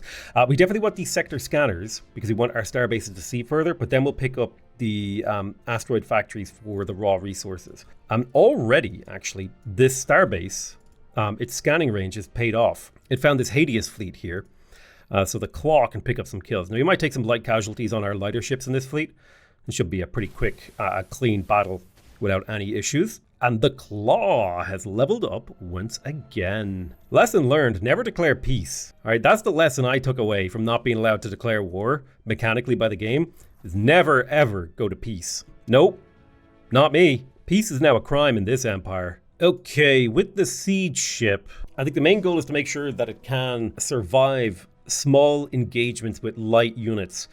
And basically hold its own. So we'll give it a Helios rocket pod, carbon crystal plating for armor, a weapon jammer. Although if I drop the weapon jammer, I can fit another Helios rocket on there. So yeah, 2 rocket pods and an armor module. And basically this thing is just meant to be a little bit harder to kill. We'll rename this to the siege ship, and we will obsolete the 2 burrow burners. So we just see the siege ship there. And now I'll get Iconia to build siege ships on repeat, because I just need a constant supply, and Iconia is more of a research world, so its shipyard isn't really needed for anything. Oh, nice. We can, let's see. Approval is dipping in here. Let's move all of these guys over to scientists. Yeah, look at that science just shooting up. Let's build another entertainment district right there. I'll even buy it. Boom. And now happiness is way higher. Perfect. Ain't no thing like a research world. Oh yeah. Man, no, Saxa 4 has got so much population room. I'm kind of tempted to just get even more and more and more and more and just see how crazy I can make that. If we want to keep the Hall of Tradition, we can probably lose the Prometheus Stone Extractor. That one's not particularly important. The Prismatic Learning Matrix is nice because it gives base manufacturing, base research, so it is worth keeping around, as is the Planetary Mainframe. We don't need to delete those things. If we wanted to optimize this planet a little bit, we could put a research district right there. It'll get adjacency from a couple things, and it'll give adjacency to a couple things, so we would get a nice little bit of chunk of it research there. I always want to optimize for military production, so adjacent to the starport, I'm going to build housing districts because they provide adjacency to military improvements, and adjacency to military improvements is quite a rare trait. I never seem to have a problem with crime, so I don't think I need a surveillance center. Right, let's have a look. Housing district, wealth, facet conduit. Yeah, we do want to level that up a little bit, and it is a population improvement. If we put a couple more housing districts in here, we would benefit both this and the facet conduit, and even the factories, because they would all help each other, netting us a good bit of gross income. And sure, we may as well put a housing district here because it's in between these two districts. Now, one thing we definitely need are some entertainment complexes on this. So I'm going to build an entertainment complex, an entertainment district here and here, as well as here and here. And now this is maybe starting to make me think maybe it would be good to have a surveillance center somewhere. So I'm going to replace this house here with the surveillance center just to get the crime down just a smidge, because building these entertainment districts tends to raise crime. But yeah, I'm fully expecting once I start stuffing population into this base for the happiness to start dipping like crazy. Oh yeah, Shaylin Hoek is growing population like crazy. It's at 15.33 growth per month. All right, we're taking on a defender here. Let's watch this battle unfold. Destruction at Kratos 3. All right, rockets are fired off basically at the start of the battle. Repair nanite clouds are already firing off. We've got a 2, 3 kills, 4 kills, 5 kills, 6 kills. All enemy ships are dead on the 9th phase of the battle, 9th or 10th phase. Talk about evisceration. I guess they were like crappy little bomber ships. Unfortunately, this fleet is not good enough to do much beyond harass this area. We can't actually take out any of their infrastructure, but honestly, that's good enough for now. The Onyx Hive have declared war on me. Well, I'm more than happy for that to happen. We will make them suffer. We got the Starbase comm stack giving us sector scanners, which is the only thing that I really care about this tech. I'm going to head into asteroid factories to get mining barracks. And now I want to go through certain key star bases to get their sector scanners online. The further we can see with these star bases, the better. This one here is a key one. That's sensor power going up, giving it a sensor range radius of 7. So we can pretty much see everything that goes on here, but as we get to the edge of this vision, we're going to run into problems. Let's drop a beam attack on the Kratos shipyard and a missile attack, and maybe we can take this out. It will cause us some light casualties, but this should significantly disrupt their starship production in the area. And I'm more than willing to sacrifice 1 or 2 fleets to secure a global victory. The time has come to destroy the Drengan Empire. Now, we could declare a war of annihilation or a war of conquest. I think it's pretty clear that my species is all about annihilation, but a war of defense is more useful if you just have like a few star bases and like a planet on the border you need to clear up. My species is all about the war of annihilation. We are destroyers. Fleets that I had inside Drengan territory have been kicked out of their borders. Now, it's saying I'll take moderate casualties here. I'd be quite surprised if this mining base could do much more than just like kill a frigate or 2 at worst. I guess it does have missiles and the point defense protects us. I suppose this does have shields, and the health of one of my ships is starting to go down already. Okay, they fired a volley that took out one of my frigates. The repaired nanite cloud is kicked in. Oh, the Fel Corvette has gone down. This thing has a lot of armor to chew through. This destroyer is getting healed. So it worked out fine. We dealt 200 damage. We lost 2 very small ships. Not very important. These are the big ships. We care about those. The small ships are fleet fillers. They are the chaff. That makes the fleet action possible. Okay, let's take this invasion fleet straight to the Drengan homeworld. I'll take 8 months to conquer that. I'm sure we can do faster than that if we make use of specialized invasion tactics. Now the Draken, they want to trade. I don't want to give you that money. You're not getting money. But like, you could take cloaking devices off that. I don't need open borders. Drop economic development. I could give you orbital mining, maybe warp theory. Let's see. Energy weapon application, anomaly detection. You like that? I'm giving you way much more than you're giving me. Get the hell out of here. I'm not trading with somebody who wants to rinse me like that. Hell no. I'm not getting rinsed in a tech trade. I rinse people. I don't get rinsed. Perfect. We have multiple invasion fleets flowing into the Drengen worlds. Oh boy. Where's this? Did they attack me? I'm the defender, I guess. I guess they are attacking me. So they're coming in after my destroyers using frigates and bombers. Well, I feel like my build pretty hardcore counters bombers, but let's see what they can do. Let's see the punches that they can throw. Have they got the power to throw down with the best? We'll see. I don't think they do. They're already losing ships. I don't even think they've touched my health pool. Okay, they just, like, as I was saying that, they detonated the Corvette. But that's what the Corvette's there for. The Corvette's there to tank. It's there to eat damage for me. You know what I'm saying? They're only now starting to scratch my destroyers. Meanwhile, we've completely obliterated the vast majority of their bomber fleet. Get the hell out of here. You're not welcome, losers. So it looks like they want peace. I refuse. So there's asteroid factories. We do now have mining barracks, and we want the mining headquarters. So we're going to grab the Starbase refinery. And once we have that, we'll go around and upgrade all of our mining bases. It's the Claw.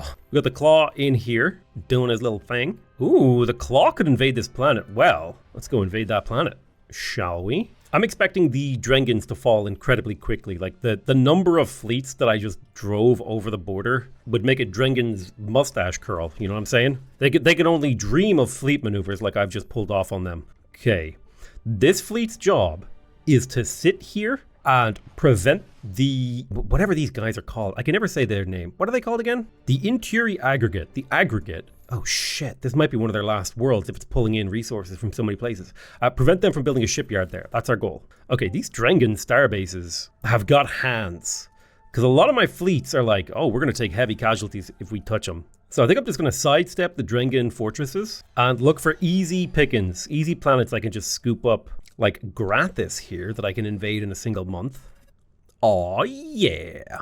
I do love the graphics of like the invasion fleet. You can see the ships are like bombarding the planet. It's very cool. It's very, very cool. It's mostly for flavor, but it is very cool. So I've got another fleet coming out here. I'm going to send them to go clean up some of these Inturi mining bases off our front line. This guy right here, I could do with a little bit of an influence bubble around here to make fighting easier. So I'm going to build a communication starbase. If I build a cultural awareness center, yeah, that does increase the influence growth of this starbase, which will naturally allow me to expand my borders. We're also going to build the perimeter scanners to get more sensor power and that delicious influence growth. Do both of those, and I believe if you get the Starbase defense system, you get a little bit of influence growth there too. We do want this bad boy to be defensible. I've run out of Gerantium. I'll pop on over to the market and buy a little for myself there. Now that is lovely. The Hive wants a ceasefire. I say the war will continue. Man, the Drengen are already asking for a ceasefire. No thanks. I forgot to set the rally point at Iconia. So I will set the rally point at Iconia to the fleet rally, which is where the siege ships that this place is building will head to. And the reason I'm building siege ships at Iconia is because I just need to have a few siege ships sprinkled into my fleets so that we can invade small colonies. Usually your ships won't have enough combat power to invade small colonies unless you have some sort of support in hand. All right, I'll build a nice little influence starbase right here. We'll take Cultural Awareness Center. We are running low on modules. I'll give it the Starbase Defense System, but not the advanced ones. And I will give it the basic perimeter scanners and sector scanners so that we get a little bit of influence here to protect Lovas. Nosaxa 4, gotta have its destination set to the fleet rally. Interstellar Cabinet would give you the Minister of Justice position, so I'm gonna go ahead and take that because I don't need the Artocarpus Viriles. I'll trade those away.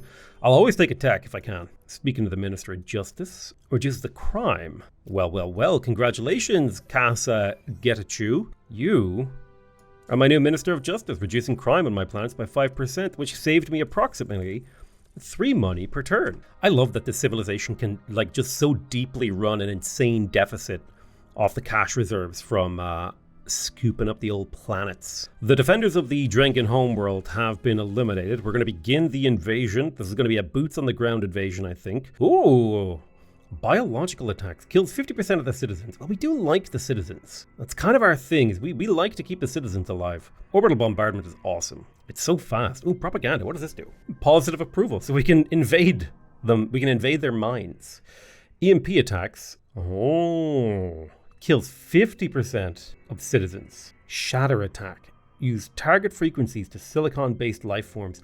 Oh, so this one is for attacking. This is biological attacks, is for killing living people. So we could do a biological attack on this world to, do a little pollution. But ideally we want the population alive. The Drengen homeworld is a big deal. So I'm going to go ahead and do a surface invasion. It'll take approximately 6 months. Ow! They're shooting me, dude! Dude! My fleets! Research Starbase Refinery. That's going to allow us to upgrade our mining guys. Let's go close the shipyard view, close the economic view, close the military view. What we want are these mining bases. This mining base is making thulium. We'll go mining barracks, mining headquarters.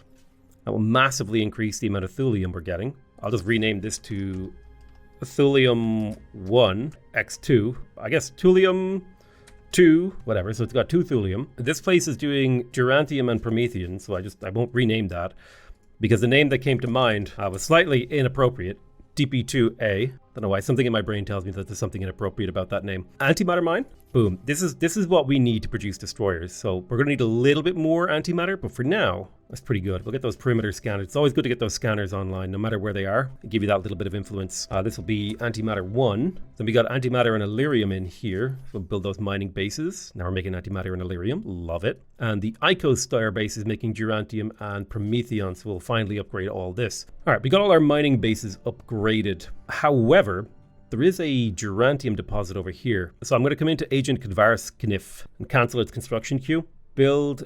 I'll leave its construction queue empty next turn, and we'll see if we can't scoop up a few of the resources that are kind of in my borders, but haven't been claimed by me. I think something that would be helpful for me is to actually pick up Stellar Marines. The plus 10% soldiering would speed up my invasion rate. So I'll go ahead and grab that. My capital world, I don't really need much. I guess I could produce economic stimuluses to keep it busy for a while. Hoek has grown a few new pops for me. Good man, Hoek. Keep it up. We will send the most productive of these citizens to Caridia to be turned into workers in the hive. All right, we're invading Camber 1. We've got a nice attacking fleet. It'll take 2 months for us to finish that base. Looking forward to it. We're also invading Mahar. That'll take 7 months. This is just a colony, I believe, so it'll take a little bit of time. And we're taking out some of these Inturi star. Oh, we captured it? You can capture it? So that's how you capture star bases? I need to go back to the capital, and I want to cancel all these economic things that I planted because I actually need modules. I've spent all my modules, and that is not Gucci, my Ducci. So I'll just queue up a host of modules in here. We need them. This Britannian fleet can take these Drengian star bases without taking too much in the way of casualties, unlike some of my other fleets. All right, and nestled right on the border with my opponent's lands, I'm going to build a communication star base to try to expand influence in here and gain scanning intel. The idea here is that I will get knowledge through scanning capabilities over here of any strategic resources or anything like that, and also expand my borders, giving me somewhere where my troops move faster and all that jazz. So could it be that you need to have a troop transport to capture star bases? I wonder, because if I quick battle this thing, so there's a troop transport in here and I captured this starbase. Interesting. What are you? You're a military starbase. I don't need you there, so I tell you what we'll do. We'll go in here and we'll decommission you. I haven't decommissioned a starbase in a long time. Stellar Marines is completed, giving us a 10% soldiering boost. Drone soldiers, again, would take 2 turns though. I do want to kind of clean up some of these 1-turn techs. I'm going to research spectacles. Well, do I? No, I won't. I'll research quantum computing so I can sort of push my technology to the next tier. Argent Kvasnikov has completed the constructions that it required. I will pop in another manufacturing district to push this once again to a higher tier. Everyone in here is set to manufacturing. We don't need anything else in here except for to upgrade the districts, in particular the manufacturing ones. Oh, look at that. They built a new shipyard at Kratos. Goodbye. No shipyards allowed, I'm afraid. Wonderful. We have captured Grathis. I'll take that defense matrix off. No need for that planet to have that. Another fleet is ready to be deployed from fleet mustering grounds. We shall deploy them to the front lines. There's still some cruisers floating around here from the Inturi. So we're invading a whole bunch of the Drengen worlds. Let's pull another invasion fleet over to Kona. This is a colony. Should be a quick battle to clear the defenders out. And just a 2-month assault using our troop transport. alongside the siege ship to blast it. Take out another Drengen star base. Looks like this one was mining some resources. Very nice. And we'll continue to blast our way through their star bases with this fleet. This fleet is strong enough to do it. Plus, it's leveling up from all this combat. It's just a bunch of destroyers ready to kill dudes. And let me tell you, if I'm not a big fan of angry bugs and spaceships ready to eat people and kill them, then you don't call me PotatoMcWhiskey. The Liberators have been destroyed. I have no idea who the Liberators are. I don't know if I killed them, but they're dead. Oh my god, we've been attacked by just like a massive space monster series of armies as we're trying to siege Siblia. Ooh. We found the Thalan contingency. The Thalan contingency was my favorite faction to play, and I'm like slightly sad that because of the way the lore has changed, you can't play them anymore. Okay, quantum computing. We have the ability to upgrade research. We have 0G experimentation. I'd love to play the Thalan. It looks so much fun. All right, what's next for me in terms of technology? I could go hard into research and go all the way to artificial general intelligence. Yeah, I think maybe going hard on research might actually be a good play. What? The Thalans appeared in my territory. Now, for those of you who don't know who the Thalans are, the Thalans, however you want to say them. Okay, the short version of the story is they come from a time in the future after humanity used an incredibly powerful weapon to wipe out the Drengen homeworld, which led to a very dangerous series of conflicts as people were afraid of the fact that humans used such a weapon, and then the humans started using it on everyone because everyone attacked the humans. And so they told the humans, after the humans won the war using the weapon, on the verge of blowing up the Drengen homeworld, they said, don't blow it up, we come from the future. Instead, show mercy to the Drengens and fire this weapon into a, interdimensional portal pocket, never to be seen before, because the Thalans came from the future where that didn't happen, and it was awful. And so now they have appeared here in the middle of my empire, which is, well, I mean, they have appeared with dreadnoughts, extremely powerful dreadnoughts, with phasers, particle beams, hypersonic missiles, star cannons, hull plating, deflectors, and point defense. Very well.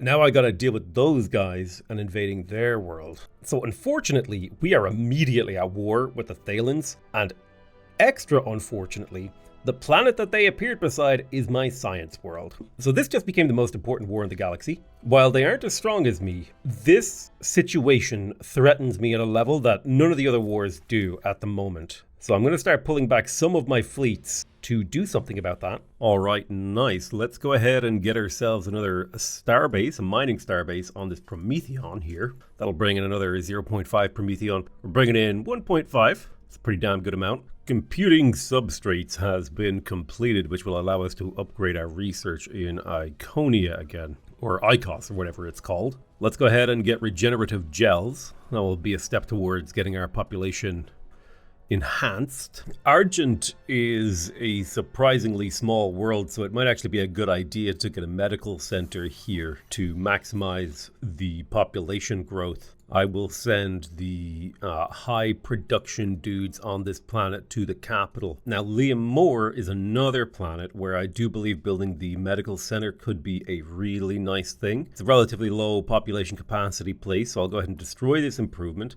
I will build the medical center, and I will ship off a few of the pops to other worlds. We've captured Camber.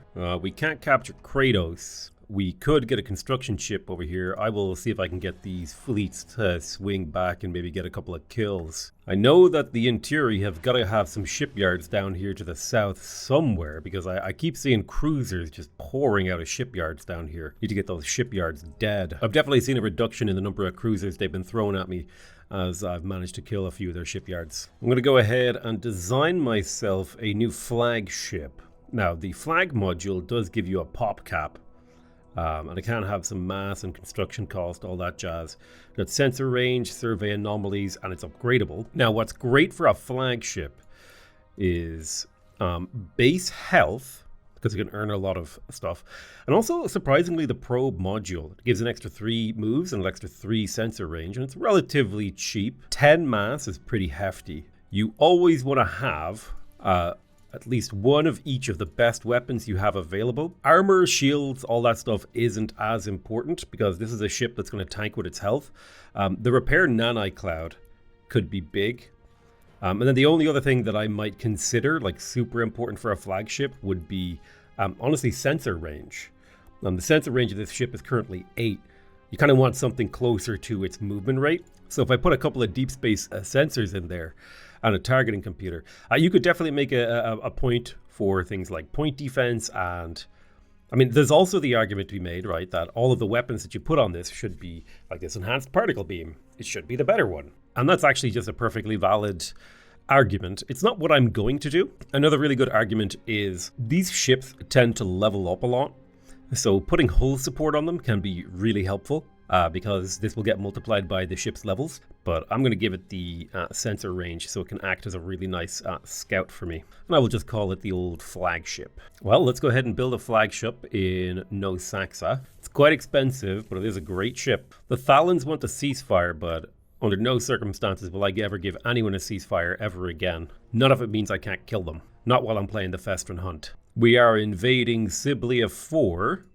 We'll take a couple turns to get that turned over. Siblia 2 has flipped to us. I don't have particularly good knowledge of this sector of the galaxy. Well, there is a Class 8 marginal world here. There's a lot going on in this sector. Hopefully we can figure out what the hell we need to do. Looks like the shipyard around Icos is under attack by a Thalan battleship. Well, not much we can do about that. They did just spawn, but a whole bunch of really high quality fleets. We do have regenerative gels now, which is fantastic. We will have access to that organ market. So let me go ahead and pop over to the planet of Shailen Hoek. I think I will destroy this farm and I will place the organ market here to get more pop growth. We'll prioritize that. And then adjacent to that, we'll put a housing district to get more adjacency on this. Every time this planet comes up, I will probably shuffle a few pops off world. Let's grab artificial general intelligence. That's going to give us plus 5% research. I do want to pop into Iconia, make sure that everyone in here is a scientist. We're up to 400 science per turn. We definitely want to upgrade the research in here. I will do so. Iconia. It's got a planetary defense of 500. Can I get that to go any higher? 230. Planetary defenses of 7. I train you as a soldier and it goes up to 14. It doesn't seem to be affecting it, so you may as well be scientists if it's not changing anything. Also, I love the sheer amount of intelligence these characters have. That's 37.7 intelligence. Thank you, Neural Nexus Complex. The YOR did me a huge solid handing me off their homeworld. Amazing. I found Victor's Hope. These guys is one of their core worlds that has a shipyard. I'm going to blow that shipyard up so they can stop producing cruisers out of it. And I will send an invasion fleet towards Victor's Hope so that we can flip it. More and more of these delicious fleets are getting scooped up by our combat ships. First things first, we need to take out the Thalan shipyard. If I was the Thalans, I would have put a bunch of ships around that because it was your only production location. Now, they did bring a dreadnought to bear. However, I can get my fleets, my Fel destroyers here to take on this dreadnought, and it shouldn't be too hard of a battle. Oh, look at those missiles hitting, completely obliterating. Oh no, it's point defense deployed actually. I don't think it took that much damage. Unlucky. We are taking hits, but I think we can see the health flowing back up. The repair nanite clouds going off. See, the health is dipped, and then it goes back up a little. Oh, and then it dips, and then it goes back up a little. We are grinding through his armor. His armor has now been ground through, and the integrity clouds are firing, keeping the ship alive. This is the power of the integrity cloud. I think it really needs to be nerfed. It's a little bit too powerful. That's my opinion. It's completely broken. However, it is really fun. That this destroyer can tank this battleship with a single defensive module is juicy. And we talk about that. That was a beautiful, beautiful battle. That was a many phases.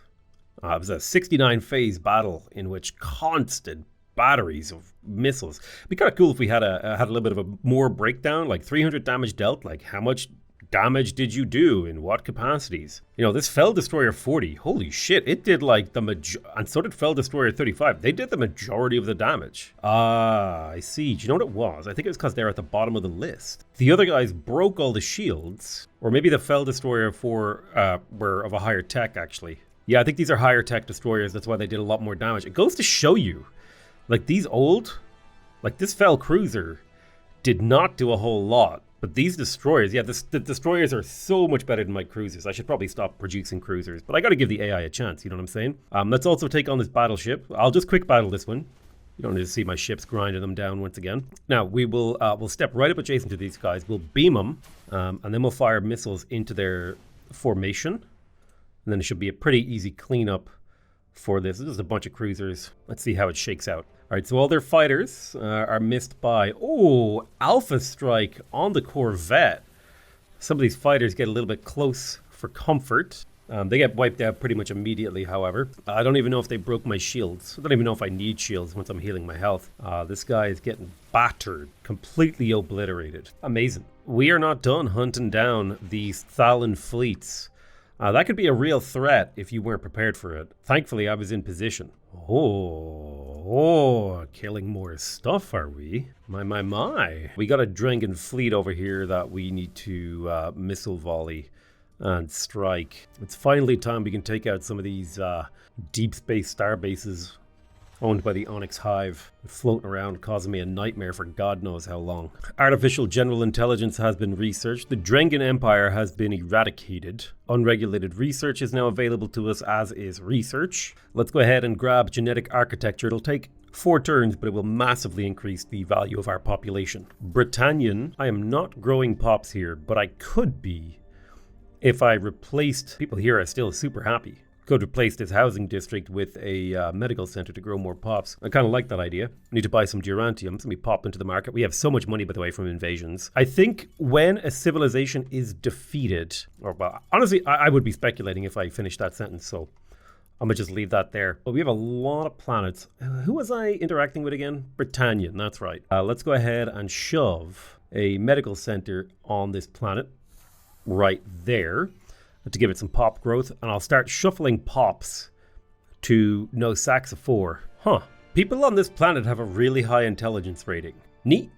That's pretty cool. Let's send them to a world where they can get to work building spaceships. No. You are not allowed to have a shipyard, Kratos. The hell is this starbase? Oh my, it's literally on the edge of the universe. Get the hell out of here. That's my Illyrium. So the Drengen Empire will die next turn. We just got to invade the remnants of their planets. They will spawn as rebel planets. They spawn as pirates, believe it or not. It's pretty cool. I think it would be kind of cool if, like, a small percentage of the planets at the, like, generation of the galaxy were in control of pirates. Like a Tortuga, space Tortuga, you know what I mean? That'd be kind of cool. Festron Hunt is invading this. We've got 3 soldier pops ready to drop down on here.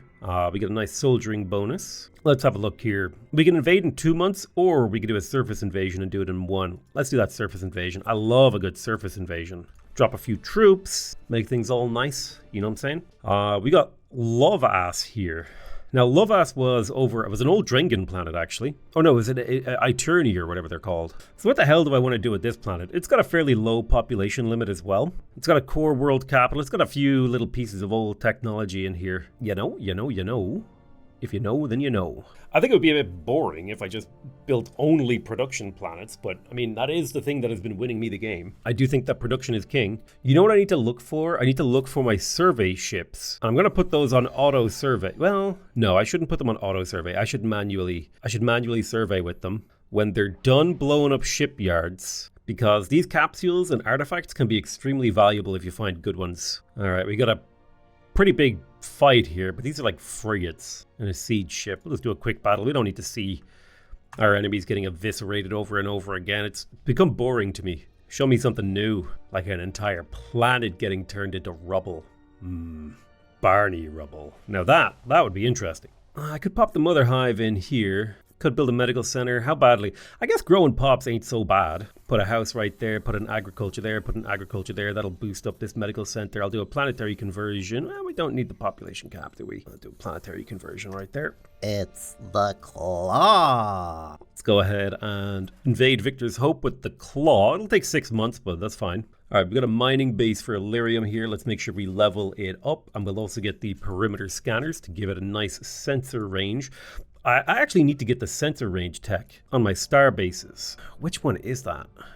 God damn. Starbase defense grid, that's the tech that I need. It's got a surveillance system on it, which gives plus 32 sensor power. Perfect. Starbase defense grid has been researched, which is perfect. The Thalan contingency have been destroyed. We have taken them out, as was our plan. So the Starbase defense grid is completed. Let's go into the old tech navigator here. Fleet resupply doctrine would let me to have bigger fleets, as would interstellar resupply, skirmisher operational ability. Oh, imagine the size of the fleets we could get there. Man, it is tempting to build towards dreadnoughts. Let's try to upscale the size of our fleet here a little bit. I'm going to go ahead and start researching battleship doctrine. No, wait.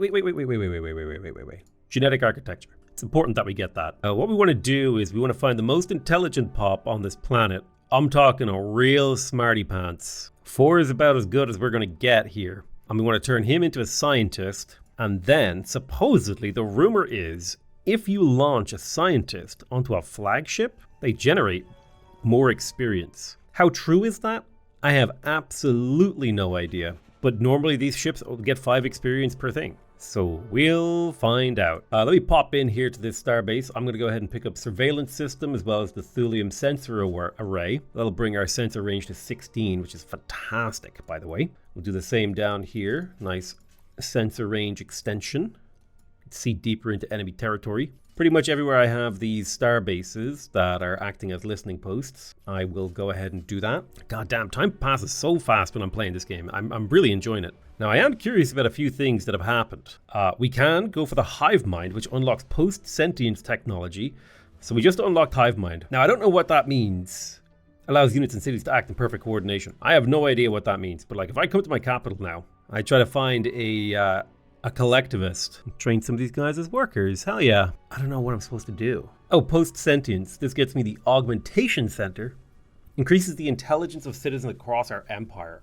Well, allows our citizens to work as one, increases their diligence significantly. Diligence +1 across all of our pops. Pretty cool. That also leads to strong AI, which leads to Bob. Well, I know what we'll be working on soon. We are invading Victor's Hope 4. I think this should be a boots on the ground invasion. We have the troop transport. It shouldn't be too hard to finish that through. We found another deep space starbase over here that we can quick battle away, clearing out all these annoying little places. All right, it's turn 115. So quite a few years have passed since the beginning of the game. I think 10 turns is a year or something. I don't remember. Genetic architecture is completed, so every pop in my empire just got +3 intelligence, +3 social skills, and +3 diligence. So now we're well over 700 science per turn. We're well over 1,000 manufacturing per turn. So I'm going to focus on blasting my way through some of these one-turn techs like drone soldiers.